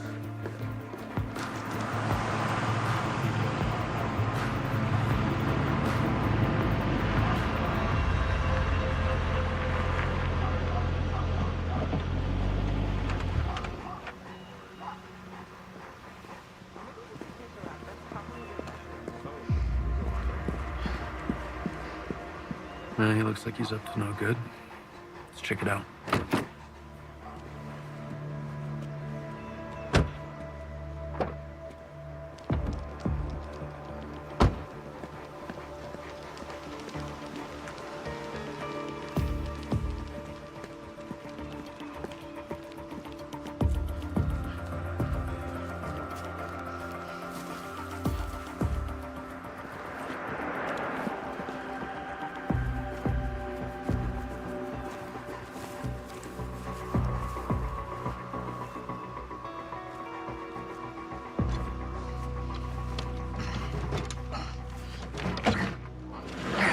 Well, that sure looks like breaking and entering to me. You know what to do, pal.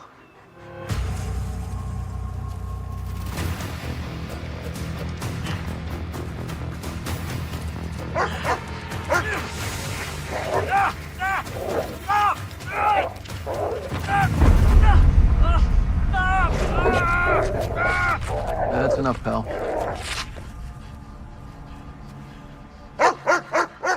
Yo, Schwab. We need to have a talk.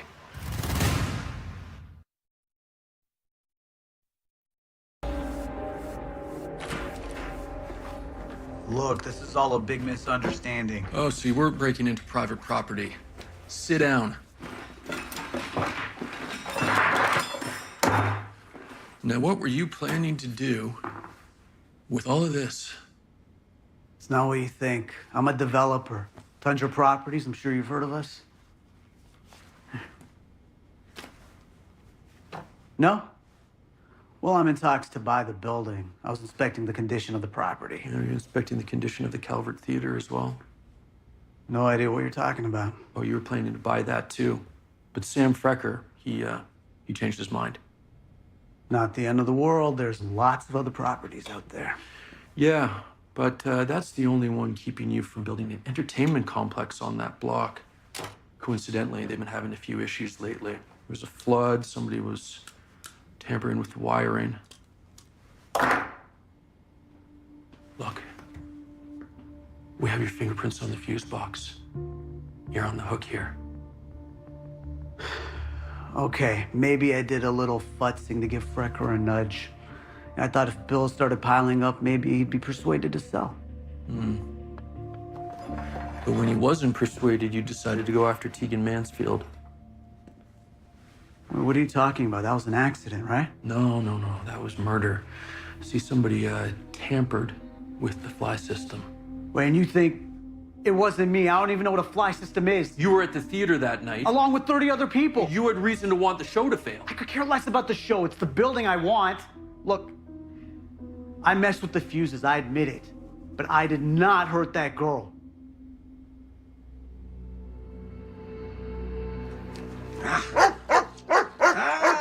Bark all you want. Not one passenger's getting to shore until I get me gold. Remind me to not get on his bad side. Joe or Rex? Oh, both, for sure. Hey, take it easy, pal. Hey, what did Theo Schwab have to say? Cop to the vandalism, but he claims he doesn't even know what a fly is. Do you believe him? Well, I mean, he's slippery, but I don't think he's a killer. Besides, he cares about the building. He's not interested in the show. Yeah, I wish more people had that attitude. What do you mean?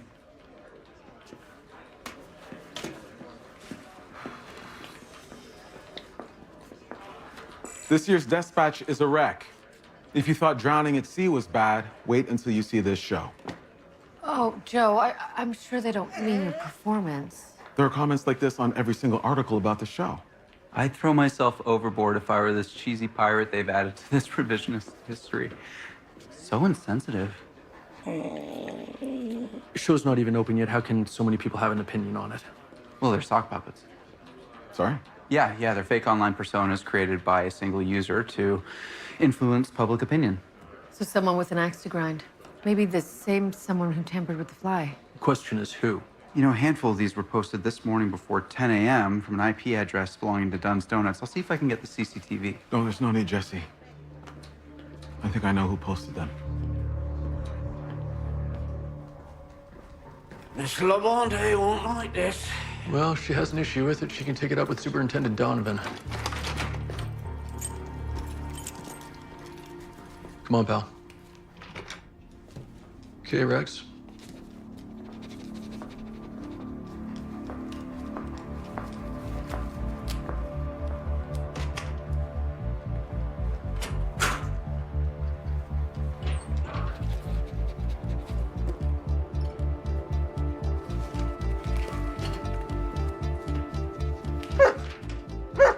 Yeah.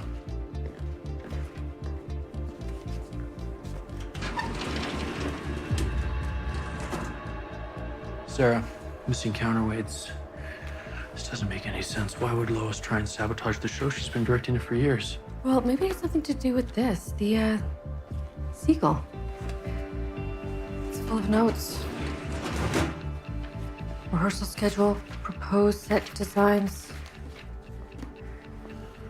Yeah, according to this rehearsal schedule, this show is supposed to be playing right now.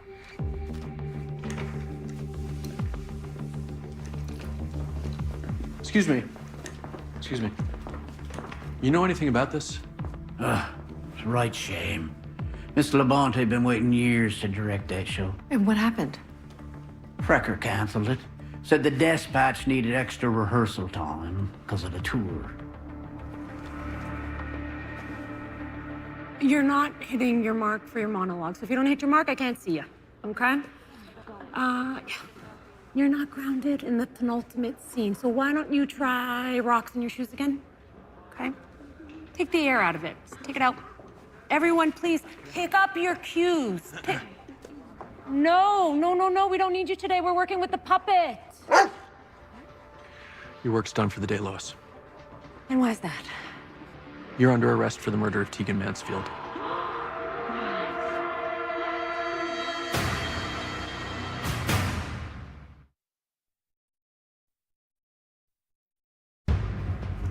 Frecker has been calling nonstop to see if the show can still open as planned. Hey, where are we at with Lois? She admits to writing the negative comments, but swears she had nothing to do with the fly.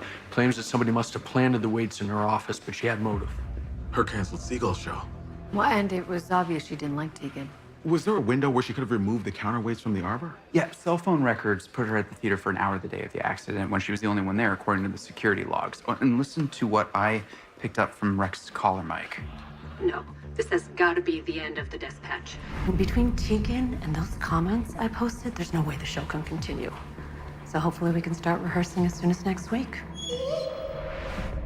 Well, taken together, it's pretty damning. I don't know, I wish I had a confession, but under the circumstances, I'm comfortable with letting the show go on. Oh, yes. Well, I'm excited to see Joe in his big scene. Yeah, you too, Rex, you too. Can I have everyone's attention, please?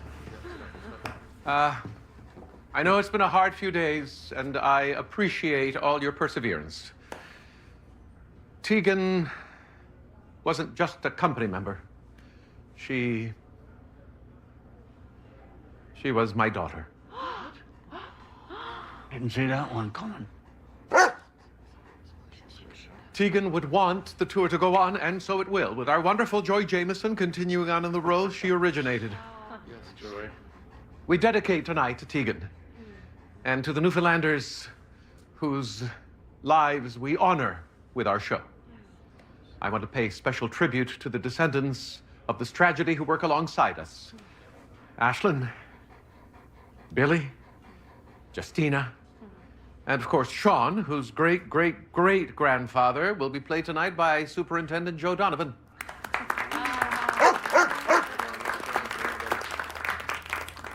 All right, everyone. This is your 15-minute call. 15 minutes till showtime.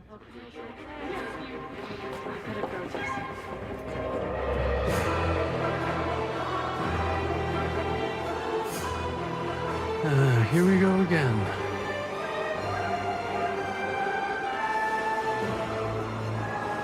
Cue light 4. Go.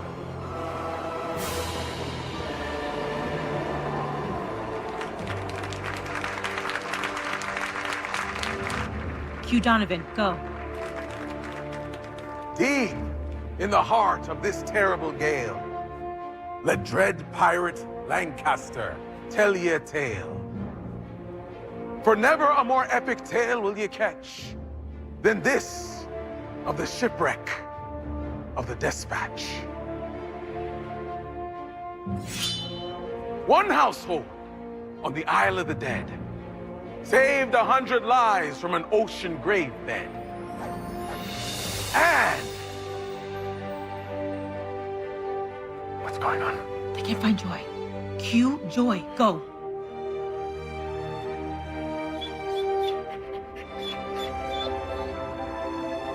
Anne Harvey. She was only 17 years old.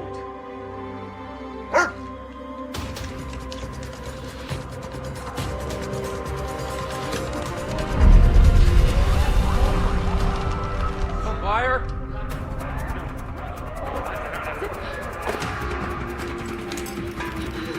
Everybody, stay calm. Stay in your seats while we contain the fire. Stay.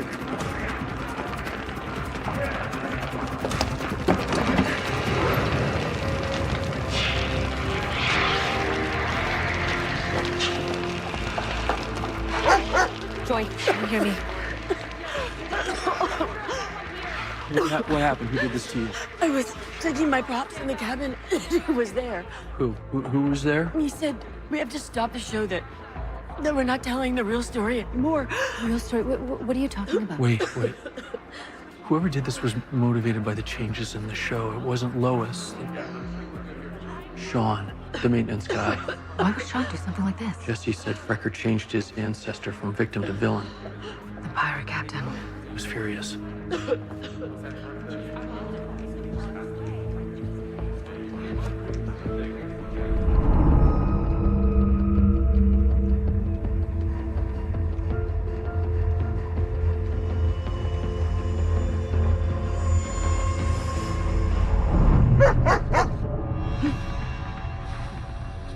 Easy there, pup.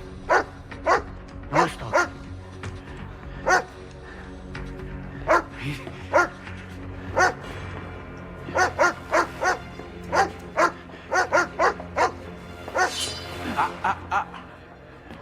Looks like the jig is up, Sean. Good boy.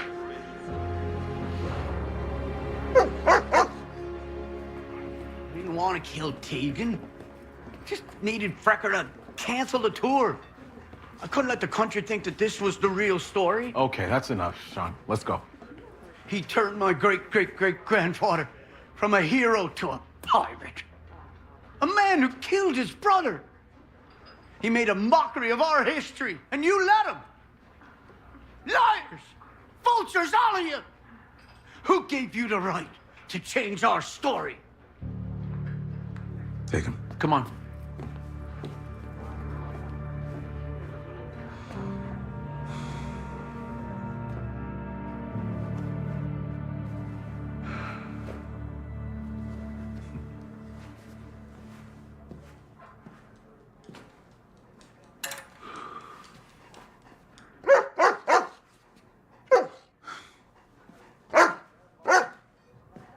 You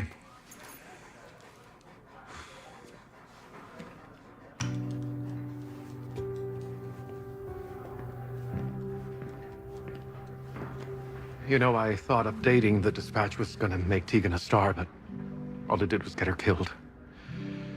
And now Joy. How is she? She's gonna be fine. She's gonna be released from the hospital tomorrow. Thank goodness. Will the tour still go on?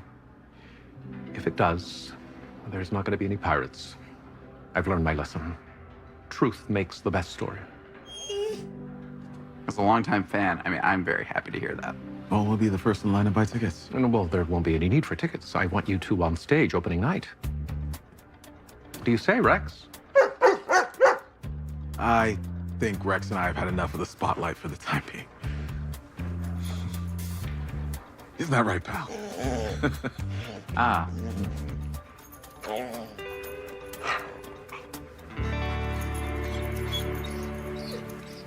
She always seems to do. I love you.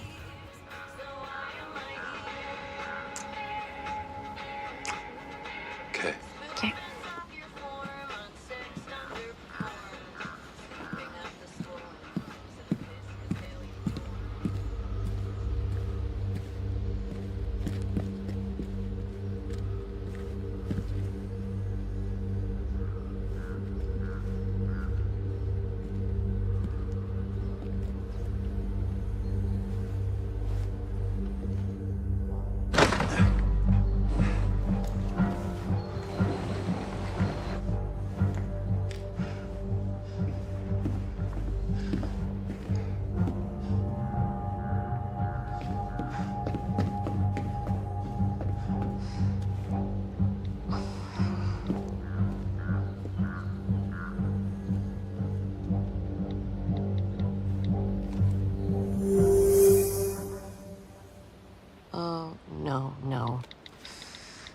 No.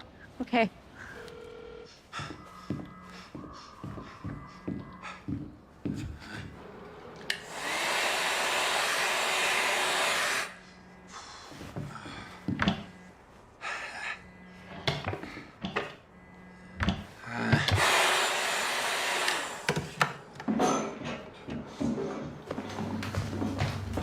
Wait now. Pick up.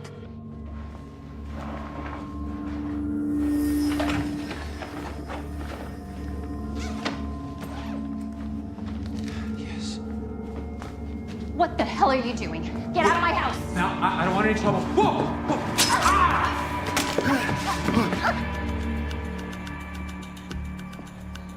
Hi.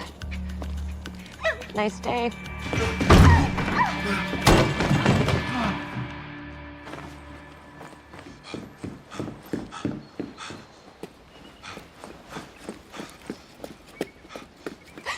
Oh my god! We gotta go. We gotta go. Oh my god, no. Okay. Wait, what happened to your hand? Okay. We gotta go. We gotta go.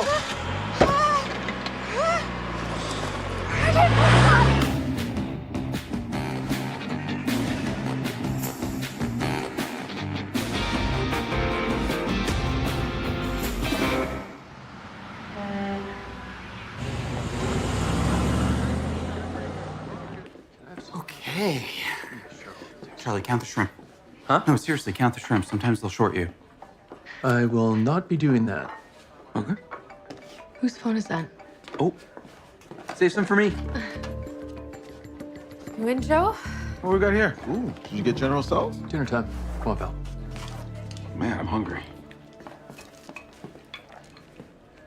Jesse? Everything okay? It's my sister, Crystal. Jesse, I'm in big trouble. I'm not sure what to do. Look, can you come here? And no cops, Jesse. No cops. I'm serious. And she's still not answering? No, but you know, it's not unusual for her to get into trouble, so. Where is she? Northern Ontario, last I checked. Do you know anyone who could possibly go in and check on her, make sure she's okay? I haven't really been in touch with anybody there in a while. Yeah, she's not answering. You know what, Joe, is it okay if I take a few days off? Jesse, no, of course. You do what you have to do. Family first, always. You shouldn't go alone. You want to go with them? I was thinking you. And Rex. If she's missing, Rex will find her. I got some stuff I gotta do here. Okay, Joe, do you mind if Rex and I tag along with Jesse? No, of course not. Rex would be a great help. There's a flight in a few hours. I think we can make it.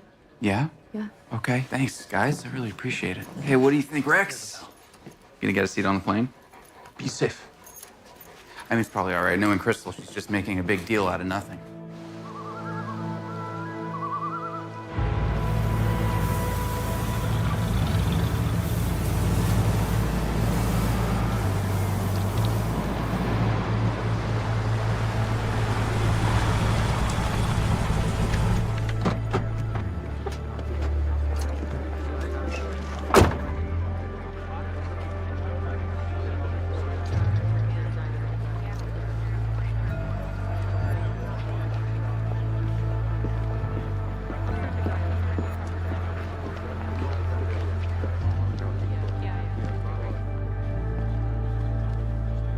Hey, Sydney. What are you doing here? Well, news travels fast in this town. And got me out of the house. Look, it's another death related to Basel mining. Sydney. It's gone from Bassel's environmental engineer to targeting the head of operations of Northern Ontario. His wife, Bianca Cooper, is the victim here. Tell me, what happened? Just a break-in. Bianca Cooper was home. She seemed to have surprised the intruder. There was a scuffle. She got shot. They take anything? Just some electronics, knickknacks. Knickknacks. Where's the body? In the office upstairs. Now remember, not here officially. Well, you should be. Sydney. Been 2 months. 6 weeks. Well, I think work could be good for you. I'm not there yet, boss.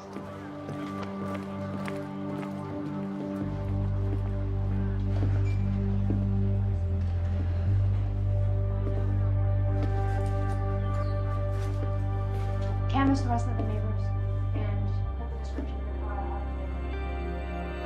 Make sure you fill out all of the classified information. And make sure you keep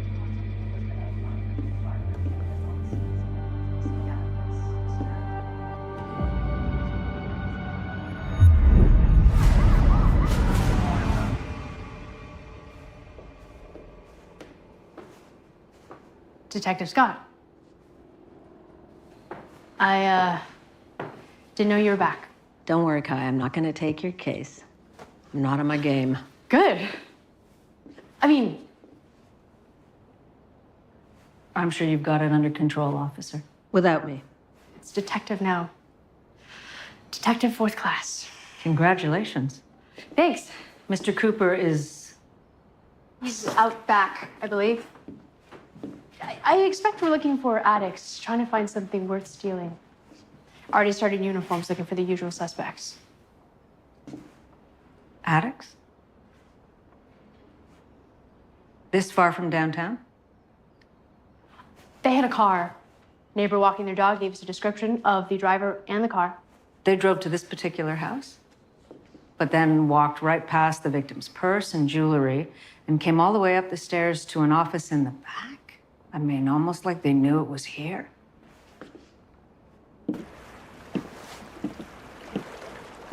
Tim. Sydney. Good of you to come. I haven't seen you since, Daniel's funeral. I'm so sorry about your wife. Did you see her? Do you think she suffered? I think the shot killed her instantly. But you should know that I think she encountered the intruder and there was a struggle. I should have been here. You were at the office? You can't blame yourself. Did you receive any more threats on your life? No, not in a while. The other detective said it looked like a robbery. Well, it could be. Will you investigate? No. No, I'm still on leave. Inspector Ali, he has a good team. They're going to find out who did this. I promise.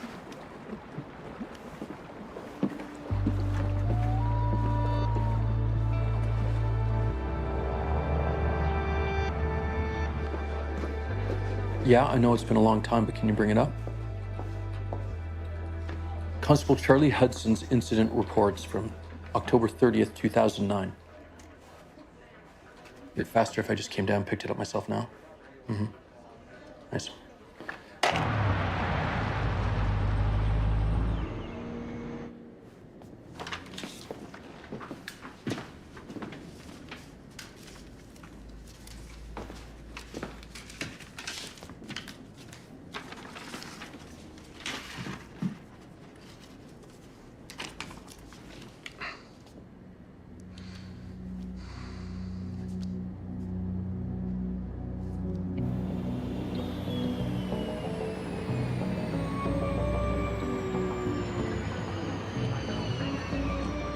Still nothing? No. Well, that's the Crystal, but I know where she goes when she gets scared.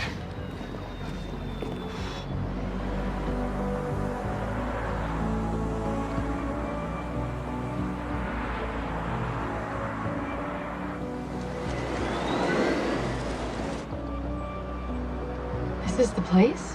How long have we been driving? Over an hour? Well, I mean, this was an old Cold War missile site, so they wanted it away from everything.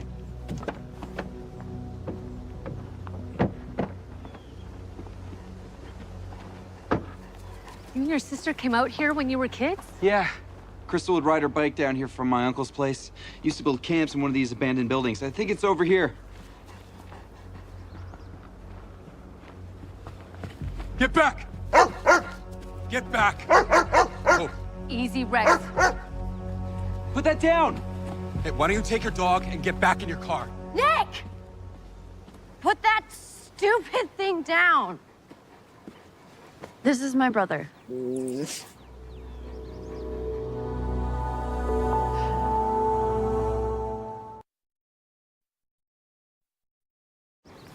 Rex, it's okay. What is going on here? How did he know where to find us? He's just smart like that, okay? I didn't think you'd come. Of course I came. You said you were in danger. You called him? I thought you said he was a You cop. just calm the frick down. Everything's fine. I just need you to go into our place and grab some things. Why can't you go?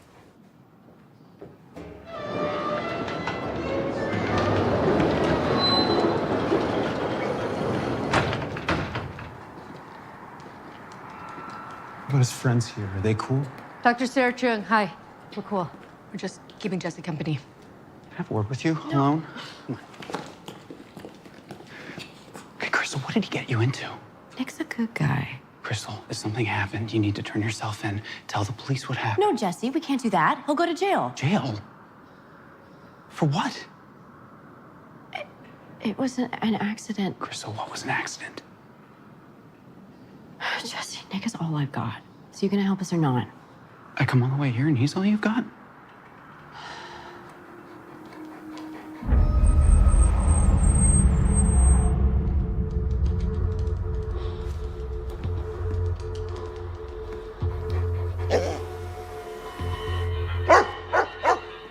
What is it, Rex? Guys, get up, come on! Bag.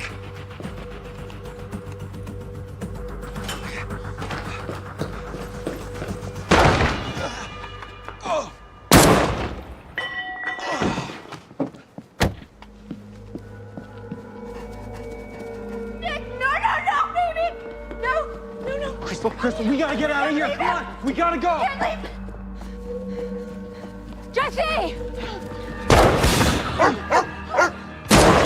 Deerfield! But that's still here?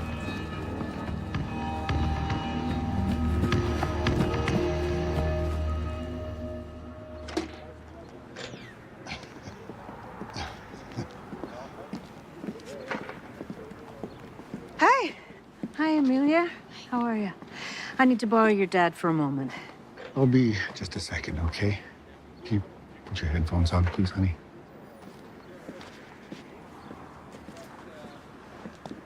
What is it? Where were you at 10 a.m. this morning, Elvis? You tell me. Where do you think I was this time? Did you go to Tim Cooper's house? Yeah, he and I do brunch every Tuesday. No, I wasn't at that scumbag's house. Mad as ever, huh? You would be too. When that mine opened upriver from us 5 years ago, I had a healthy little girl. I know you think that the mine did this. I think if anyone listened to me when people in my community started getting sick, she'd be in school today and not at dialysis. Your claims were investigated. Mine waste management was certified clean. Yeah, backed by reports prepared by your husband. Look, I'm not complaining about our visits, detective, but you want to have the same conversation every week? Tim Cooper's wife was murdered this morning. That's too bad. Where were you at 10 a.m.? My fight is with Tim Cooper. Why would I hurt his wife? Account for your time, then. I was here all day. You can ask every nurse in this place. That's so funny. That's exactly the same thing you said when my husband was killed. What can I say? I'm here a lot. Well, alibi or not, we both know that you can make this happen. You can rally a lot of people to your cause. Yeah. Good luck proving that.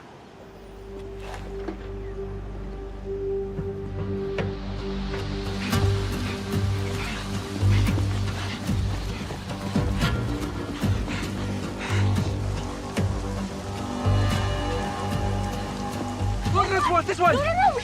No! This one! Come on, Rex! Come on! Rex, come on! Go on, get it. Okay. Come on, Rex! Come on.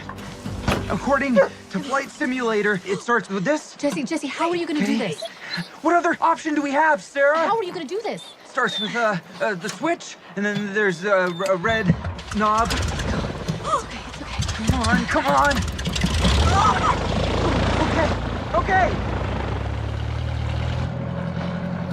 Oh my god, we're going.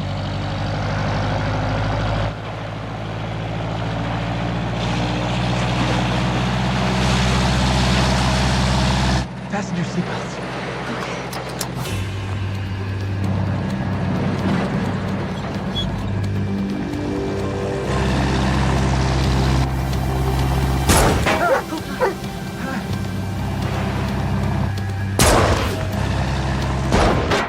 Okay, that's not gonna help. Hurry up. Come on, Jesse, come on. Everybody hold on!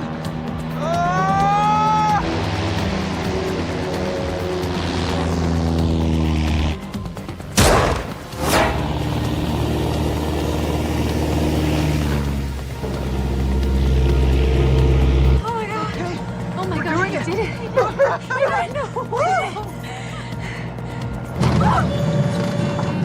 No. What just happened? No. Jesse? There's just some smoke coming out, okay? We can... What's something hold it? Jesse, get us up. I'm trying to get us up.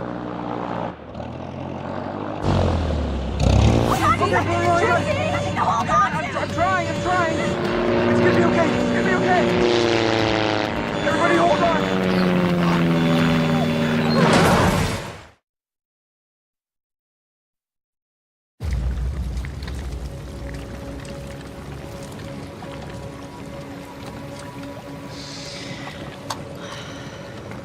Rex. I know. Jesse? Oh my god, Jesse.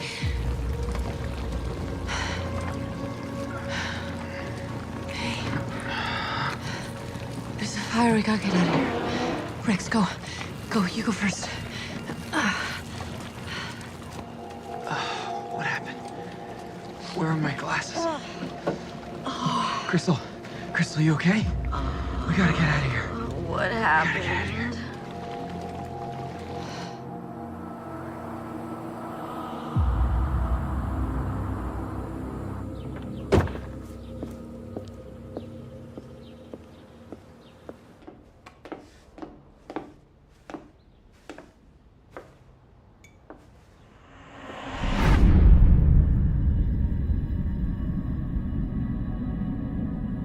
Problems at work?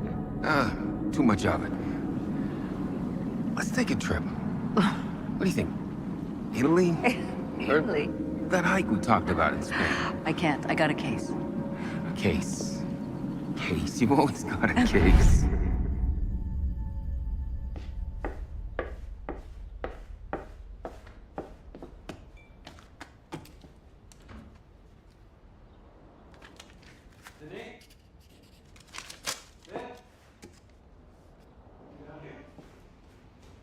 Hey, brought you some food.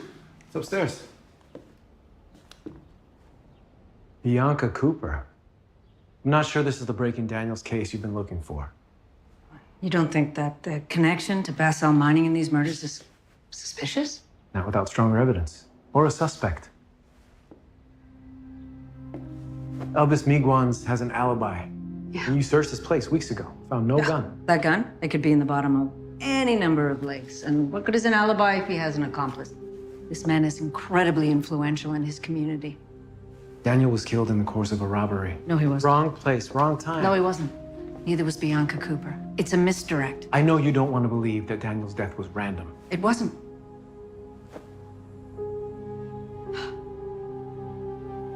If I can't prove it, what good am I?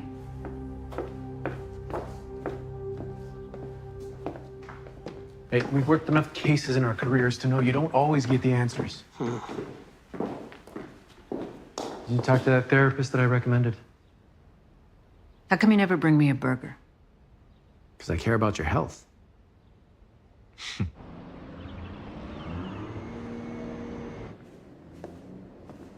October 30th. I figured there was a reason you didn't volunteer to go up north. Allison Anders, 4 years old, taken from her home day before Halloween. No witnesses, no physical evidence at the scene. The next day, a house by house found one of Allison's shoes on a property owned by Trevor Miles and Bertrand Berry. Miles was never seen again after that night. 14 years to the day. There's not a cop on this island who doesn't know that story. I was the first one on the scene. I missed something. I must have. And every year you scan new and old cases looking for connections. You update her age-enhanced photo. You interview and you re-interview witnesses looking for something new. What is going to be new this year? 2 days ago, Bertrand got out of prison. He agreed to talk to me. He agrees to meet with you every year. He just wants the attention. He's out of jail. Maybe this year we can be frank.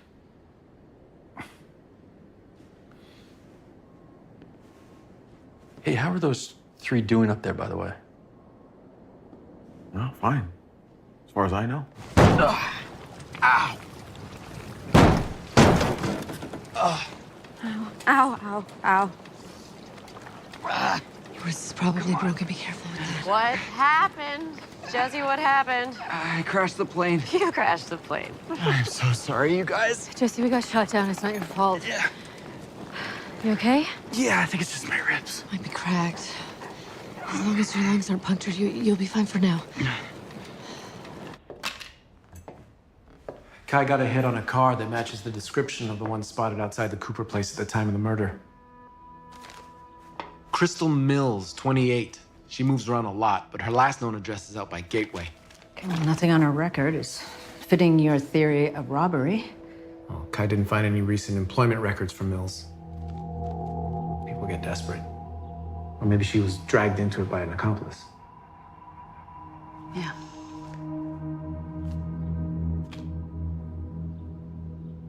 Let me know when you find Crystal Mills. I'm gonna look for a connection between her and Basel Mining Group. Does this mean that you're back?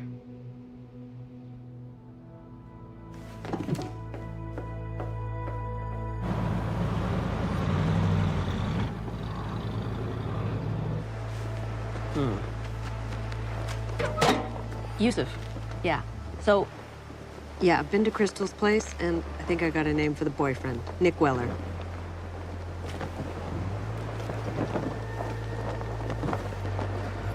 Hey, call Royal Cleaners, yeah. Ask them if they've either worked with Nick or Crystal. I can't believe we're alive. Okay, let's see if we can find the first aid kit in the plane. I will get it. Let me get it. I saw one. It's fine. Guys, there's no cell service. I mean, that flight wasn't logged. It'll be days before people even know that we went missing. Jesse, stay calm. I don't know where we are. Thanks. I know. The location we took off from. What would you say, west? Southwest? What are you doing? No, you can't send Rex out there. Come on. They're wolves and bears, Sarah. He might get turned around. He'll get lost. Come on, Rex lost?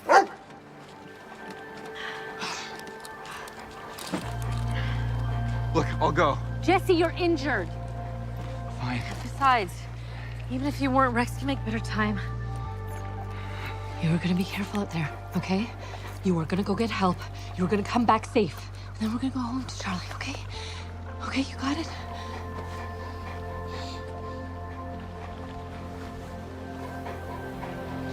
Oh, please be careful, okay? Go get help. Go on, go.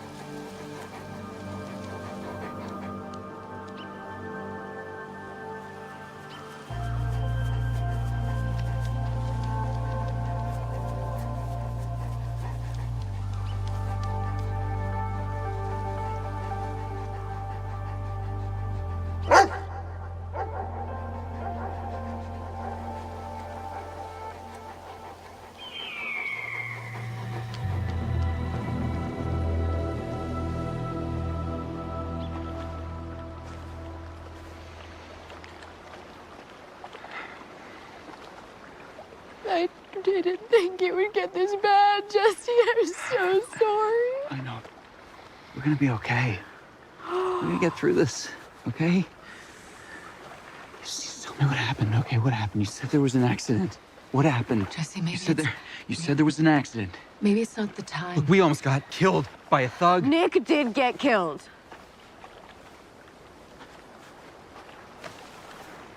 I'm sorry. He was really good to me, Jesse.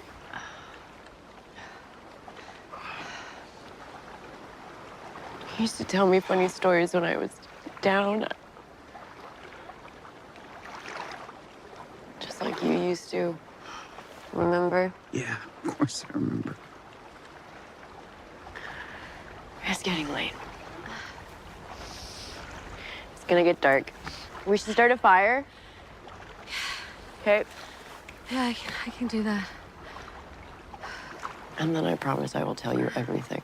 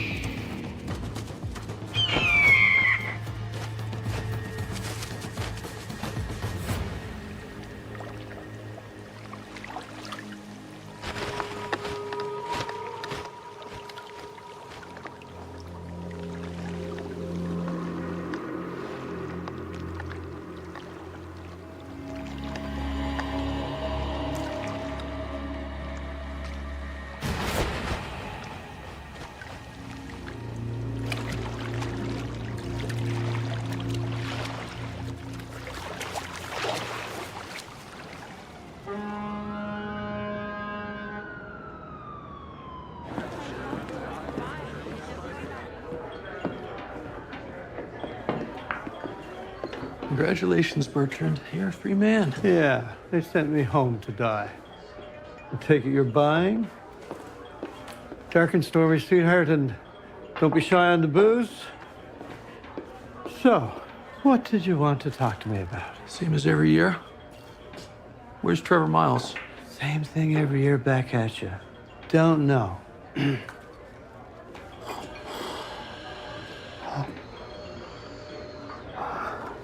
You don't call them coffin nails for nothing. The girl is dead, Hudson. We both know that. I don't know that. Did you see her with Trevor the night in question? No, for the 100th time. Then why was her shoe in your house? She used to play in our yard. Trevor must have found it. Always the same answers. Always the same questions. You two were close friends your entire life. You're trying to tell me he didn't try and get in contact with you? People change. I don't believe you. Do you want to know what I think happened? Trevor took that girl, did something unimaginable, and killed himself. Are you just saying that, or do you know that for a fact? Stands to reason. You know what also stands to reason? You're dying. I'm giving you one more chance to make this right. Take it from me, Hudson. Don't waste your life chasing ghosts.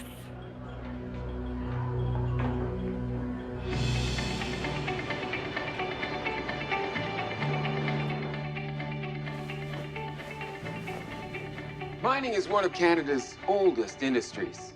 But here at Basal, we've brought it into the 21st century. With zero waste byproduct runoff, advanced water table filtration, and peace of mind for our community and generations to come.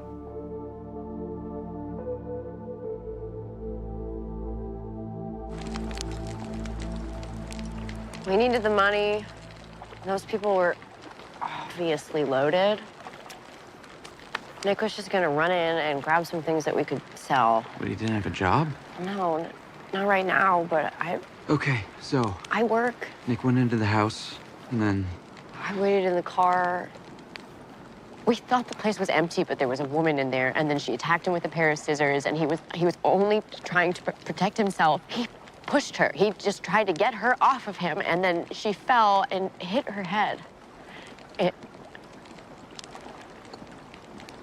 Crystal, is she dead?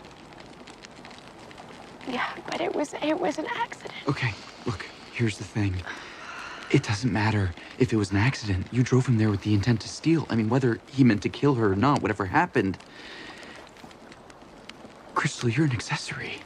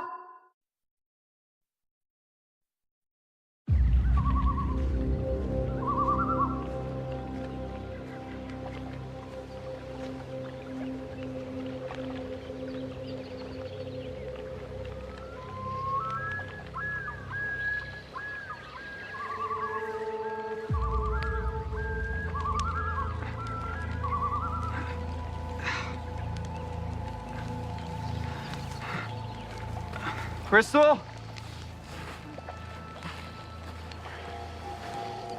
Where are you going? Please let me have this space. I gotta get out of here, Jesse. I don't want to wind up in jail. Look, even if you could make it out of here, you'd be running for the rest of your life, okay? I would never see you. You'd be better off. No, I wouldn't. Yes, you would. You wouldn't even see me anyway. You've made it very, very clear what's about to happen to me if I turn myself in, and I'm very scared.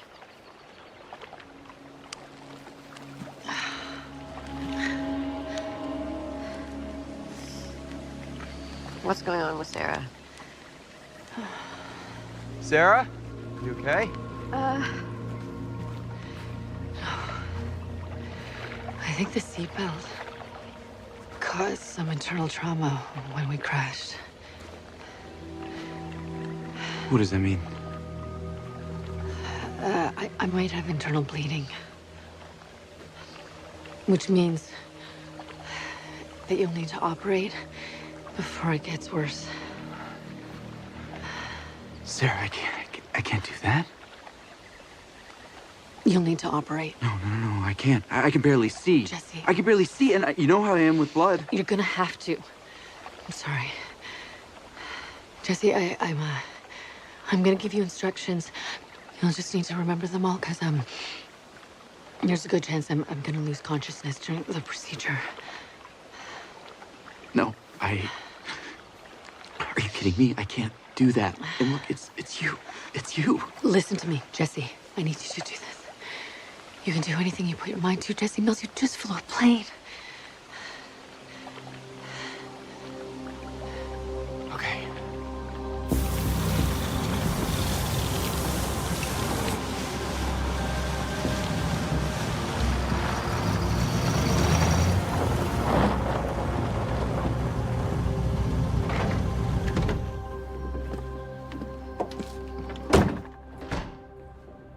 Come on in. Sydney, this is Wayne Kinney. His company runs the waste disposal for the mine. Yeah, I think we've met. Yeah, a few times actually. I work pretty closely with Daniel. Can I get you a coffee? No, thank you. I just came to ask you a few questions. Do you think you're up for it? Yeah? How can I help? Well, we got an ID on one of the suspects, possibly on the second. That's a good thing, right? Absolutely. Crystal Mills, Nick Weller. Do you know them? I don't think so. Should I? Not on the employee list, but we think that one of them worked for a company called Royal Cleaners. How about you? It doesn't ring a bell. So I see, you think this has something to do with your husband, with Daniel? Daniel's murder? Well, that's what we're gonna find out. Take care of yourself. Yeah, thanks.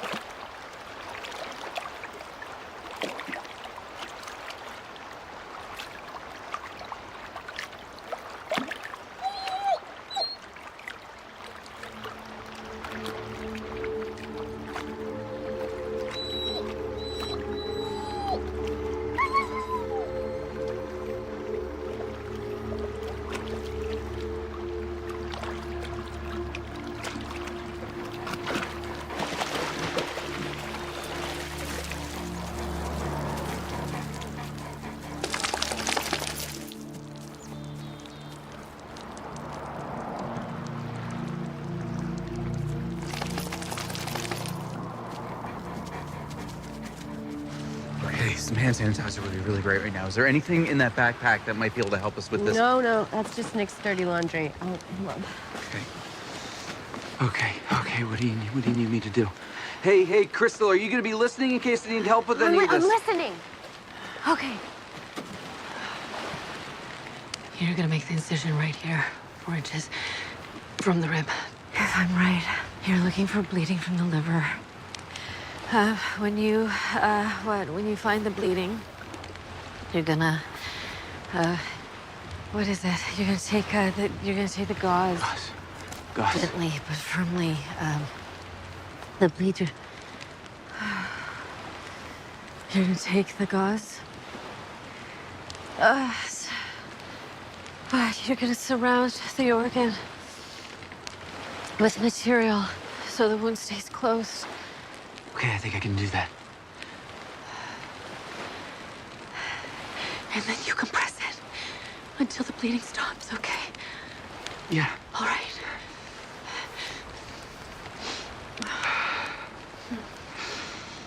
Hold on, okay. Okay. Okay, no, hold on. Okay.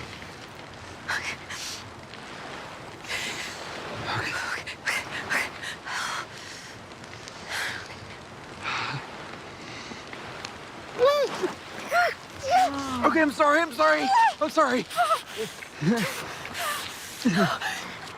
Okay, there we go. We need the gauze. Okay, there you go.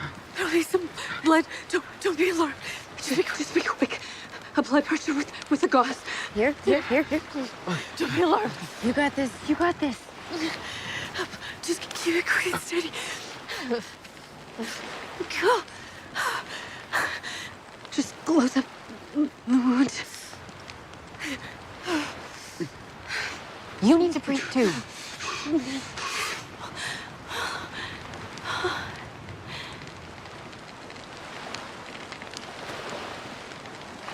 Sarah,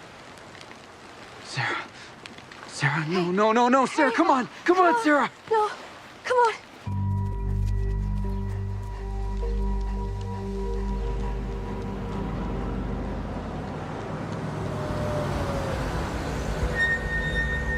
Hey there, boy. Are you lost?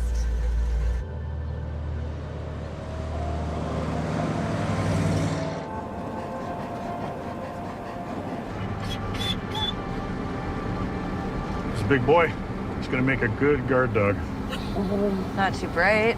Came with us without saying boo. Don't worry. I know how to toughen him up. Do we still have that chain in the yard? As if you ever cleaned it up.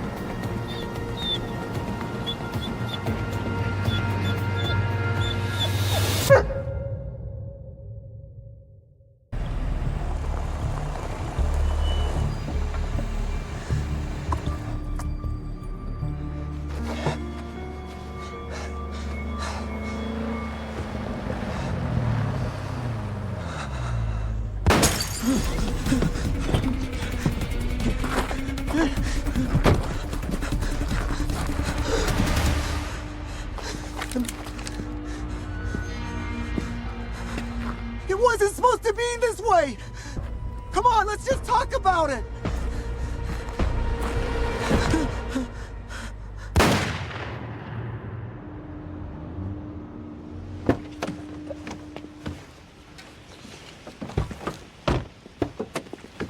Think it's too late to cook dinner? Don't even think about ordering delivery. You promised risotto. I'm holding you to it. Yeah, but I wasn't expecting to be at the station that late. Rex, you break the tie.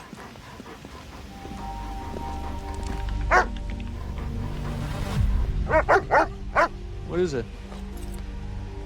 Wait, is someone inside?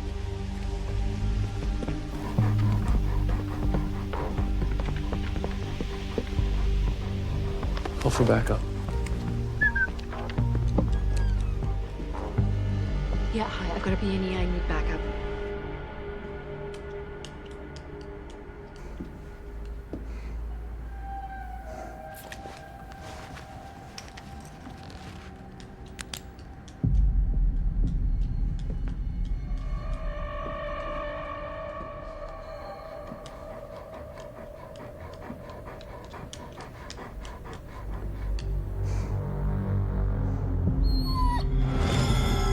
JPD, drop the weapon!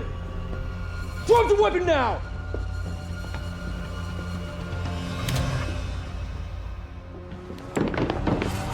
Sarah, we got a gunshot wound.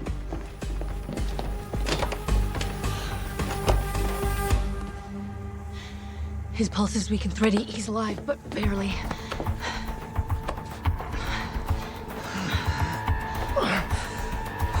Charlie. I wanted to make it here in time, but he tried to stop me. It's coming for you, Charlie. It's on the way.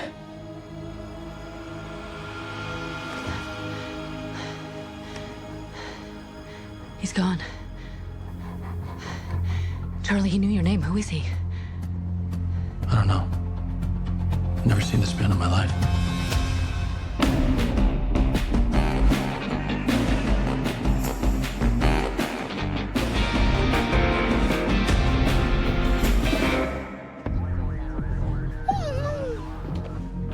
Yeah, I know, pal. We just gotta let forensics do their job. Charlie. Hey. I came as soon as I heard. You all right? Yeah, obviously taken off guard, but we're okay. Okay, we're gonna have our best on this case. Did you give your statement yet? Joe, I think I need to be on the case. It's not a good idea, Charlie. We don't know yet why this man entered your home. I heard he had a gun. I don't think it was intended for me. You can't know that for sure. Did he say something? Yeah, he said that he was trying to stop him, whoever that is, and something's coming for me. And that doesn't sound like a threat. It sounded like a warning. Joe, this man, he found my address. He came to the house, called me by name. He was here because he needed help. I feel like I gotta follow that through. Okay. Okay, but I need you to stay sharp. Thanks, Joe. Yeah. Okay, pal. Good to go.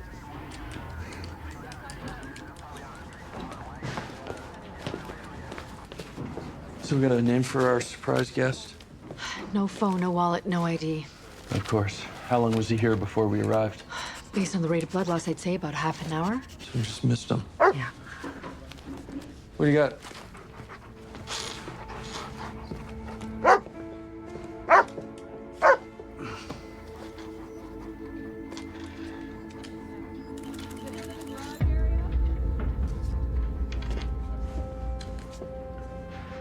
Lockpicking tools. That explains how he got in. John Doe wasn't shot here. No, there was no sign of blood spatter. He was shot with a 9mm caliber at close range.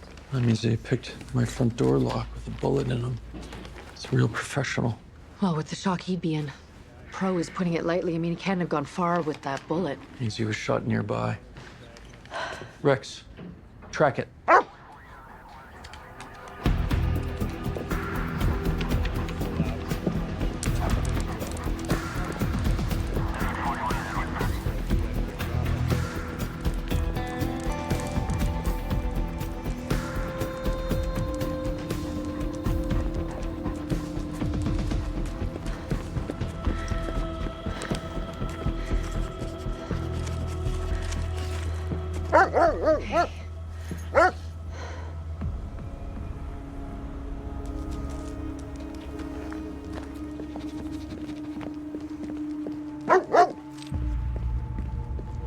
Vehicle's abandoned. 2 shots. One got John Doe. One took out a side mirror for a car that's no longer here. John Doe drove here. He was followed by a killer in that SUV. The killer left the SUV behind and took the car that John Doe drove. It's not a carjacking. Maybe there was something in the victim's car the killer didn't want us to find. Whatever it was, the person who followed our victim wanted to stop him before he got to me.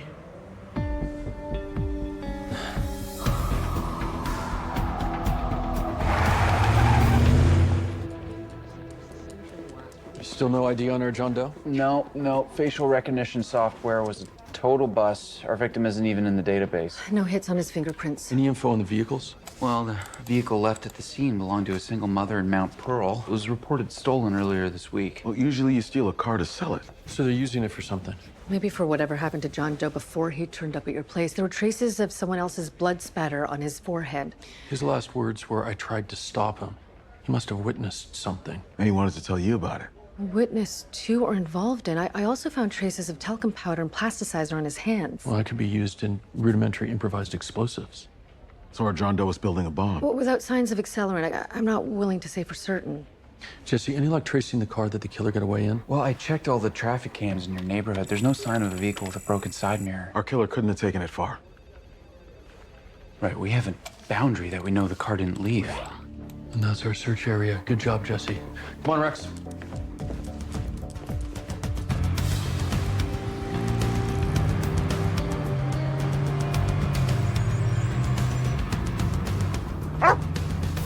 Yeah, I see it.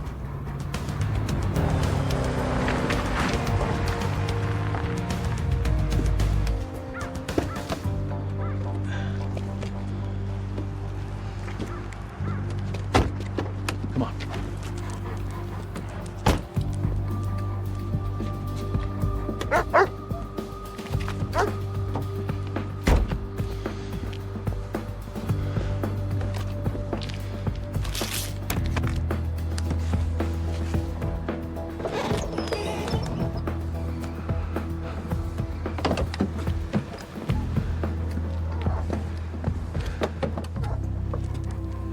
Gotta be some ID in here somewhere.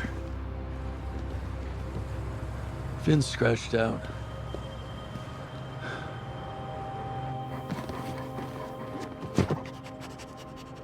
What do you got?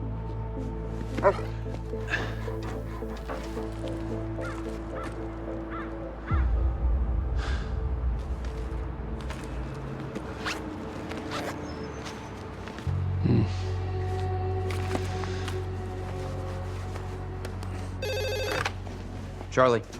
Found the getaway car. I'm gonna take a photo of a lockpicking set we found in the back seat. See if you can identify this logo.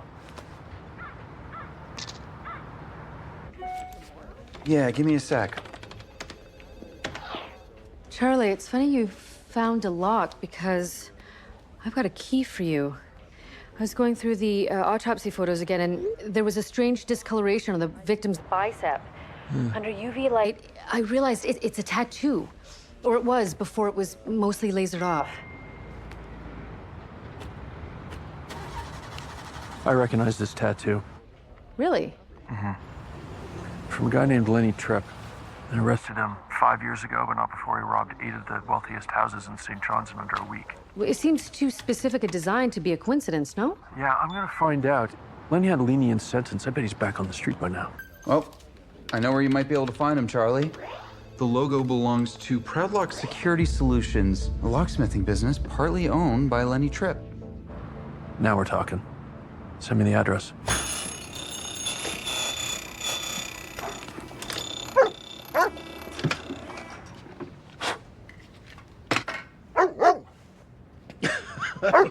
Hey there. What can I do for you? Detective Hudson, SJPD. That's my partner, Rex. Daryl Gilbert. Where'd you find that? You recognize it? Yeah, of course. Tools of the trade. Mine right here. But we don't sell these to the public. They're for locksmith outcalls only. Well, this one was found inside a vehicle that had a connection to a murder last night. A murder? Yeah. Well, the only other person I know has one of these is my boss. Your boss, Lenny Tripp? No, that'd be his brother, Spencer. What's he doing? He's picking up on a scent. Do you have a photo of Spencer? Yeah. Rex.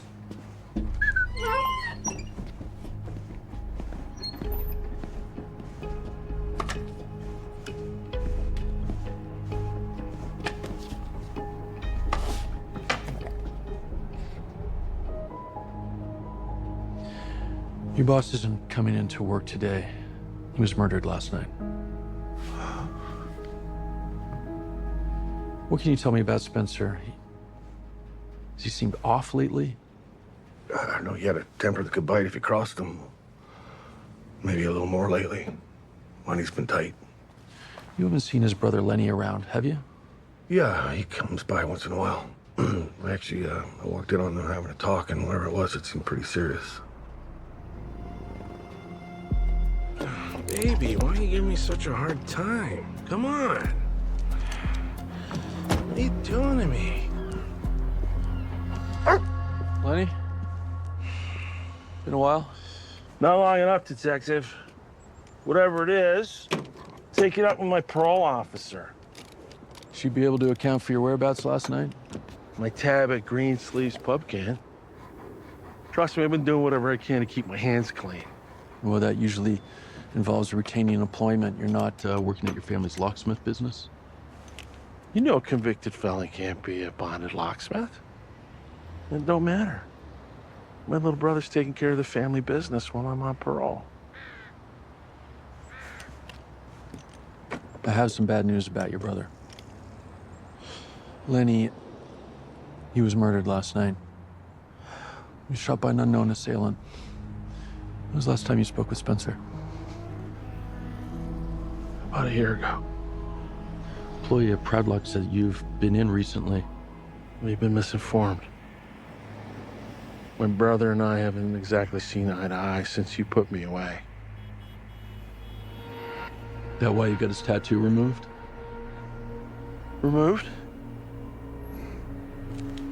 Trying to suggest I had something to do with this? There is evidence your brother was involved in criminal activity. My brother hated my guts for getting put away. When our father died, he dealt with it alone while I was locked up. So take those accusations out of your mouth, or I will. Lenny, your brother showed up on my doorstep last night, dying, carrying a gun. If you know why, you need to tell me. I had no clue what kind of stuff Spencer was into. But you caught me. You must have thought you were pretty smart. I am sorry for your loss. Come on. Hey, Jesse. Yeah, think you can look into Lenny Tripp's whereabouts last night and see if he's connected with that stolen SUV? Yeah, you think he's good for it? Yeah, maybe. I saw him working on an old junker. He may have lost his car after that SUV was ditched last night. My team is finished with their examination of your place. It'll still be cordoned off for another 24 hours. Well, it looks like Rex and I are your problem again tonight. Oh, package came for you. Huh. It's from Proudlock. It's coming to you. That's what Spencer said. You think this is what he meant? Charlie the plasticizer. What's going on? Spencer may have been building a bomb, and it could be in this box. Everybody out. Now!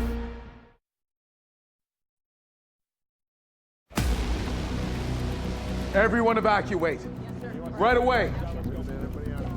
Rex.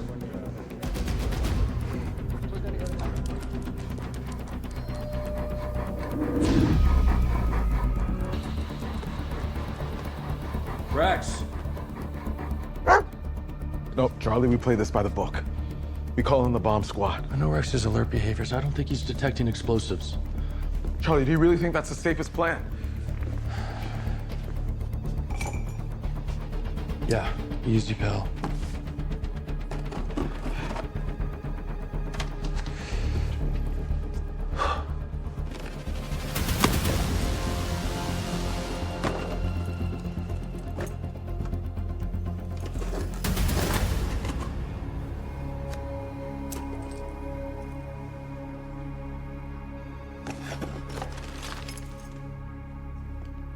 We don't know what's on this thing.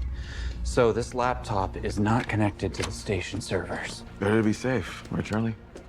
It's a video file. Detective Hudson, my name is Spencer Tripp. You don't know me, but I know you. My brother Lenny wouldn't shut up about you when I visit him in prison. And he needs our help now. A week ago, a man named Daryl arrived at the shop. Daryl was at the shop this morning. He wanted my help with a job, but didn't say what it was. He said if I refused, that my brother would be killed. He said if I went to the police, or if I tried to talk to Lenny, Lenny would be killed. And he said if anything happened to him, his business partners would follow through and kill Lenny. He does look genuinely frightened. Daryl's watching. I don't know how, but he's tracking my movements. So I can't come to the station, I can't call you. But I can send you one of these videos with our regular Tuesday shipments from the shop. Daryl hasn't given me specifics. I don't know what the plan is or when it's going down. But I'll try to get proof. And I'll send you another video as soon as I can. We gotta catch Daryl in the act. And make sure Lenny doesn't get hurt. Jesse, when was this recorded? Let me see. Monday night. Doesn't look like he had the chance to record another. He didn't have to. I have everything I need from this.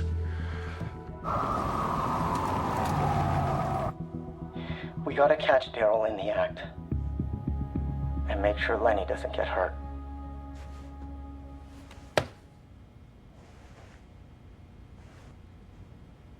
After a year of silence, I really thought Spencer was through with me. Who is this guy Daryl to you, and why is he threatening to kill you? I didn't act alone in those burglaries 5 years ago.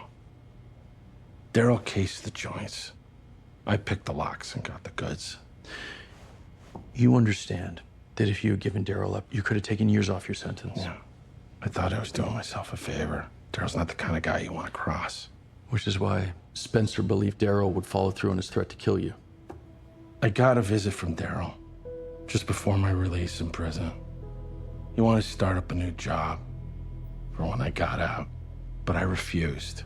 And he just took no for an answer? I thought so. But with you out, he needed a new partner. If I'd have known that Daryl would have sunk his hooks into my little brother, I would have done whatever he asked me to do. But why go to Spencer? He's not a criminal. He had the same skill set as you. Huh. You know, our father taught us to trade. Spencer didn't want my life. He's honest. And you gotta promise me you're gonna make Daryl pay for killing my brother.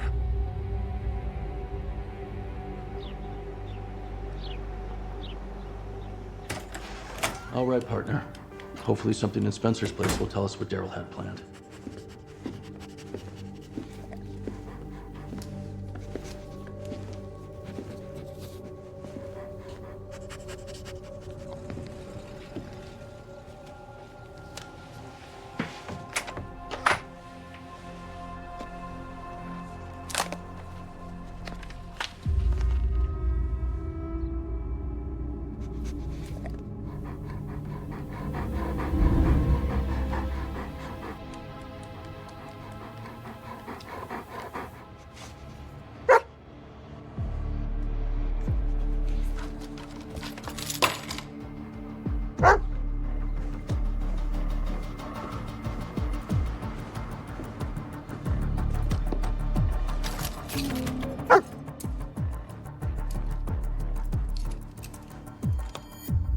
GPS tracker.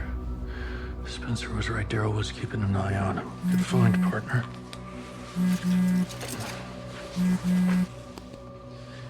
Hey, Joe. Yeah, Charlie. I've got Sarah here. I've got news on the getaway car. I managed to reconstruct the scratched out ID number. Yeah, it belongs to a man named Aaron Sumner. He works for Avalon National Bank. Well, maybe Aaron is part of Daryl's crew, inside guy at the bank. We located him yet? We spoke to his wife, and she said that he moved out a few weeks ago. Okay, well, we'll go check the bank. And I found a GPS tracker in Spencer Tripp's car keys. Sarah, did you find a tracker in the SUV? I don't think so, but we'll double check. Okay, thanks.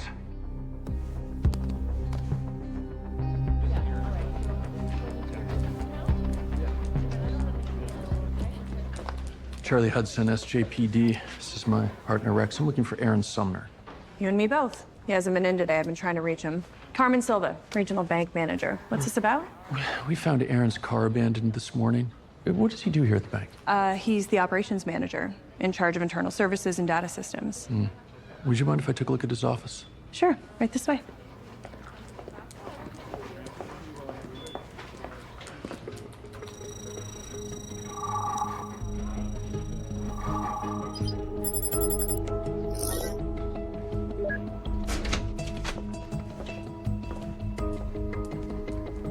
Biometric scanners on the locks. That's pretty high tech. Yeah, we're actually a subsidiary of a Saudi Arabian national bank. They spared no expense. This is Aaron's office. I heard Aaron moved recently. Do you have his new address? No, but he did mention he was looking at an Airbnb on Falkland Street. What was hanging here? Family photos. Aaron's been having some trouble at home. I think it was too painful to keep them up. You've been acting strangely lately. A little, but I just chalked it up to his marital problems.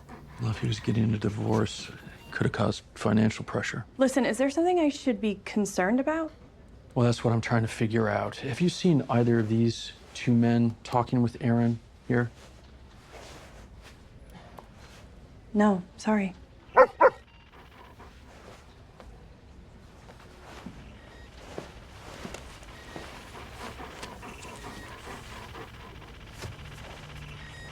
Now you know what being frozen out feels like. You know where to find me. Oh, ransomware. What does an electronic attack have to do with Spencer? He's a lock and key guy. If I can get past this, I might be able to find out. You were right about the stolen SUV. We found a tracker behind the wheel well. Are we able to get the history from it? Jesse's Done. working on it. Yeah, it looks like every day for the past week, the SUV drove to a residential street and parked from 9 to 11. Yeah, that's Lenny's old MO when he was on his burglary spree. They were casing the place. Well, look, there's the trip to your neighborhood last night, ending where Spencer Tripp was shot. And starting on Falkland Street. Was that significant? It's where we're gonna find Aaron Sumner. Rex.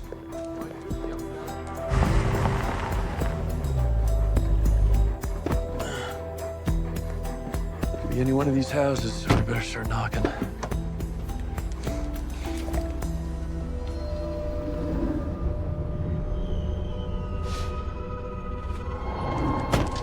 We'll do it your way.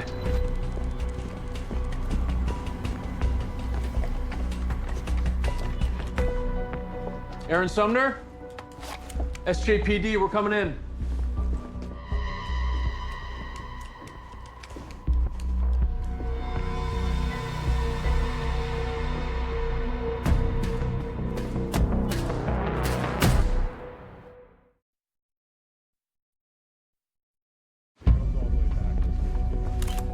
Lividity suggests Aaron Sumner died last night, likely within hours of Spencer Tripp's death. And possibly with the same weapon. 9mm casing.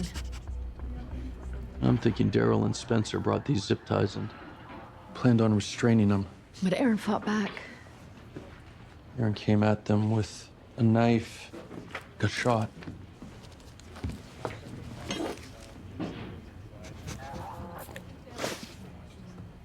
Spencer was an unwilling participant. He was just trying to gather evidence on Daryl.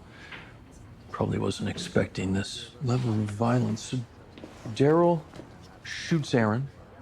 Spencer now has blood on his hands, so he panics. He swipes Aaron's keys. And then Spencer drives to your house. Daryl follows him in the stolen SUV. But then what was all this for? Like, why case this place and then come in when Aaron is home? They wanted him to be home. He was the target. Something to do with his role at the bank? Yeah, that would make sense. Daryl's graduated from cat burglaries to something much bigger. Bank heist.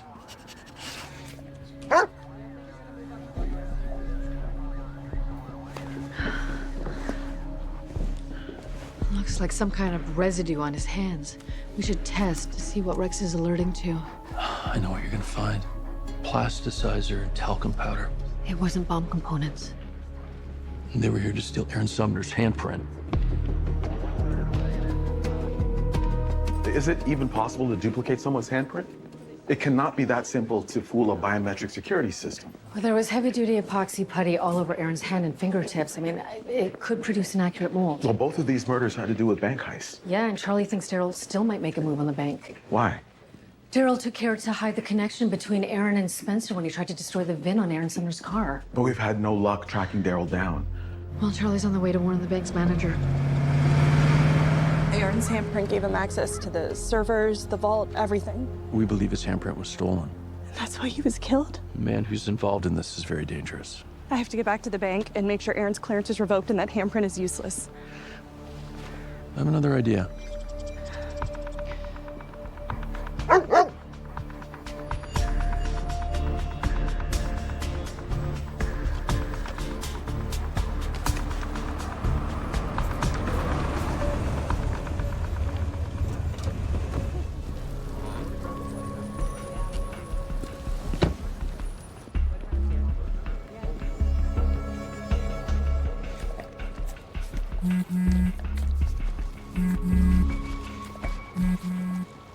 Jesse, you working late? Yeah, I couldn't walk away from this ransomware, Charlie. I mean, it's a nice bit of coding, but I finally found a decryption tool, traced it to a source. Elijah Arnault, an IT coder who was recently fired from Avalon Bank. Okay, so the ransomware could have been retribution for being fired, and it had nothing to do with Daryl's plan. Yeah, I'd agree, except Elijah Arnault's name also pops up on Proudlock's accounts. He made a purchase at the shop a few days before the murders. Okay, Jesse, why don't you bring in Elijah and see what you can find out? Oh, yeah, I'd like to meet this guy. Charlie, is the bank closed? Yeah, Carmen just locked up. We got one security guard inside. Backup in position? Yep, they're out of sight. All right, well, let's hope Daryl feels comfortable. Elijah, know why you're here? Isn't all this a bit of, overkill for pirating one season of Death Note? Look, piracy is a crime, but this is about Aaron Sumner. Aaron filed a police complaint over the little gift I sent him. Look, that wasn't embedded. It wasn't a backdoor attack. It was just... No, but it was attached to an email with your name on it. Yeah, exactly. So if he opened it and downloaded it, that's kind of on him. Well, maybe he opened it because he knew you. You worked for him for months, right? He opened it because he's computer illiterate. Okay, like, the man's supposed to be the head of digital security. Like, what a joke, right? I worked there for 2 days, and I found massive holes in the internal infrastructure. I ran some White Knight hacker test runs to demonstrate some of the flaws, and then Aaron flips out and is like, oh, you compromised the system, you're destroying company confidence. Moron fires me, and now I can't pick up a job anywhere. Elijah, Aaron was killed last night. I didn't have anything to do with that. No, I know. We're picking up the guy who's behind it tonight. So why am I here then? Well, because I took a look under the hood of your code, and it's really complex stuff. But it turns out it granted you access to Aaron's email remotely, which the Canadian Criminal Code basically treats as a break and enter. You're under arrest.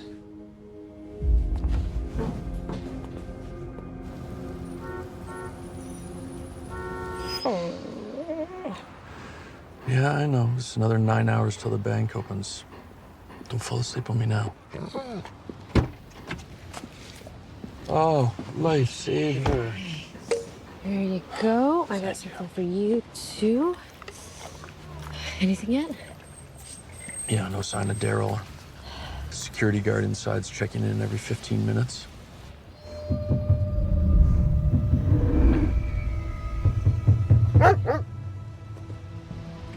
He's on something.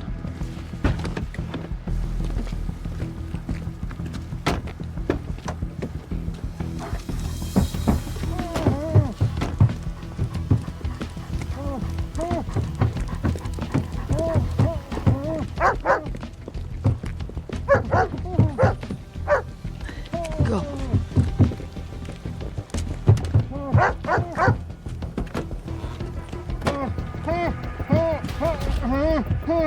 Security guard's a fake.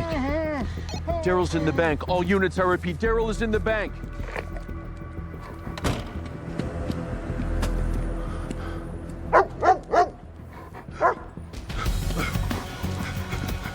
Go!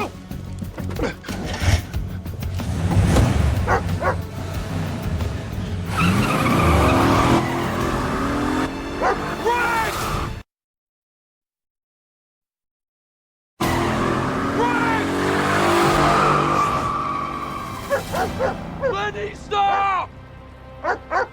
I know, buddy. A wig and a stolen uniform.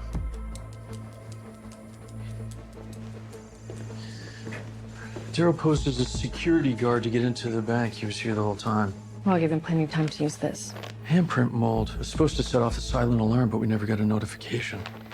No, and the real security guard ID'd Daryl. Said he jumped into his vehicle on his way to work, hit him over the head, took his uniform, and then locked him in the trunk. He woke up and started pounding, and that's when Rex heard him. And Daryl knew that we were watching. Got into the bank before it was locked, but that was Lenny's car. What was Lenny doing here? I guess he was the getaway driver. I mean, is Lenny still mixed up with Daryl? So Daryl accessed the vault? No.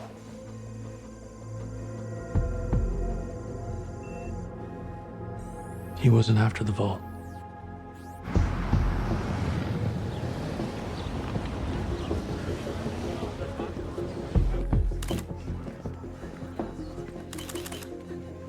It's an APT, Advanced Persistent Threat Heist. What you do is you infect a bank's servers, you monitor the transfers, and then figure out how to discreetly transfer the funds out. This doesn't seem discreet to me. No, it's a sledgehammer. 18.5 million gone before we shut it down. So where's the money? Well, it looks like it's in one account belonging to Spencer Tripp. Someone converted it to Bitcoin moments ago. Can you trace the transaction? Can do.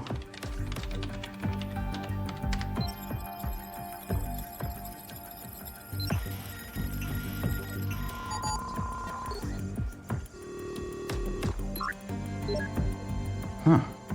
Yeah, looks like it happened at Proudlock. Rex and I'll check it out. Come on, pal. 18.5 million.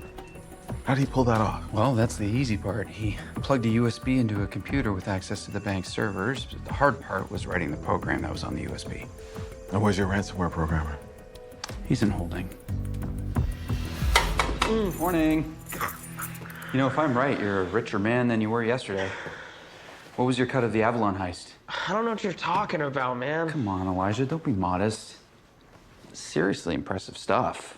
Bypassing customer authentication, overriding maximum transfer limits. You've got a gift. Yeah, I told you, the Avalon system has, like, major holes in it. So you admit you programmed the code? Okay, Elijah, talk now and it might buy you a lesser sentence. Well, okay. Yeah, I did. I just didn't think anyone was gonna die over this. How'd you get involved? I just got a call with an offer.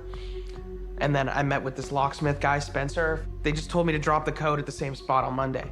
Monday. Totally reasonable deadline, right? And then 2 days later, I get a different call from a different guy saying he needs it the next day. So I stay up all night working and... But you got it done. Did you deliver it to this man? I just brought it straight to the bank.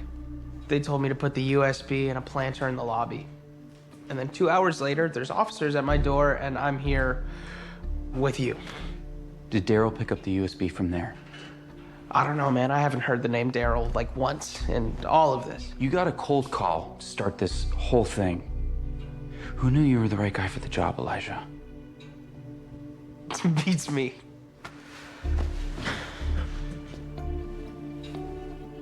This was so stupid.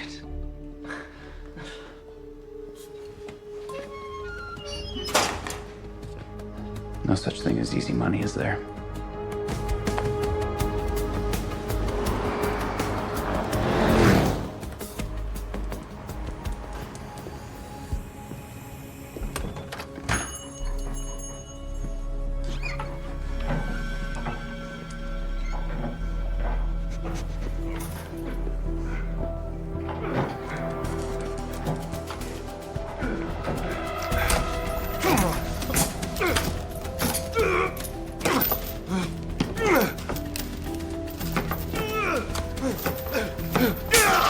Daryl, freeze!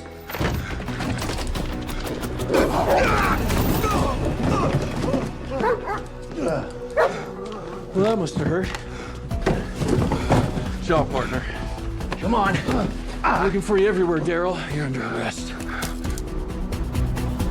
You're telling me that Lenny Tripp is the mastermind behind this whole thing?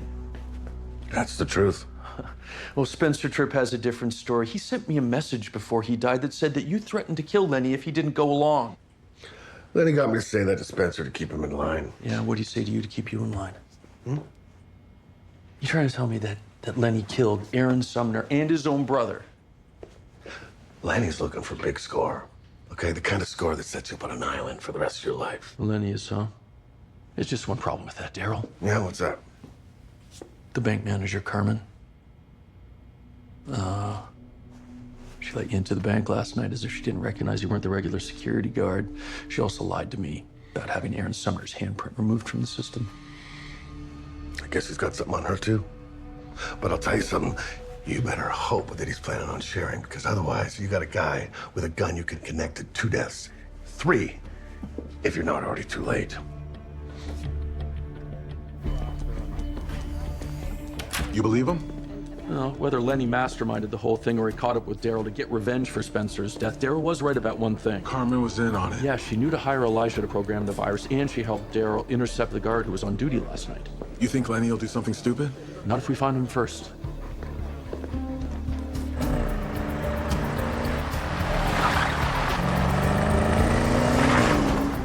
All you gotta do is tell the truth, and nobody gets hurt.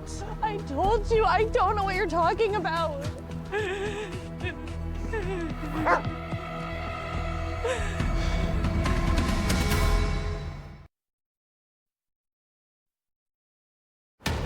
Lenny, you don't want to do this. I know what I want, Detective. I want everyone who dragged Spencer into this to pay. We found Daryl where you left him. You want to get revenge? He's going to go away for a long time. For killing my brother? It's not enough. You weren't involved in this heist from the beginning? You think if I knew about it, I'd let Spencer take the fall? How'd you end up as Daryl's getaway driver? I told him I wanted in. No offense, Detective. I have a little less faith in you than Spencer did. I needed the right side saddle on this to make sure Daryl didn't get away with it. But then, he leaves the bank empty-handed. I don't see what I have to do with any of this. Give it up, lady. You already gave me the Bitcoin key. You're in this for the money? It's not about the money. She put the idea in Daryl's head. She may as well have put a bullet in Spencer herself. Okay, Lenny. You caught her. You're done now. We're taking this. Spencer died trying to protect you. Life in prison isn't what he wants for you.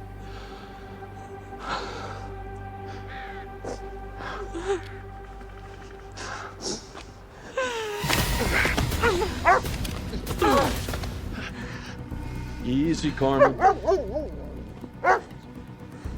I'm gonna get in my car. I want the Bitcoin, and I want Daryl released.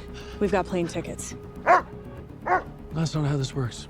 I've come too far to give up now, Detective. You knew the flaws in the bank's security, huh? Convinced Daryl that you needed Aaron's handprint? And he brought in Spencer so no one could trace the break-in back to me. Daryl should have listened to me sooner. I told him, as soon as you have the key, get rid of that do-gooder, Spencer. I'll kill you.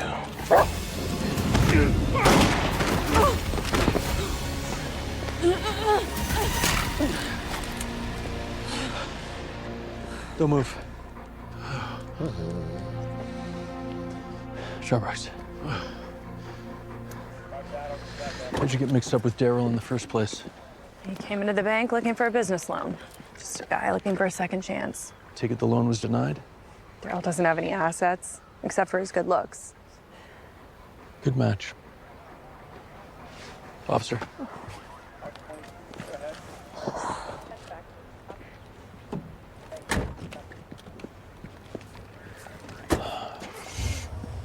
You know I'm gonna have to take you in too.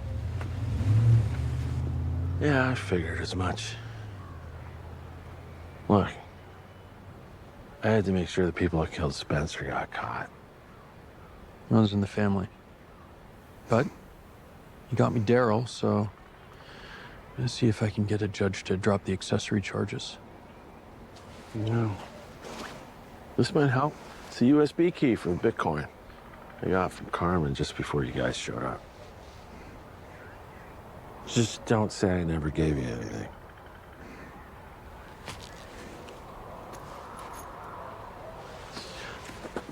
I got something for you too.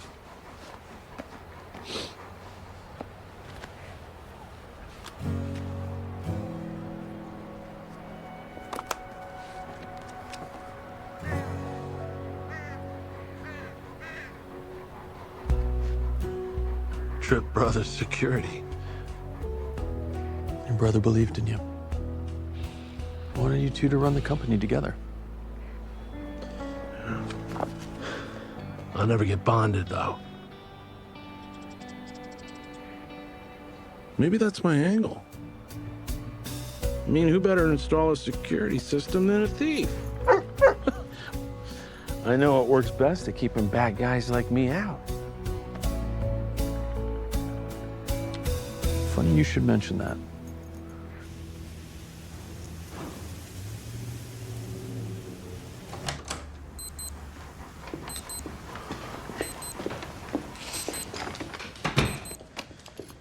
All right. Looks like the alarm's working. Nice. Now you can come start dinner. You owe me a long overdue risotto. Is it strange to be back after what happened? Well, Spencer's always going to be a part of the history of this house. Glad he came to me in his hour of need, but I am also glad that we are not going to be taken by surprise again.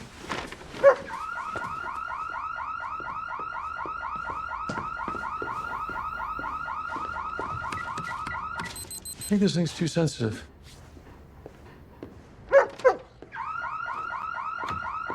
Okay, now you're just doing it on purpose.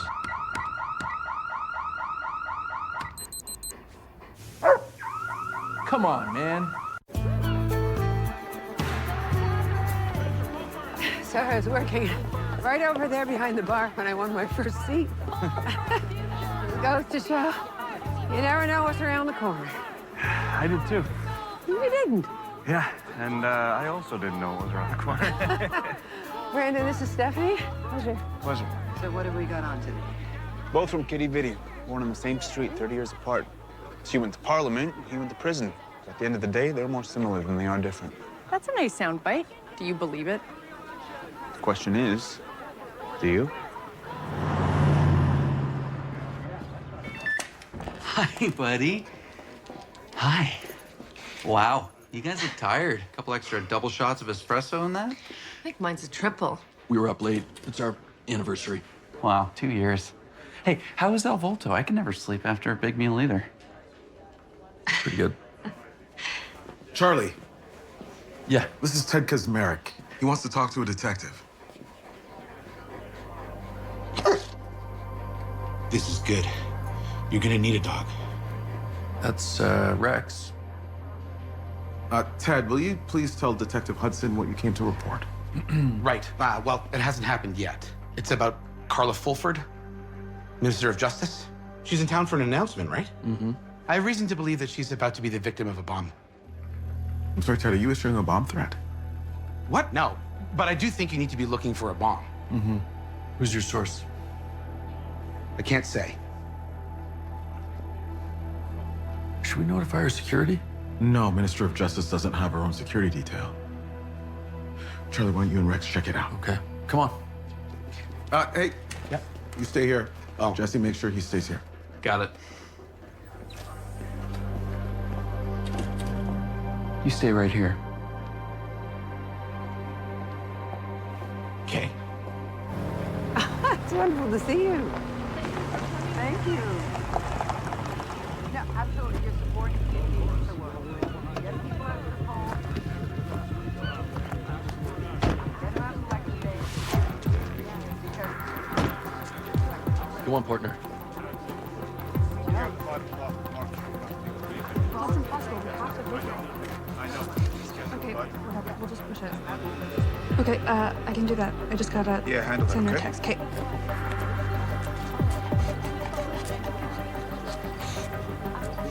We're leaving shortly. Almost on schedule. The minister's wrapping up to leave, so I'll have her there as quick as I can.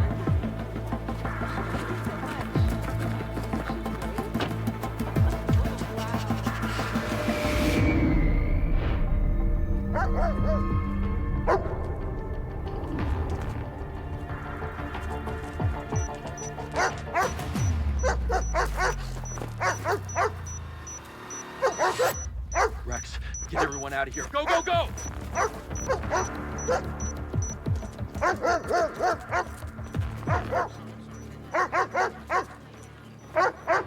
Everyone get back!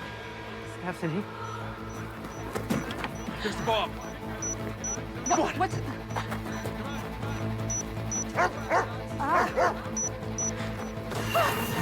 Everybody back!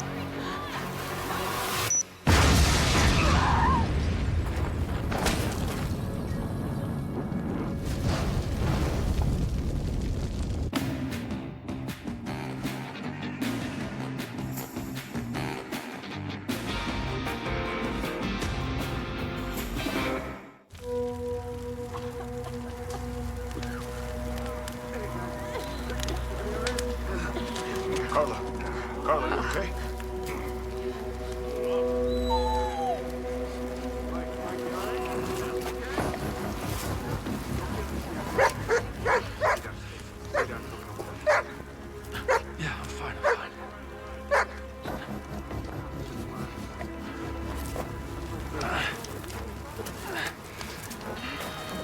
Stephanie! Carla! Carla! Carla! Is she okay?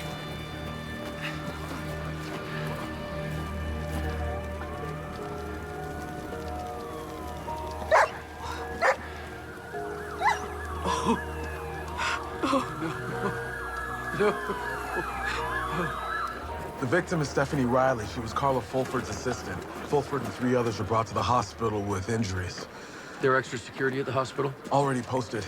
I'm on my way for a briefing right now. Unless... No, Joe, I'm good. I got this. I'm glad you and Rex are all right. Yeah, thank you. Okay.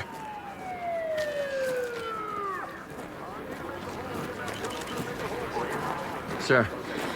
Hey, you okay? Yeah, I'm fine. What do we got? The device contained a plastic explosive linked with Semtex. It was a contained bomb, designed to damage the vehicle and its occupants. There's an emergency contact folder on my desktop. Stephanie's mother's address is in there. All right. Have Jill go over there and then get me on the phone. I don't want her to be alone when I tell her. Certainly, Minister. Minister Fulford. SJPD Superintendent Joe Donovan, major crimes.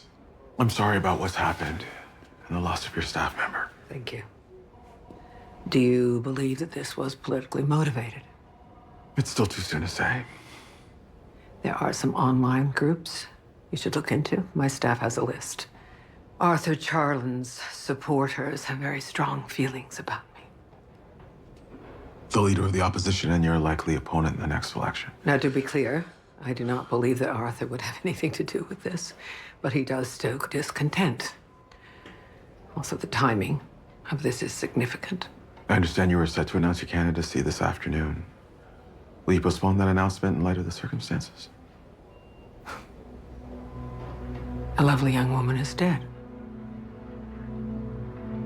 Superintendent, how did your team know about the bomb? Ted, how could you know about the bomb if you didn't have anything to do with it? No one told me about it. I have nothing to do with it. I've never been anywhere near Carla Fulford, and I have no reason to harm her. Are you protecting someone else? No. Okay, you understand how this is really hard to believe. You knew the bomb would be there, but you don't have any other information at all. Yeah, it's hard to explain. And I couldn't say anything when I first came in because I knew none of you would take me seriously. We are taking you very seriously now, Ted. Do you believe in time travel? Are you telling me that you came from the future to warn us about an assassination attempt on the future Prime Minister? Yes. Yes. Okay, my bosses are gonna hate this, but tell me more. Yes, according to the minister's schedule, we were running 3 minutes late when we went to get in the car. Bomb was set to be detonated when you were in the vehicle. Who had access to your schedule? Aside from our team, 2 other people had Minister Fulford's itinerary for today. Mabel Holness, a journalist. She's writing a profile on Minister Fulford. Mm-hmm. And Brandon Keeler. That's him there. Carla invited him to speak at our events this week. Hmm. He's the only convicted criminal I know of who was anywhere near us this morning. Daddy. Hey, baby. Brandon. Oh, thank God, you scared the living daylights out of me. It's okay. It's all right. Baby, look, Daddy's okay. This doesn't hurt. Yeah. Not at all. He's just so happy to see you. Daddy's okay. Daddy's okay. Thank you. Thank you so much. There's my brave hero. Thank you for saving my life, Rex. And you too, Detective Hudson. Thank you. I'm happy you're doing well. Thank you. Cameron, I'm going to go ahead with the announcement. We can scale back the event, move it to the day after tomorrow. Do you want to take a beat here and consider the optics?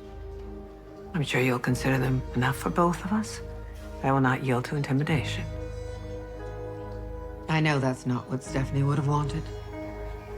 Until we find out who placed the bomb in your car, any public appearance is a risk. Your team will protect me? I think Rex and I would be best on the investigation. Absolutely. Do that as well. But come to the hotel at the end of the day and you can update me on the investigation. The SJPD would be happy to provide increased security for the duration of your stay in St. John's.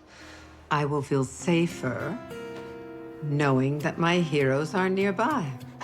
Want to serve on my security team, Rex?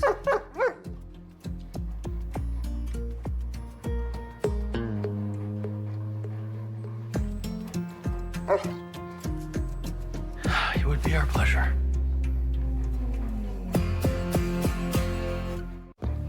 The explosives unit is analyzing the debris we found. Fulford's vehicle went straight from the hotel parking garage to Kitty Bitty. Any cameras or attendants at the garage? No, but Fulford's campaign manager, Cameron Sanchez, said that everyone who should have had the schedule would also have been in the SUV when the bomb was supposed to be detonated.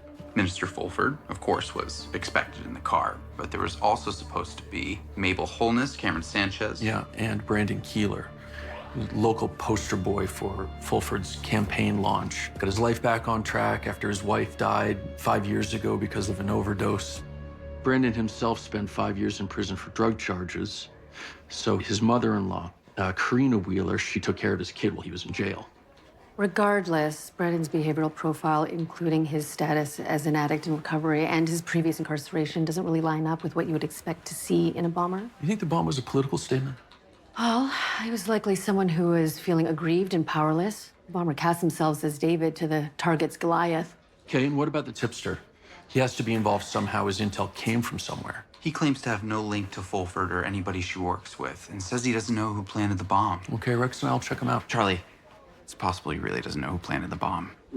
The only connection I found between Ted and Fulford's entourage was an online review he wrote for a novel written by Mabel Holness. So what excuse did he give for knowing about the bomb in advance, Jesse? He says he's a time traveler. There are scientists that believe it to be theoretically possible. Jesse. The important thing is that I believe Ted believes what he's saying. Was he showing any other symptoms of psychosis? Confused speech, paranoia? No, he seemed totally fine. Except for the whole time traveling thing. I mean, you never know. Sarah, talk to him. Follow up on this whole psychosis angle, and we hold him until we find out what his real story is. Let's go.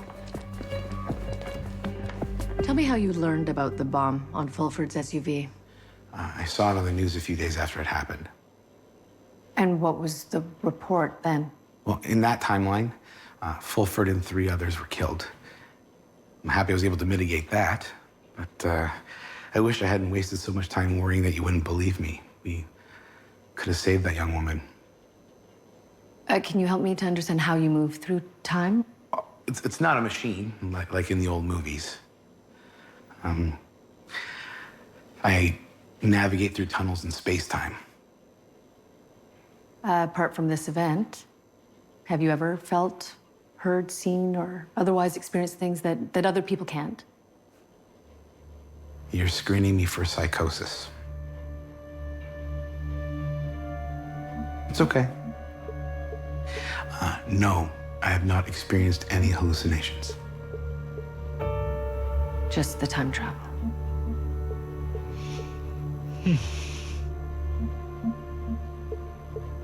How did Minister Fulford find you? I was talking about my recovery online, and Carla said she saw it and found it inspiring. I told her, it's not for everybody. Were you a supporter of hers before she called? No, I didn't really have a lot of time for politics. I suppose you got to look into me because of the criminal record. And you had access to the vehicle. It was in the hotel parking garage before he left for Kitty Bitty. Hey, look, I don't have a problem with Carla. I really don't. I mean, I've got family. They can't look past the addict ex-con thing. Mm-hmm. Carla says that she thinks I have something to offer, and she sees something in me. I mean, put yourself in my shoes. I appreciate that. Did you notice anything else that was off this morning?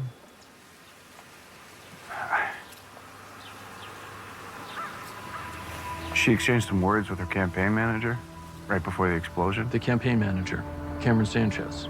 Yeah, I really don't think that guy likes me very much. That's all I got, though.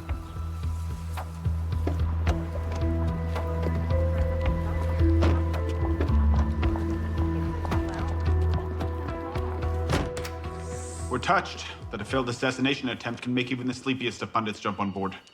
I always have a seat on the bandwagon for you, Zach. Sorry, phone's been ringing off the hook all day, as you can imagine. Carla's just freshening up. She'll be out in a minute. That's no problem. I actually have a few questions for you. Shoot. Did you have an argument with Minister Fulford at the photo op this morning? We don't argue. We have spirited debate. It was probably about Brandon Keeler. Our last chance to talk her out of dragging him on the national stage with her. And I said I didn't want to hear about it anymore. See? Maybe you'll have better luck. Yeah, I'll be right there. Hello, handsome.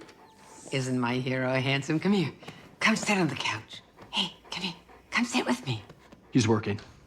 Of course. I heard you asking Cameron about Brandon. Brandon didn't do this. Well, we do have to check into anyone who had access to your schedule and to your vehicle. And what have you found so far? Name Ted Kazmarek mean anything to you? I'll have my staff check and see if he had any contact with our office. Oh, it's just room service.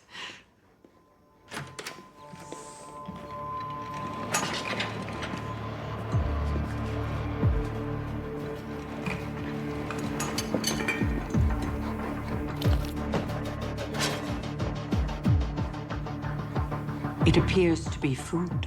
If I may. Rex, check for poison.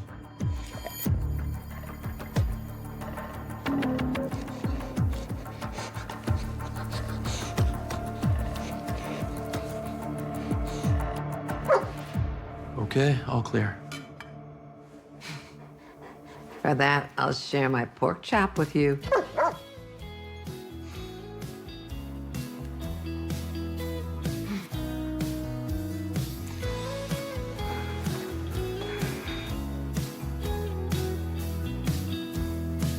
When the tide turns to sea and the moon lights the shore, will you stay out till it's light with me? Swim a little deeper, I can be a seabird waiting on the cliffs by the sea. Won't think about the passing hands of time. The universe or the empty northern sky. You are the morning in oh hey, yeah, tidal waving, oh hey, yeah, tidal waving, oh hey, yeah, tidal waving, oh hey, yeah, tidal waving, oh hey, yeah, tidal waving. Year after year I look out for you, dear. You're a speck upon a sunset sky. Swim a little deeper, I can be a seabird. I'll wait up on the cliffs till I die. The explosive used was Semtex, which requires all purchases be registered. Now, all recent purchases look legit, but there was a theft of Semtex from a demolition company 2 weeks ago. I'll try to track down the employee list. Okay. Oh, also, how was your night at Fulford Security? Yeah, it was quiet, but I did use the time to read Mabel Holness's political thriller. The one that Ted Kazmarek reviewed. Yeah. Any good? No. One thing was very interesting. Assassination by car bomb. Really? Maybe that's where Ted got the idea. I got something else. Yeah? I was looking into our victim, Stephanie Riley, 27 years old, originally from the Gatineau area. In her final memo to staff, she asks if a mole in their ranks could be leaking information to their opponent, Minister Charland. If Riley did find a mole in Fulford's office, maybe that person thought that planting a bomb could solve two problems at once. Prevent career-ending exposure and stop Fulford from running. Do we think the bomber's working for Fulford's opponent? You gotta find out if he has any connections in St. John's and anyone who may have worked with him in the past. Okay, let's cross-reference and see what comes up. You worked for Arthur Charland for several years. It would be understandable if you still felt loyal to him. I know Charland well enough to know he probably would blow Fulford up if he thought he could get away with it. You working for him now? Absolutely not. That's the kind of rumor that could cost me my job. Where do you hear it? Did you join Fulford's campaign to undermine it? You're giving me way too much credit. Listen, a little context here about me. I have no loyalty, okay? Not to Carla, not to Arthur Charland. I work for whoever I think is going to win. I have one goal. The chief of staff job in the PMO. The path to that is through Fulford. I get her there, I'm set. That's my only dirty little secret, detective. I want to win.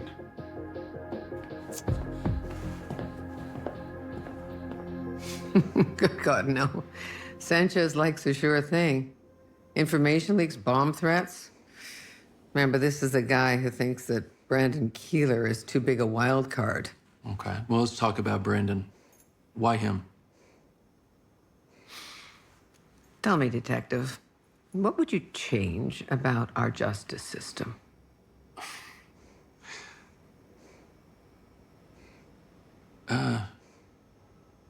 I'd like for it to serve justice. More than the law. And you distinguish between the two? I can't do that on my job, but laws are written by people. They're not compassionate. Even criminals deserve compassion? Absolutely. Well, Brandon Keeler is a perfect example of that. We grew up on the same street, 30 years apart, mind you. Mm-hmm. But he went to prison and I went to Parliament.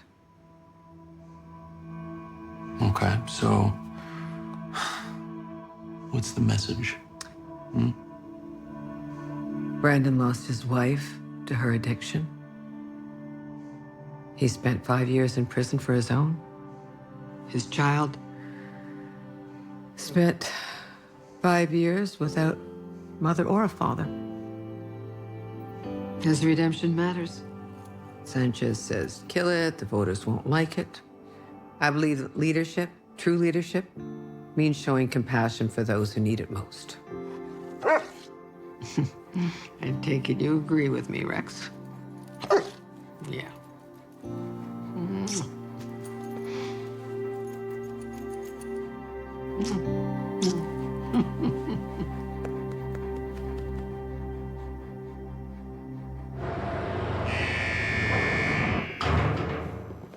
Oh, good. You're here.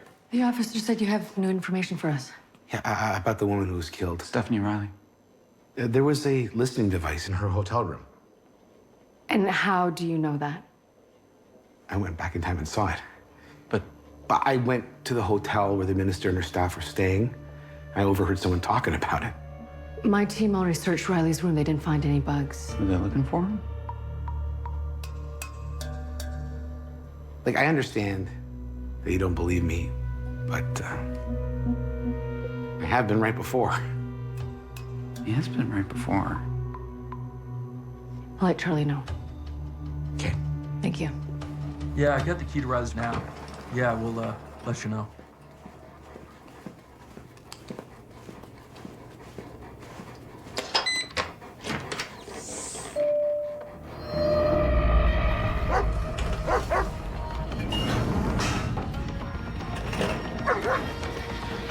Excuse me. Move, move.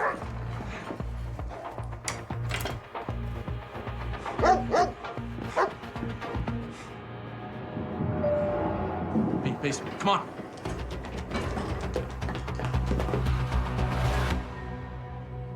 Okay, thanks. I might have something on the stolen plastic explosives. I compared employee records from the demolition company to people on Fulford's staff. Brandon's brother-in-law, Ramsey Wheeler, he was on shift when the Semtex went missing. So is Wheeler working alone or with Brandon? Either way, we have him picked up. Okay, squad cars are already on their way to his home and office. Good. Have him brought to the hotel. I want to question this guy right away. Just hope we're not too late. Fulford's announcement's in 90 minutes. Don't worry, we're prepared. We have uniform stationed at the hotel. Major Crimes is on site, and the bomb squad is in position standing by. And if this bomber decides to make another attempt, he's gonna have to get past Rex.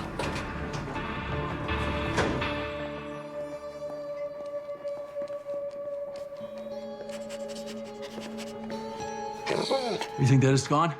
Okay, find where it went. Track it.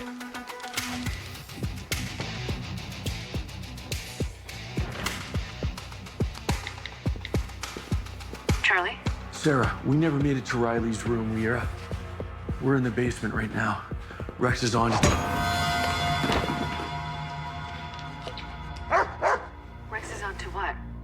Charlie?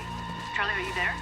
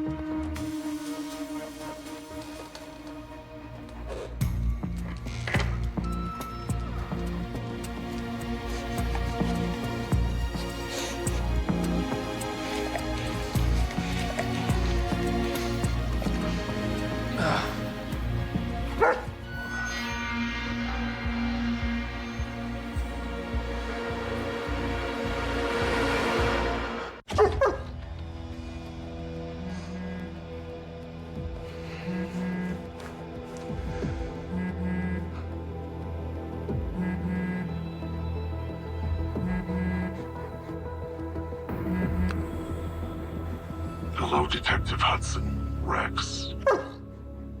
Who is this? I couldn't get a bomb past you, so I've decided to go through you. I'm sorry for the little trap. I figured getting you two separated was the only way to get what I wanted. Really? What is that? I'll explain in good time. The explosive you're wearing is capable of killing you and anyone standing within 15 feet of you. I have the detonator, and I will not hesitate to use it if you don't comply. Do you understand? Yeah. But if you follow my instructions to the letter, you will live. You'll need your hands free. I put headphones in your right pocket. Put them in.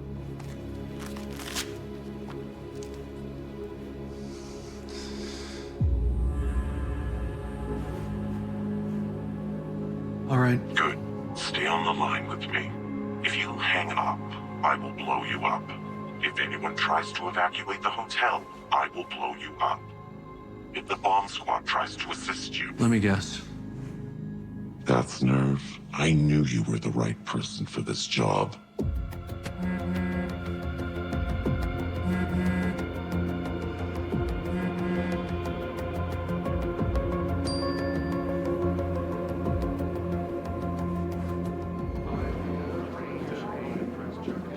Uniforms haven't been able to locate Ramsey Wheeler, and Charlie's still not answering. Okay, distribute Wheeler's photo to all personnel.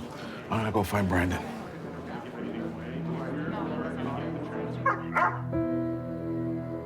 I know, I got you. We're gonna get through this, okay? Very touching. You and your partner have a bond. Yeah. I used to have that with someone, too. It's a very special thing.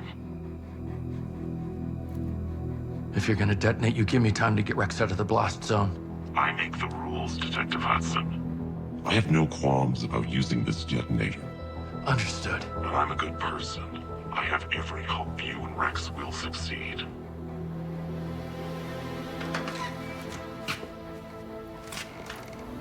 Charlie.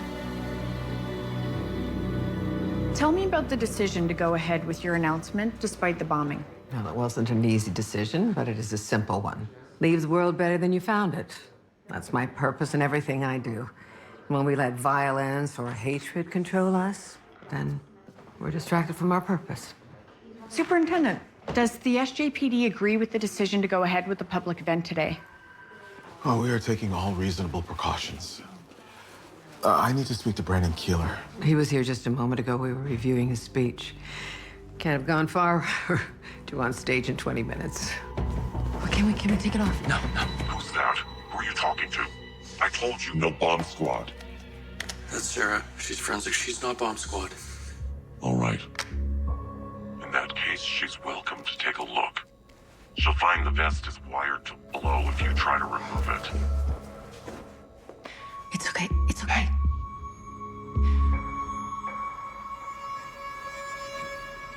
Be careful.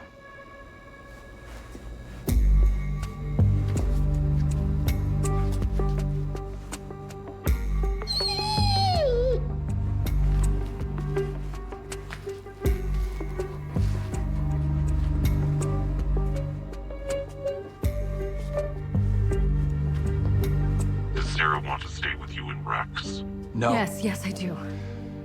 Suppose that's fine. It doesn't change anything. As long as you both follow the rules.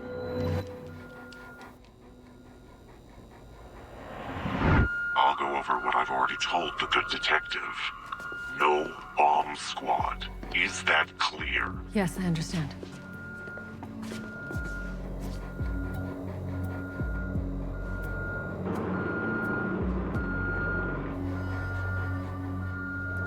There's a heavy police presence outside. That's why I have you. I bet now you're wishing you didn't interfere the first time around. I can't allow innocent people to be harmed. All for the greater good, detective. All for the greater good. Hey, I just heard from Sarah. She's with Charlie. There's a bomb. Are we safe here? What do we know? Bomb squad is standing by. What's the exact location? Sarah said no bomb squad. The device is on Charlie. What does that mean? On Charlie. It means they'll kill him if we send the bomb squad in.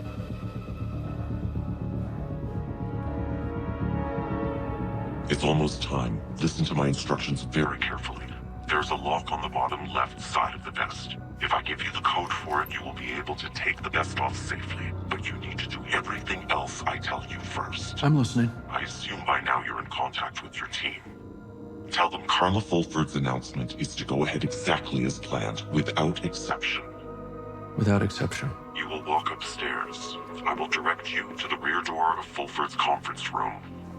When I tell you, you will enter the room and hand Fulford your phone. Then I will give her the code to release you. You will leave the bomb on that stage and you'll be able to walk away. You want me to help kill Fulford and everybody in that room. I can't do that. Think about it very carefully, detective. You don't want to die.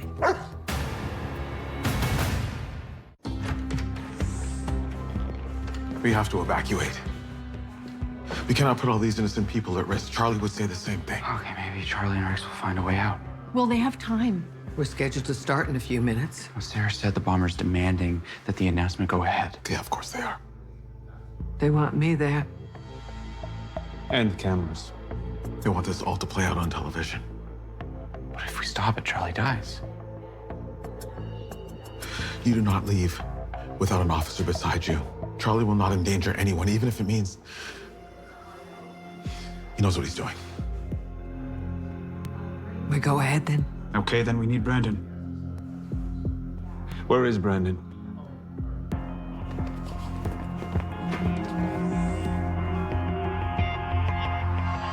I can tell that you care for Sarah. Is she more than a colleague to you? Yes. Is she your wife? Not yet. And you don't seem like the kind of man who would let a woman he cares about die when he can stop it. He isn't. Good. That kind of man is not fit to breathe. Now you are going to set things right. See justice done. How can we help you do that? You deliver the bomb. If that convinces Carla Fulford to announce her resignation and to send Brandon back to jail, maybe no one has to die. Anything Fulford agrees to today will be under duress. You may be right, but I'm the one holding the detonator. What I say goes. Unless you'd like me to end this right now. So what do you say, detective? Are you ready to start walking? Yes. Wise decision. It's time.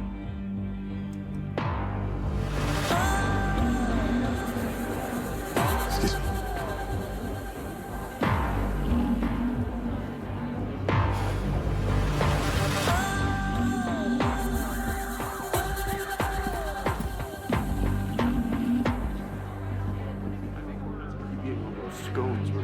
Hey, where have you been? I had to take care of my kid. What's going on? They're about to start. They need you on stage right away. Listen, my sitter bailed on me. I mean, I could take her on stage with me if it's okay with Carla, but I'll take care of her. Hey, come on. Okay. Hey, listen, you're gonna go with a nice policeman, okay? Daddy will see you after the speech. Okay, I'll see you soon. Daddy loves you. Okay, hurry up. Go on. Okay, Daddy loves you. Hey. Hey, do you like to go fast? Huh? Okay, we are gonna go fast. Right, like a race. Zoom, zoom, zoom, zoom, zoom, zoom, zoom, zoom. Here we go.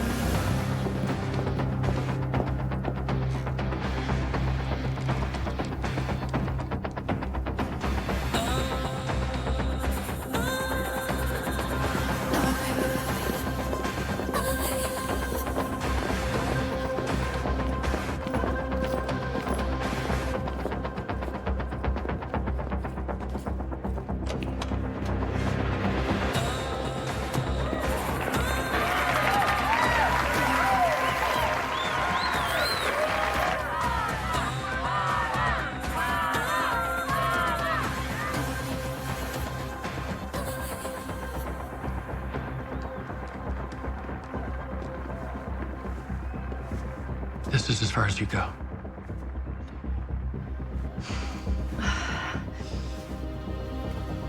Charlie.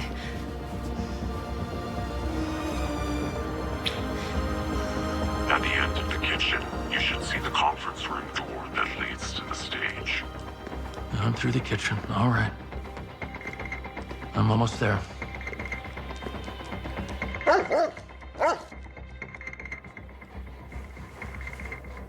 Open the door. All right.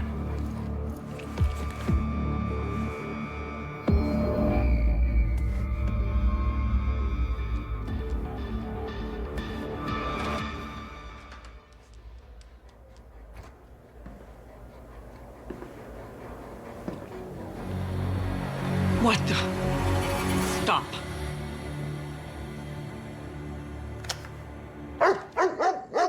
Easy, partner.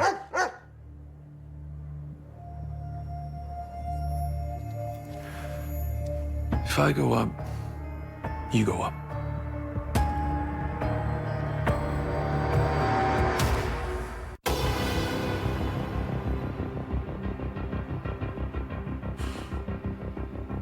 How did you know where to find me?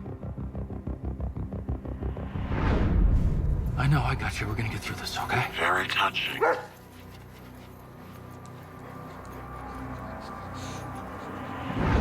Are you ready to start walking? Yes. Wise decision. It's time. Rex, track it. Track the vest. I'm here.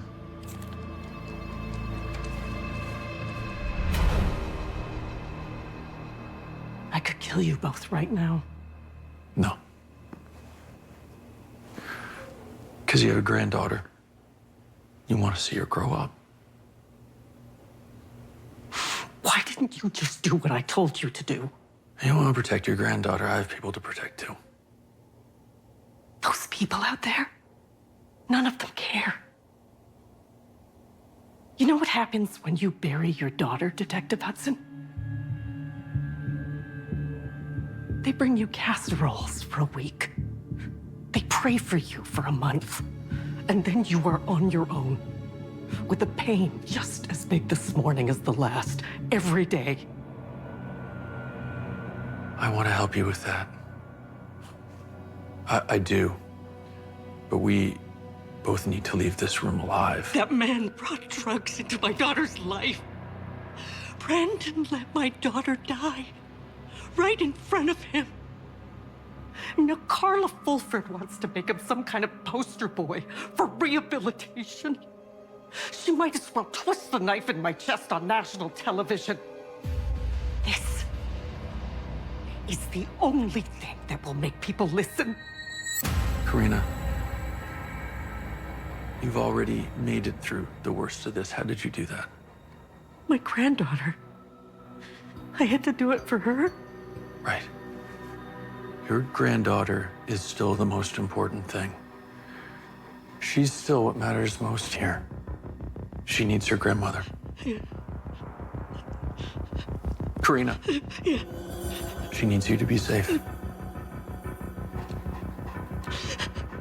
Doesn't she? Yeah.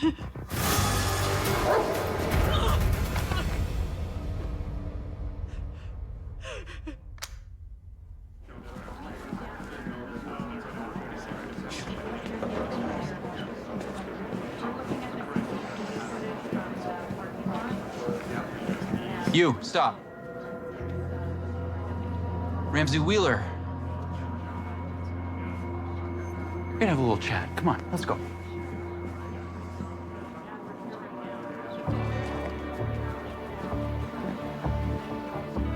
Detective, thank you. Rex, you are everything that's good about law enforcement, aren't you? Well, maybe that's what the justice system needs. More canines. I'm beginning to think the same thing.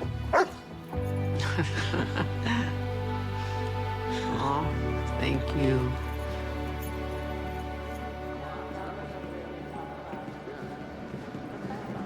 So once Karina Wheeler was in custody, Fulford announced her candidacy. Do you think she'll win? Well, I wouldn't want to spoil it for you. You know, that certainly was heroic. And I gotta admit, I didn't see any of that coming. Probably because Charlie and Rex already changed the course of history. Yeah, once they saved Fulford from the first bomb. Exactly. Glad I could help. We appreciate your insights. You still don't believe that I can travel in time? Have you heard of Alice in Wonderland syndrome? It's a rare neurological disorder that can distort the perception of time. You think I'm sick? I just want to make sure that it's nothing serious. Like, I talked with a neurologist friend of mine, and she said that she'd be happy to see you today, if you're willing. If you could travel in time, would you want to be cured? If it means staying healthy, then yeah. Stick to the timeline we have now, Ted. It's not so bad. Okay, Doc. Take me to your quack.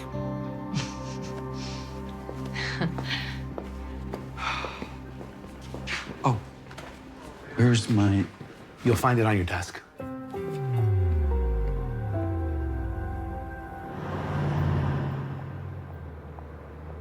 So why did Ted think that Fulford was being surveilled? Well, there was a news piece from a couple weeks ago alleging that Charlene was bugging his staffers. Yeah, we think Ted was putting together details from different stories and then interpreting them as facts he gathered in his time travel. All because of a neurological disorder. Which doesn't disprove the viability of time travel. Not at all. Oh, nope. But, you know, you may have a friend in the Prime Minister's office soon. Do you think Fulford will find a way to make canines part of her platform? Hey, now that is something that I could vote for. Well, a dog for every Canadian. It's not such a bad idea, because everybody needs a Rex.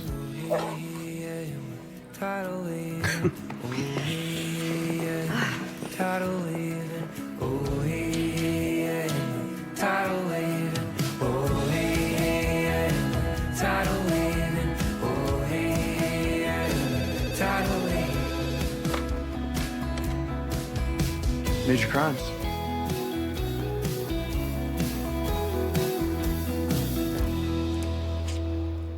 Next time on Hudson and Rex. I'm here for a guitar lesson with Danny. His name is Danny Collins. He's the lead singer of a band called Rosie Field. Jesse, how well did you know the victim in the case? I didn't really know him outside my lessons. Congratulations, this one's all yours. The rest of you, I need you across town. Well, a healthy woman doesn't just drown in her bathtub. We were married a long time. Two people that know each other dying on the same day. I think these murders are connected. Phoebe wanted to get out of concert promoting and into music management. Phoebe's nephew, Niall, is a big fan of Rosie Field. Rex.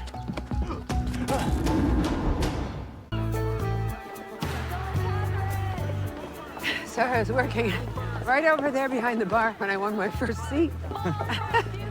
Goes to show, you never know what's around the corner. I did too. You didn't. Yeah, and I also didn't know what was around the corner. Brandon, this is Stephanie. Pleasure. Pleasure. So what have we got on today? Both from Kitty Vitti, born on the same street, 30 years apart. She went to Parliament, he went to prison. At the end of the day, they're more similar than they are different. That's a nice soundbite. Do you believe it? The question is, do you? Hi, buddy. Hi.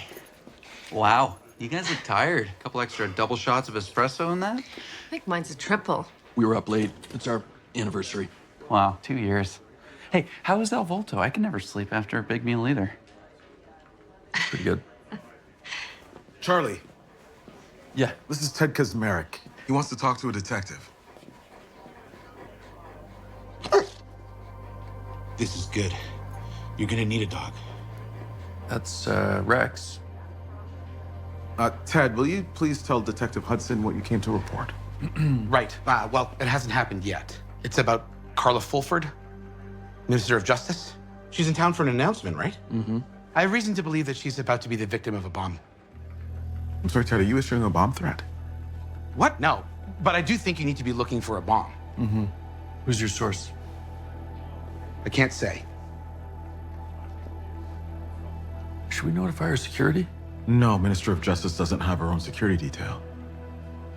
Charlie, why don't you and Rex check it out? Okay. Come on. Hey. Yep. You stay here. Oh. Jesse, make sure he stays here. Got it. You stay right here. Okay. It's wonderful to see you. Thank you.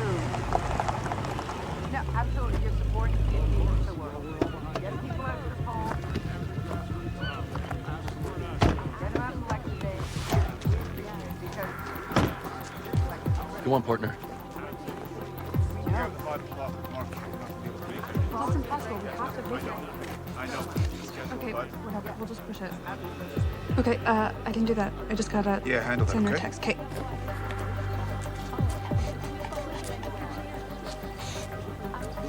We're leaving shortly. Almost on schedule.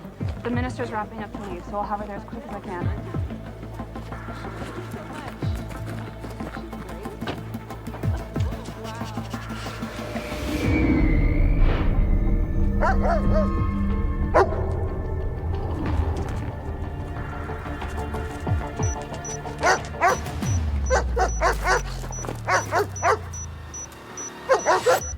Rex, get everyone out of here. Go, go, go!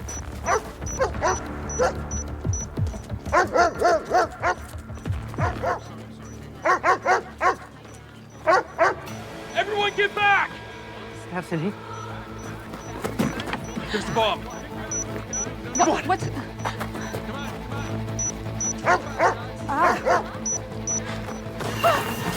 Everybody back!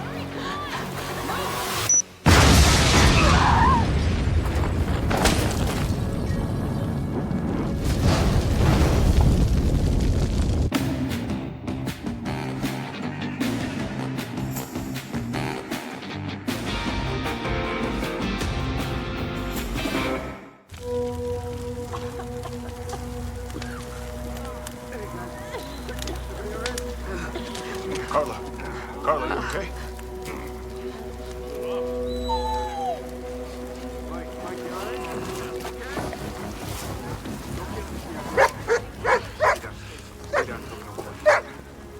Yeah, I'm fine, I'm fine.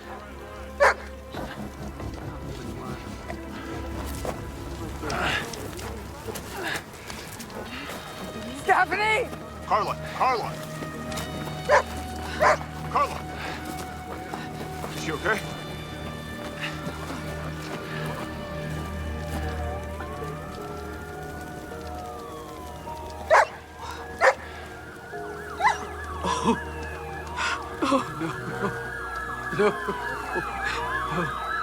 The victim is Stephanie Riley. She was Carla Fulford's assistant. Fulford and 3 others were brought to the hospital with injuries. There are extra security at the hospital? Already posted. I'm on my way for a briefing right now. Unless... No, Joe, I'm good. I got this. I'm glad you and Rex are all right. Yeah, thank you. Okay.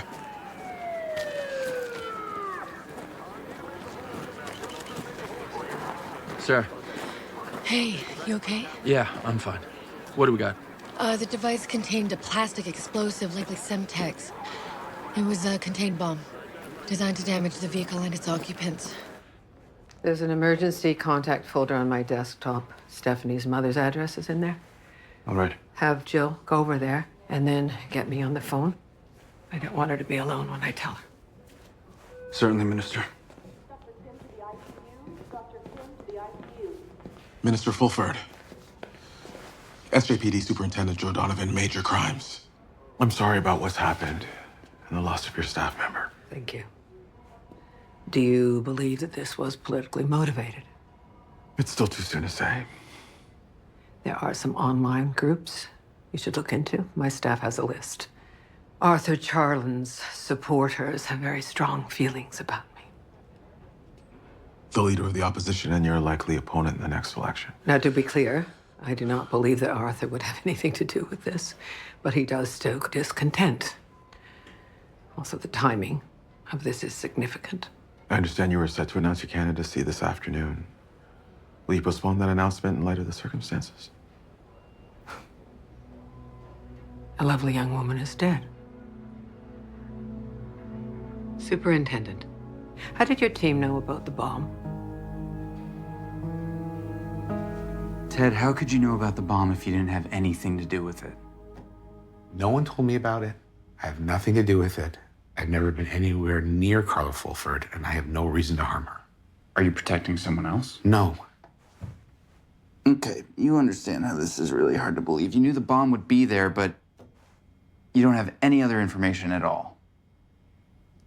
Yeah, it's hard to explain. And I couldn't say anything when I first came in because I knew none of you would take me seriously. We are taking you very seriously now, Ted.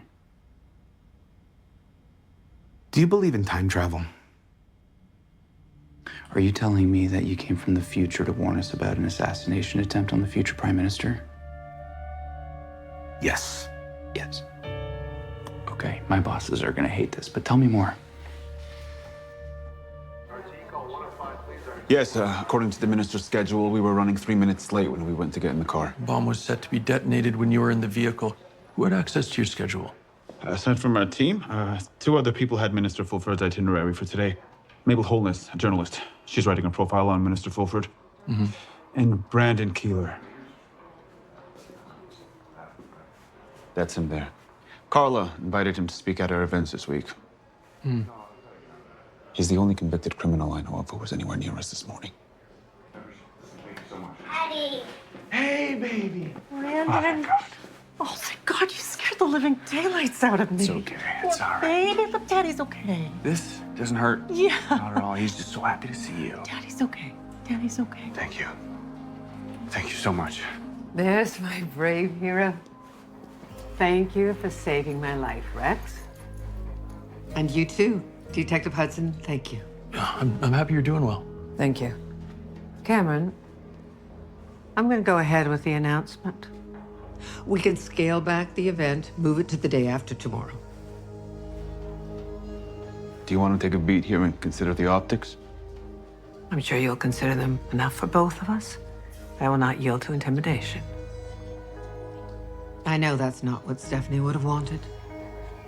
Until we find out who placed the bomb in your car, any public appearance is a risk. Your team will protect me?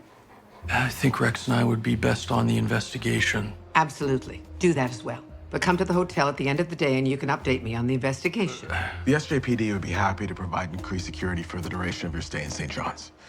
I will feel safer knowing that my heroes are nearby. Want to serve on my security team, Rex?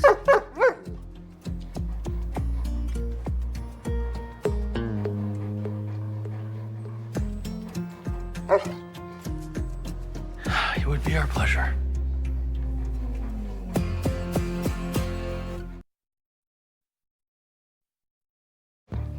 The explosives unit is analyzing the debris we found. Fulford's vehicle went straight from the hotel parking garage to Kitty Bitty. Any cameras or attendants at the garage? No, but Fulford's campaign manager, Cameron Sanchez, said that everyone who should have had the schedule would also have been in the SUV when the bomb was supposed to be detonated.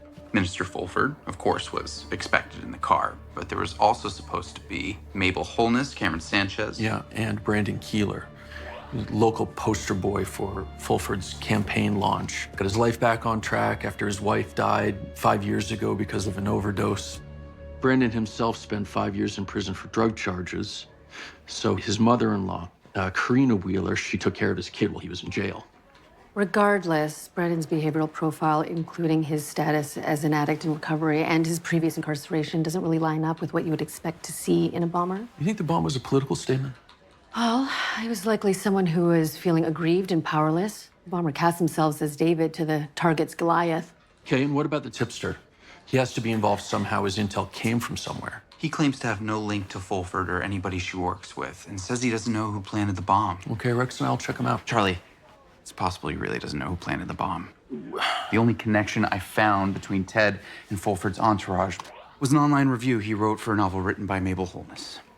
So what excuse did he give for knowing about the bomb in advance, Jesse? He says he's a time traveler.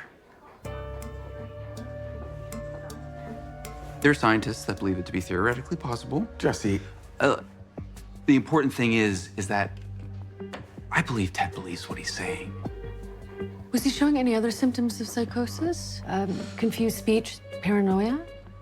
No, he seemed totally fine. Except for the whole time traveling thing. I mean, you never know.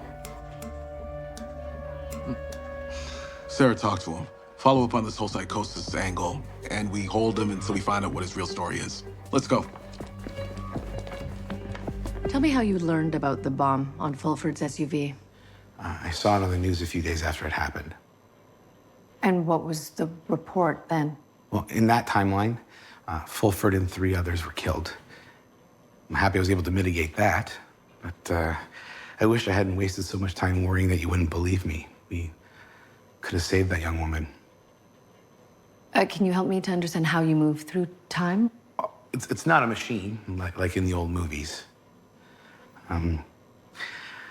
I navigate through tunnels in space-time. Apart from this event, have you ever felt, heard, seen, or otherwise experienced things that other people can't? You're screening me for psychosis. It's okay. No, I have not experienced any hallucinations. Just the time travel.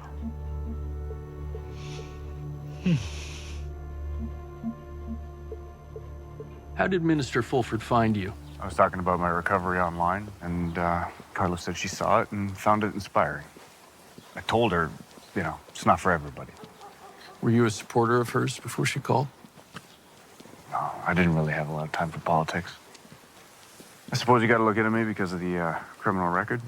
And you had access to the vehicle. It was in the hotel parking garage before he left for Kitty Vitty. Hey, look, I don't have a problem with Carla.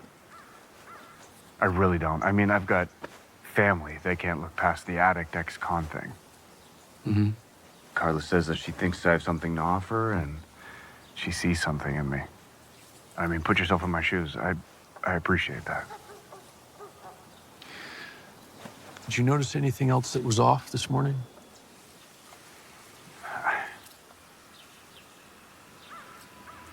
She exchanged some words with her campaign manager right before the explosion. The campaign manager, Cameron Sanchez. Yeah, I really don't think that guy likes me very much. That's all I got, though.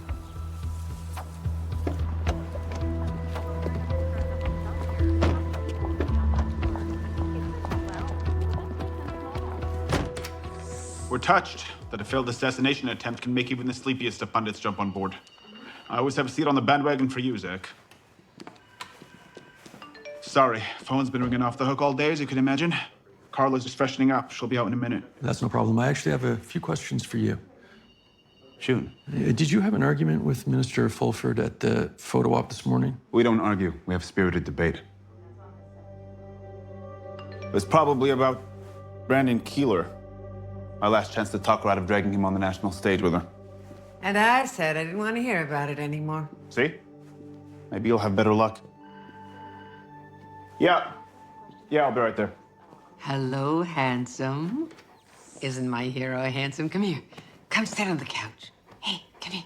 Come sit with me. He's working. Of course. I heard you asking Cameron about Brandon. Brandon didn't do this. Well, we do have to check into anyone who had access to your schedule and to your vehicle. And what have you found so far? Name Ted Kazmarek mean anything to you? I'll have my staff check and see if he had any contact with our office. Oh, it's just room service.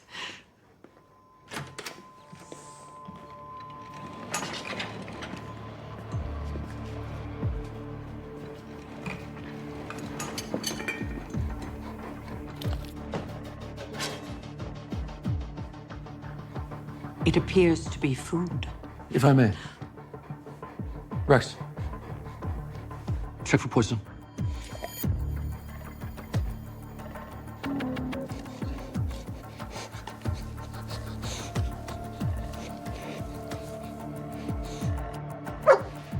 Okay, all clear. For that, I'll share my pork chop with you.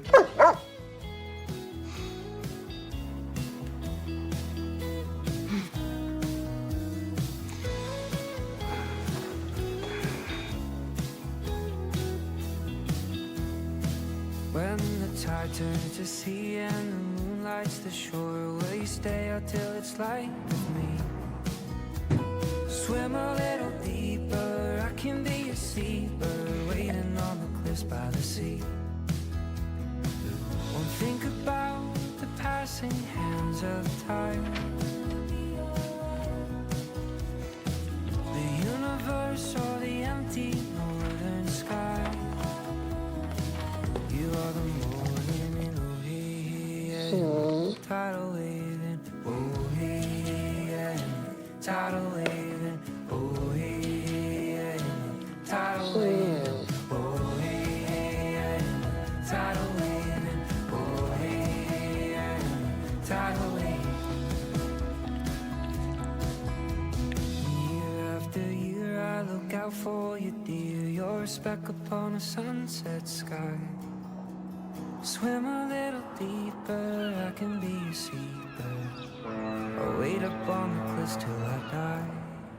The explosive used was Semtex, which requires all purchases be registered. Now, all recent purchases look legit, but there was a theft of Semtex from a demolition company 2 weeks ago. I'll try to track down the employee list. Okay. Oh, also, how was your night at Fulford Security? Yeah, it was quiet, but I did use the time to read Mabel Holness's political thriller. The one that Ted Kaczmarek reviewed. Yeah. Any good? No. One thing was very interesting. Assassination by car bomb. Really? Maybe that's where Ted got the idea. I got something else. Yeah? I was looking into our victim, Stephanie Riley, 27 years old, originally from the Gatineau area. In her final memo to staff, she asks if a mole in their ranks could be leaking information to their opponent, Minister Charland. If Riley did find a mole in Fulford's office, maybe that person thought that planting a bomb could solve two problems at once. Prevent career-ending exposure and stop Fulford from running. Do we think the bomber's working for Fulford's opponent? You to find out if he has any connections in St. John's and anyone who may have worked with him in the past. Okay, let's cross-reference and see what comes up. You worked for Arthur Charland for several years. It would be understandable if you still felt loyal to him. I know Charland well enough to know he probably would blow Fulford up if he thought he could get away with it. You working for him now? Absolutely not. That's the kind of rumor that could cost me my job. Where'd you hear it? Did you join Fulford's campaign to undermine it? You're giving me way too much credit. Listen, a little context here about me. I have no loyalty, okay? Not to Carla, not to Arthur Charland. I work for whoever I think is going to win. I have one goal. The chief of staff job in the PMO. The path to that is through Fulford. I get her there, I'm set. That's my only dirty little secret, detective. I want to win.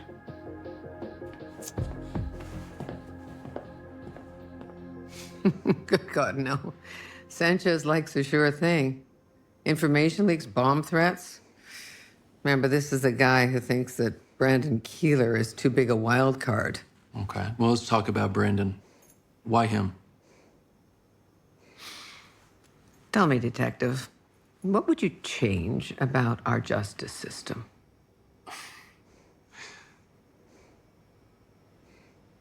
I'd like for it to serve justice. More than the law. And you distinguish between the two? I can't do that on my job, but laws are written by people. They're not compassionate. Even criminals deserve compassion? Absolutely. Well, Brandon Keeler is a perfect example of that. We grew up on the same street, 30 years apart, mind you. Mm-hmm. But he went to prison and I went to Parliament. Okay, so what's the message? Brandon lost his wife to her addiction. He spent 5 years in prison for his own. His child spent 5 years without mother or a father. His redemption matters. Sanchez says, kill it, the voters won't like it. I believe that leadership, true leadership, means showing compassion for those who need it most. I take it you agree with me, Rex. Yeah.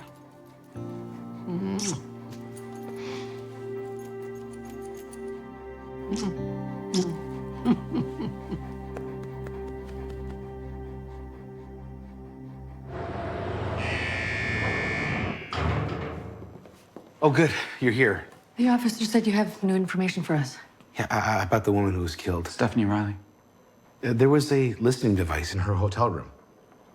And how do you know that? I went back in time and saw it. But I went to the hotel where the minister and her staff were staying. I overheard someone talking about it. My team already searched Riley's room. They didn't find any bugs. Were they looking for him? Like, I understand that you don't believe me, but I have been right before. He has been right before. I'll let Charlie know. Okay. Thank you. Yeah, I got the key to Riley's now. Yeah, we'll let you know.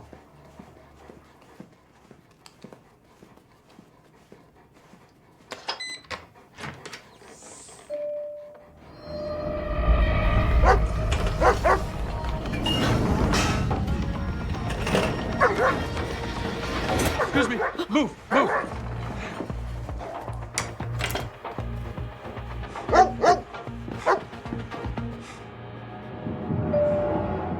Basement, come on.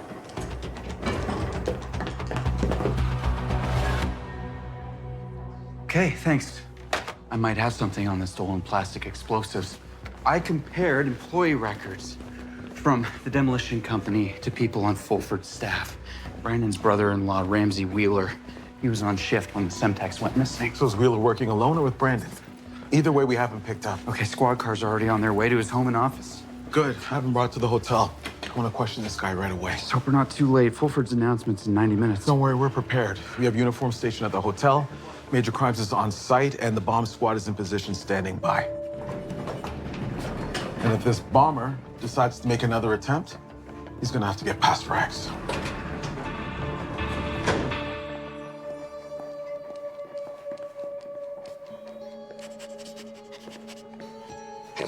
You think that is gone? Okay, find where it went. Track it.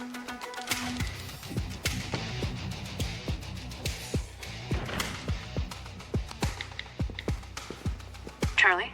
Sarah, we never made it to Riley's room. We're in the basement right now. Rex is on. Rex is on to what? Charlie? Charlie, are you there?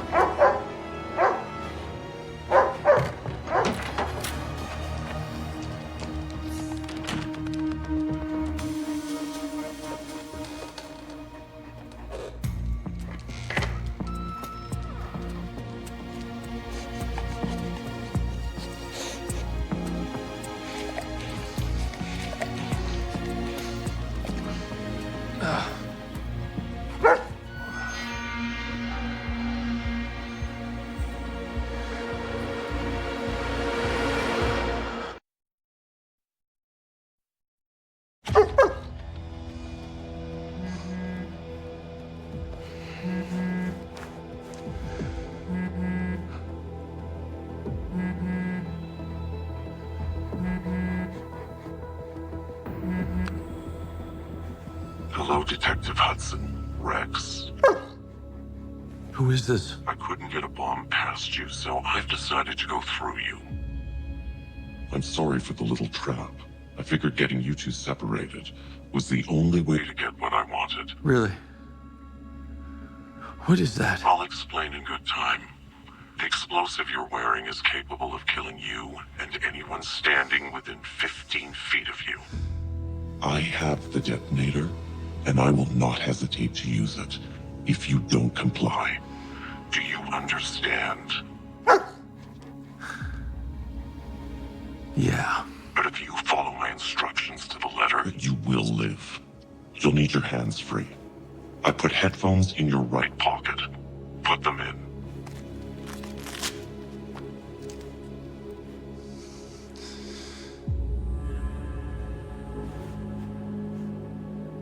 All right. Good. Stay on the line with me. If you hang up, I will blow you up. If anyone tries to evacuate the hotel, I will blow you up. If the bomb squad tries to assist you... Let me guess. That's nerve. I knew you were the right person for this job.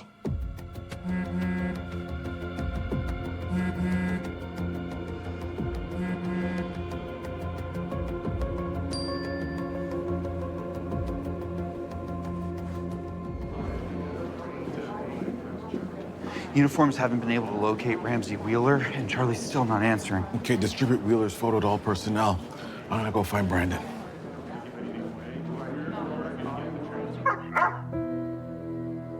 I know, I got you. We're gonna get through this, okay? Very touching. You and your partner have a bond. Yeah. I used to have that with someone, too. It's a very special thing. If you're gonna detonate, you give me time to get Rex out of the blast zone. I make the rules, Detective Hudson. I have no qualms about using this detonator. Understood. But I'm a good person. I have every hope you and Rex will succeed.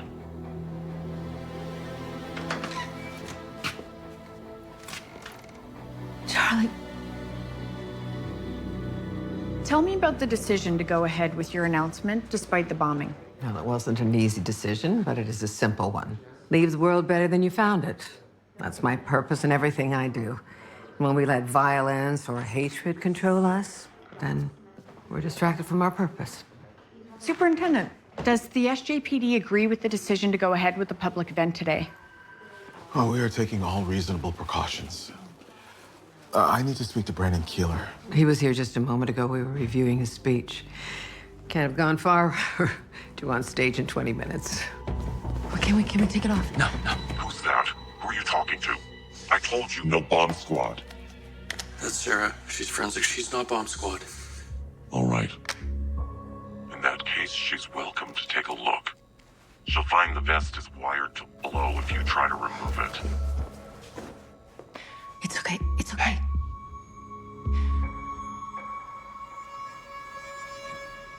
Be careful.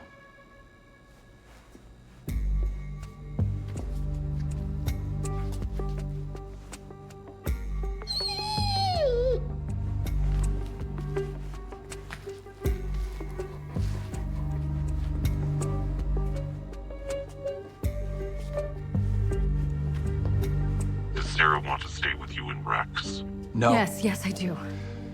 I suppose that's fine. It doesn't change anything. As long as you both follow the rules.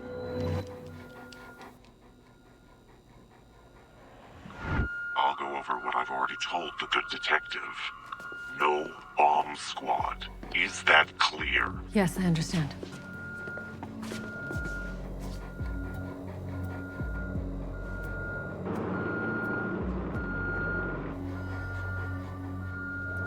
There's a heavy police presence outside. That's why I have you. I bet now you're wishing you didn't interfere the first time around. I can't allow innocent people to be harmed. All for the greater good, Detective. All for the greater good. Hey, I just heard from Sarah. She's with Charlie. There's a bomb. Are we safe here? What do we know? Bomb squad is standing by. What's the exact location? Sarah said no bomb squad. The device is on Charlie. What does that mean? On Charlie. It means they'll kill him if we send the bomb squad in.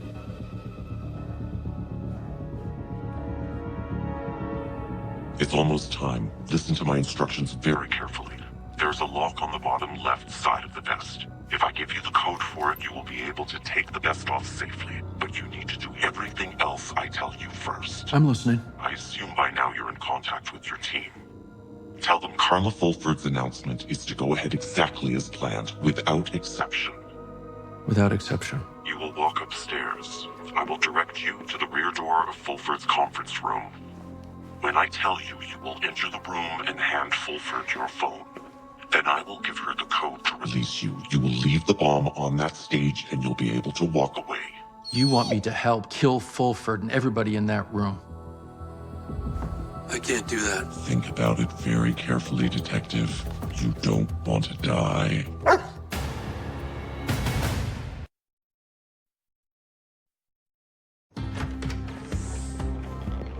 We have to evacuate. We cannot put all these innocent people at risk. Charlie would say the same thing. Okay, maybe Charlie and Rex will find a way out. Well, they have time. We're scheduled to start in a few minutes. Well, Sarah said the bomber's demanding that the announcement go ahead. Yeah, of course they are. They want me there.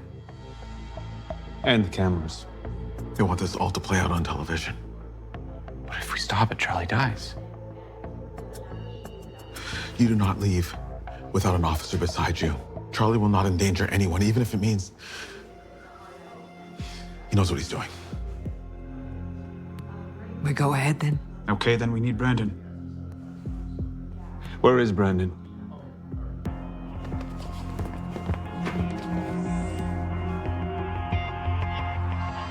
I can tell that you care for Sarah. Is she more than a colleague to you? Yes. Is she your wife? Not yet. And you don't seem like the kind of man who would let a woman he cares about die when he can stop it. He isn't. Good. That kind of man is not fit to breathe. Now you are going to set things right. See justice done. How can we help you do that? You deliver the bomb. If that convinces Carla Fulford to announce her resignation and to send Brandon back to jail, maybe no one has to die. Anything Fulford agrees to today will be under duress. You may be right, but I'm the one holding the detonator. What I say goes. Unless you'd like me to end this right now. So what do you say, Detective? Are you ready to start walking? Yes. Wise decision. It's time.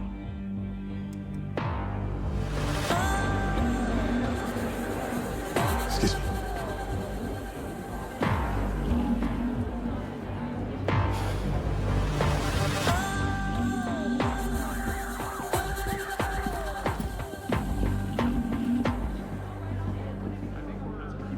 Scones, we're gonna have to make a Hey, scone after. where have you been? I had to take care of my kid. What's going on? They're about to start. They need you on stage right away. Listen, my sitter bailed on me. I mean, I could take her on stage with me if it's okay with Carla, but I'll take care of her. Hey, come on. Okay. Hey, listen, you're gonna go with a nice policeman, okay? Daddy will see you after the speech. Okay, I'll see you soon. Daddy loves you. Okay, hurry up. Go on. Okay, Daddy loves you. Hey. Hey, do you like to go fast? Huh? Okay, we are gonna go fast. Right? Like a race. Zoom. Zoom. Zoom, zoom. Zoom, zoom, zoom, zoom. Here we go.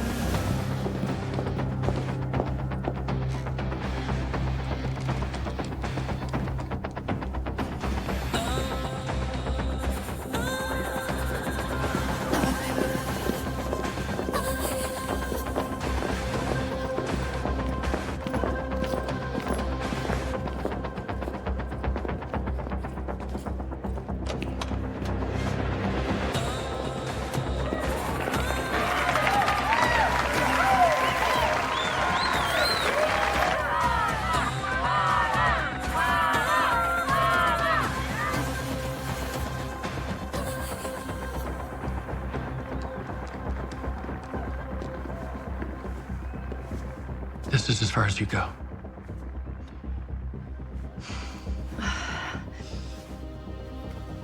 Charlie.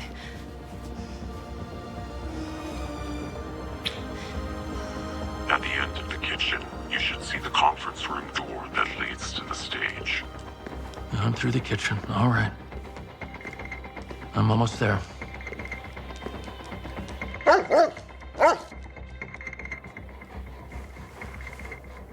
Open the door. All right.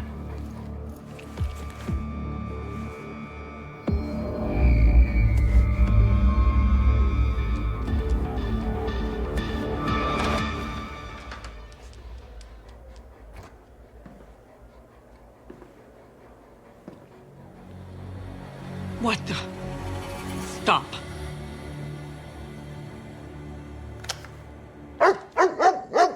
Easy, partner.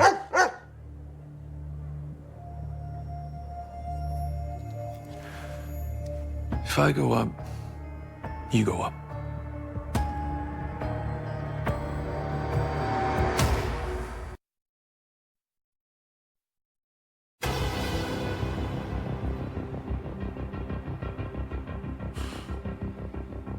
How did you know where to find me? I know, I got you. We're gonna get through this, okay? Very touching.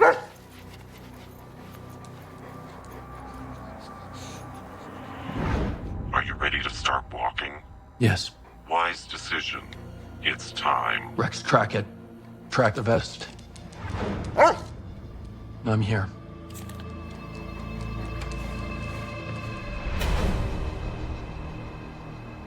I could kill you both right now. No. Because you have a granddaughter.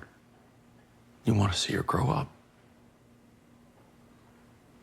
Why didn't you just do what I told you to do? You want to protect your granddaughter. I have people to protect too. Those people out there, none of them care.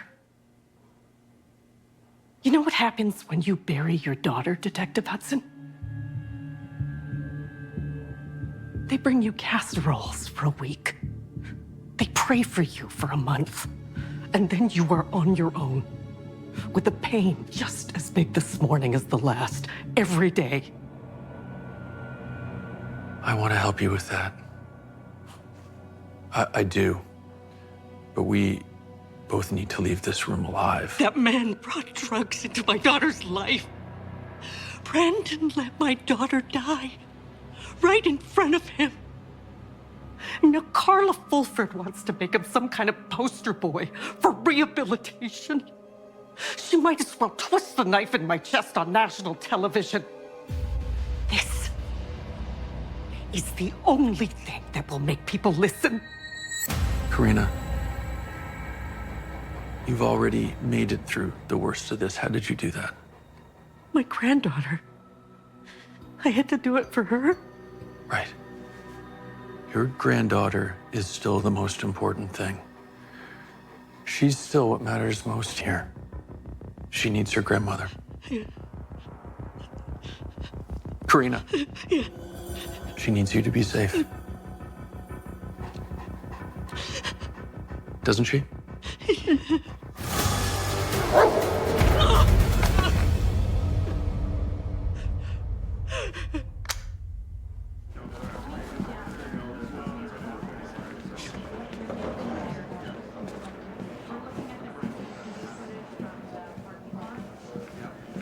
You, stop. Ramsey Wheeler. We're gonna have a little chat. Come on, let's go.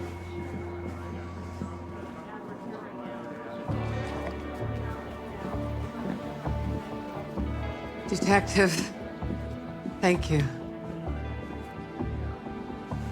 Rex, you are everything that's good about law enforcement, aren't you? Well, maybe that's what the justice system needs. More canines. I'm beginning to think the same thing. Oh, thank you.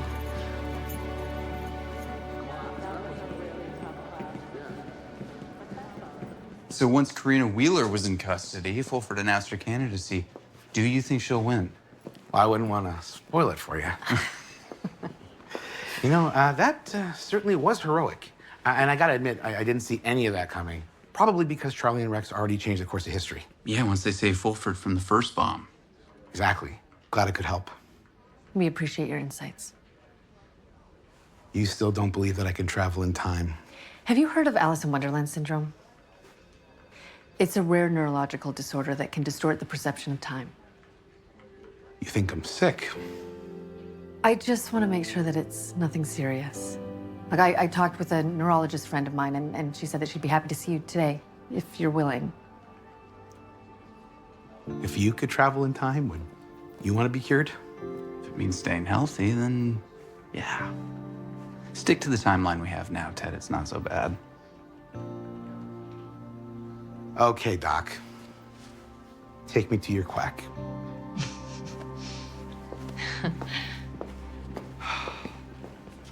Oh, where's my... You'll find it on your desk.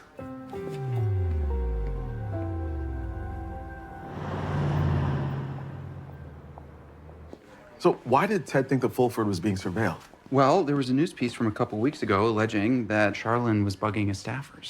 Yeah, we think Ted was putting together details from different stories and then interpreting them as facts he gathered in his time travel. All because of a neurological disorder. Which doesn't disprove the viability of time travel. Not at all. No, nope. But, you may have a friend in the Prime Minister's office soon. Do you think Fulford will find a way to make canines part of her platform? Hey, now that is something that I could vote for. Well, a dog for every Canadian. It's not such a bad idea, because everybody needs a Rex.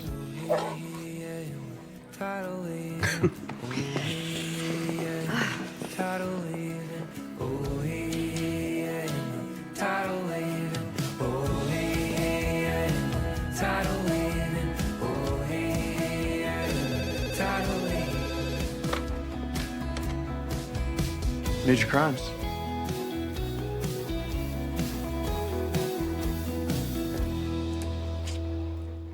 মাছ নিয়ে বাড়ি ফেরা হলো না মিজানুরের। চট্টগ্রামের বোয়ালখালীতে বালুবাটি truck ও CNG চালিত অটোরিকশার মুখোমুখি সংঘর্ষে চালকসহ দুজন নিহত হয়েছেন। সোমবার ভোরে আরাকান সড়কের রায়খালীরপুর এলাকায় এ দুর্ঘটনা ঘটে।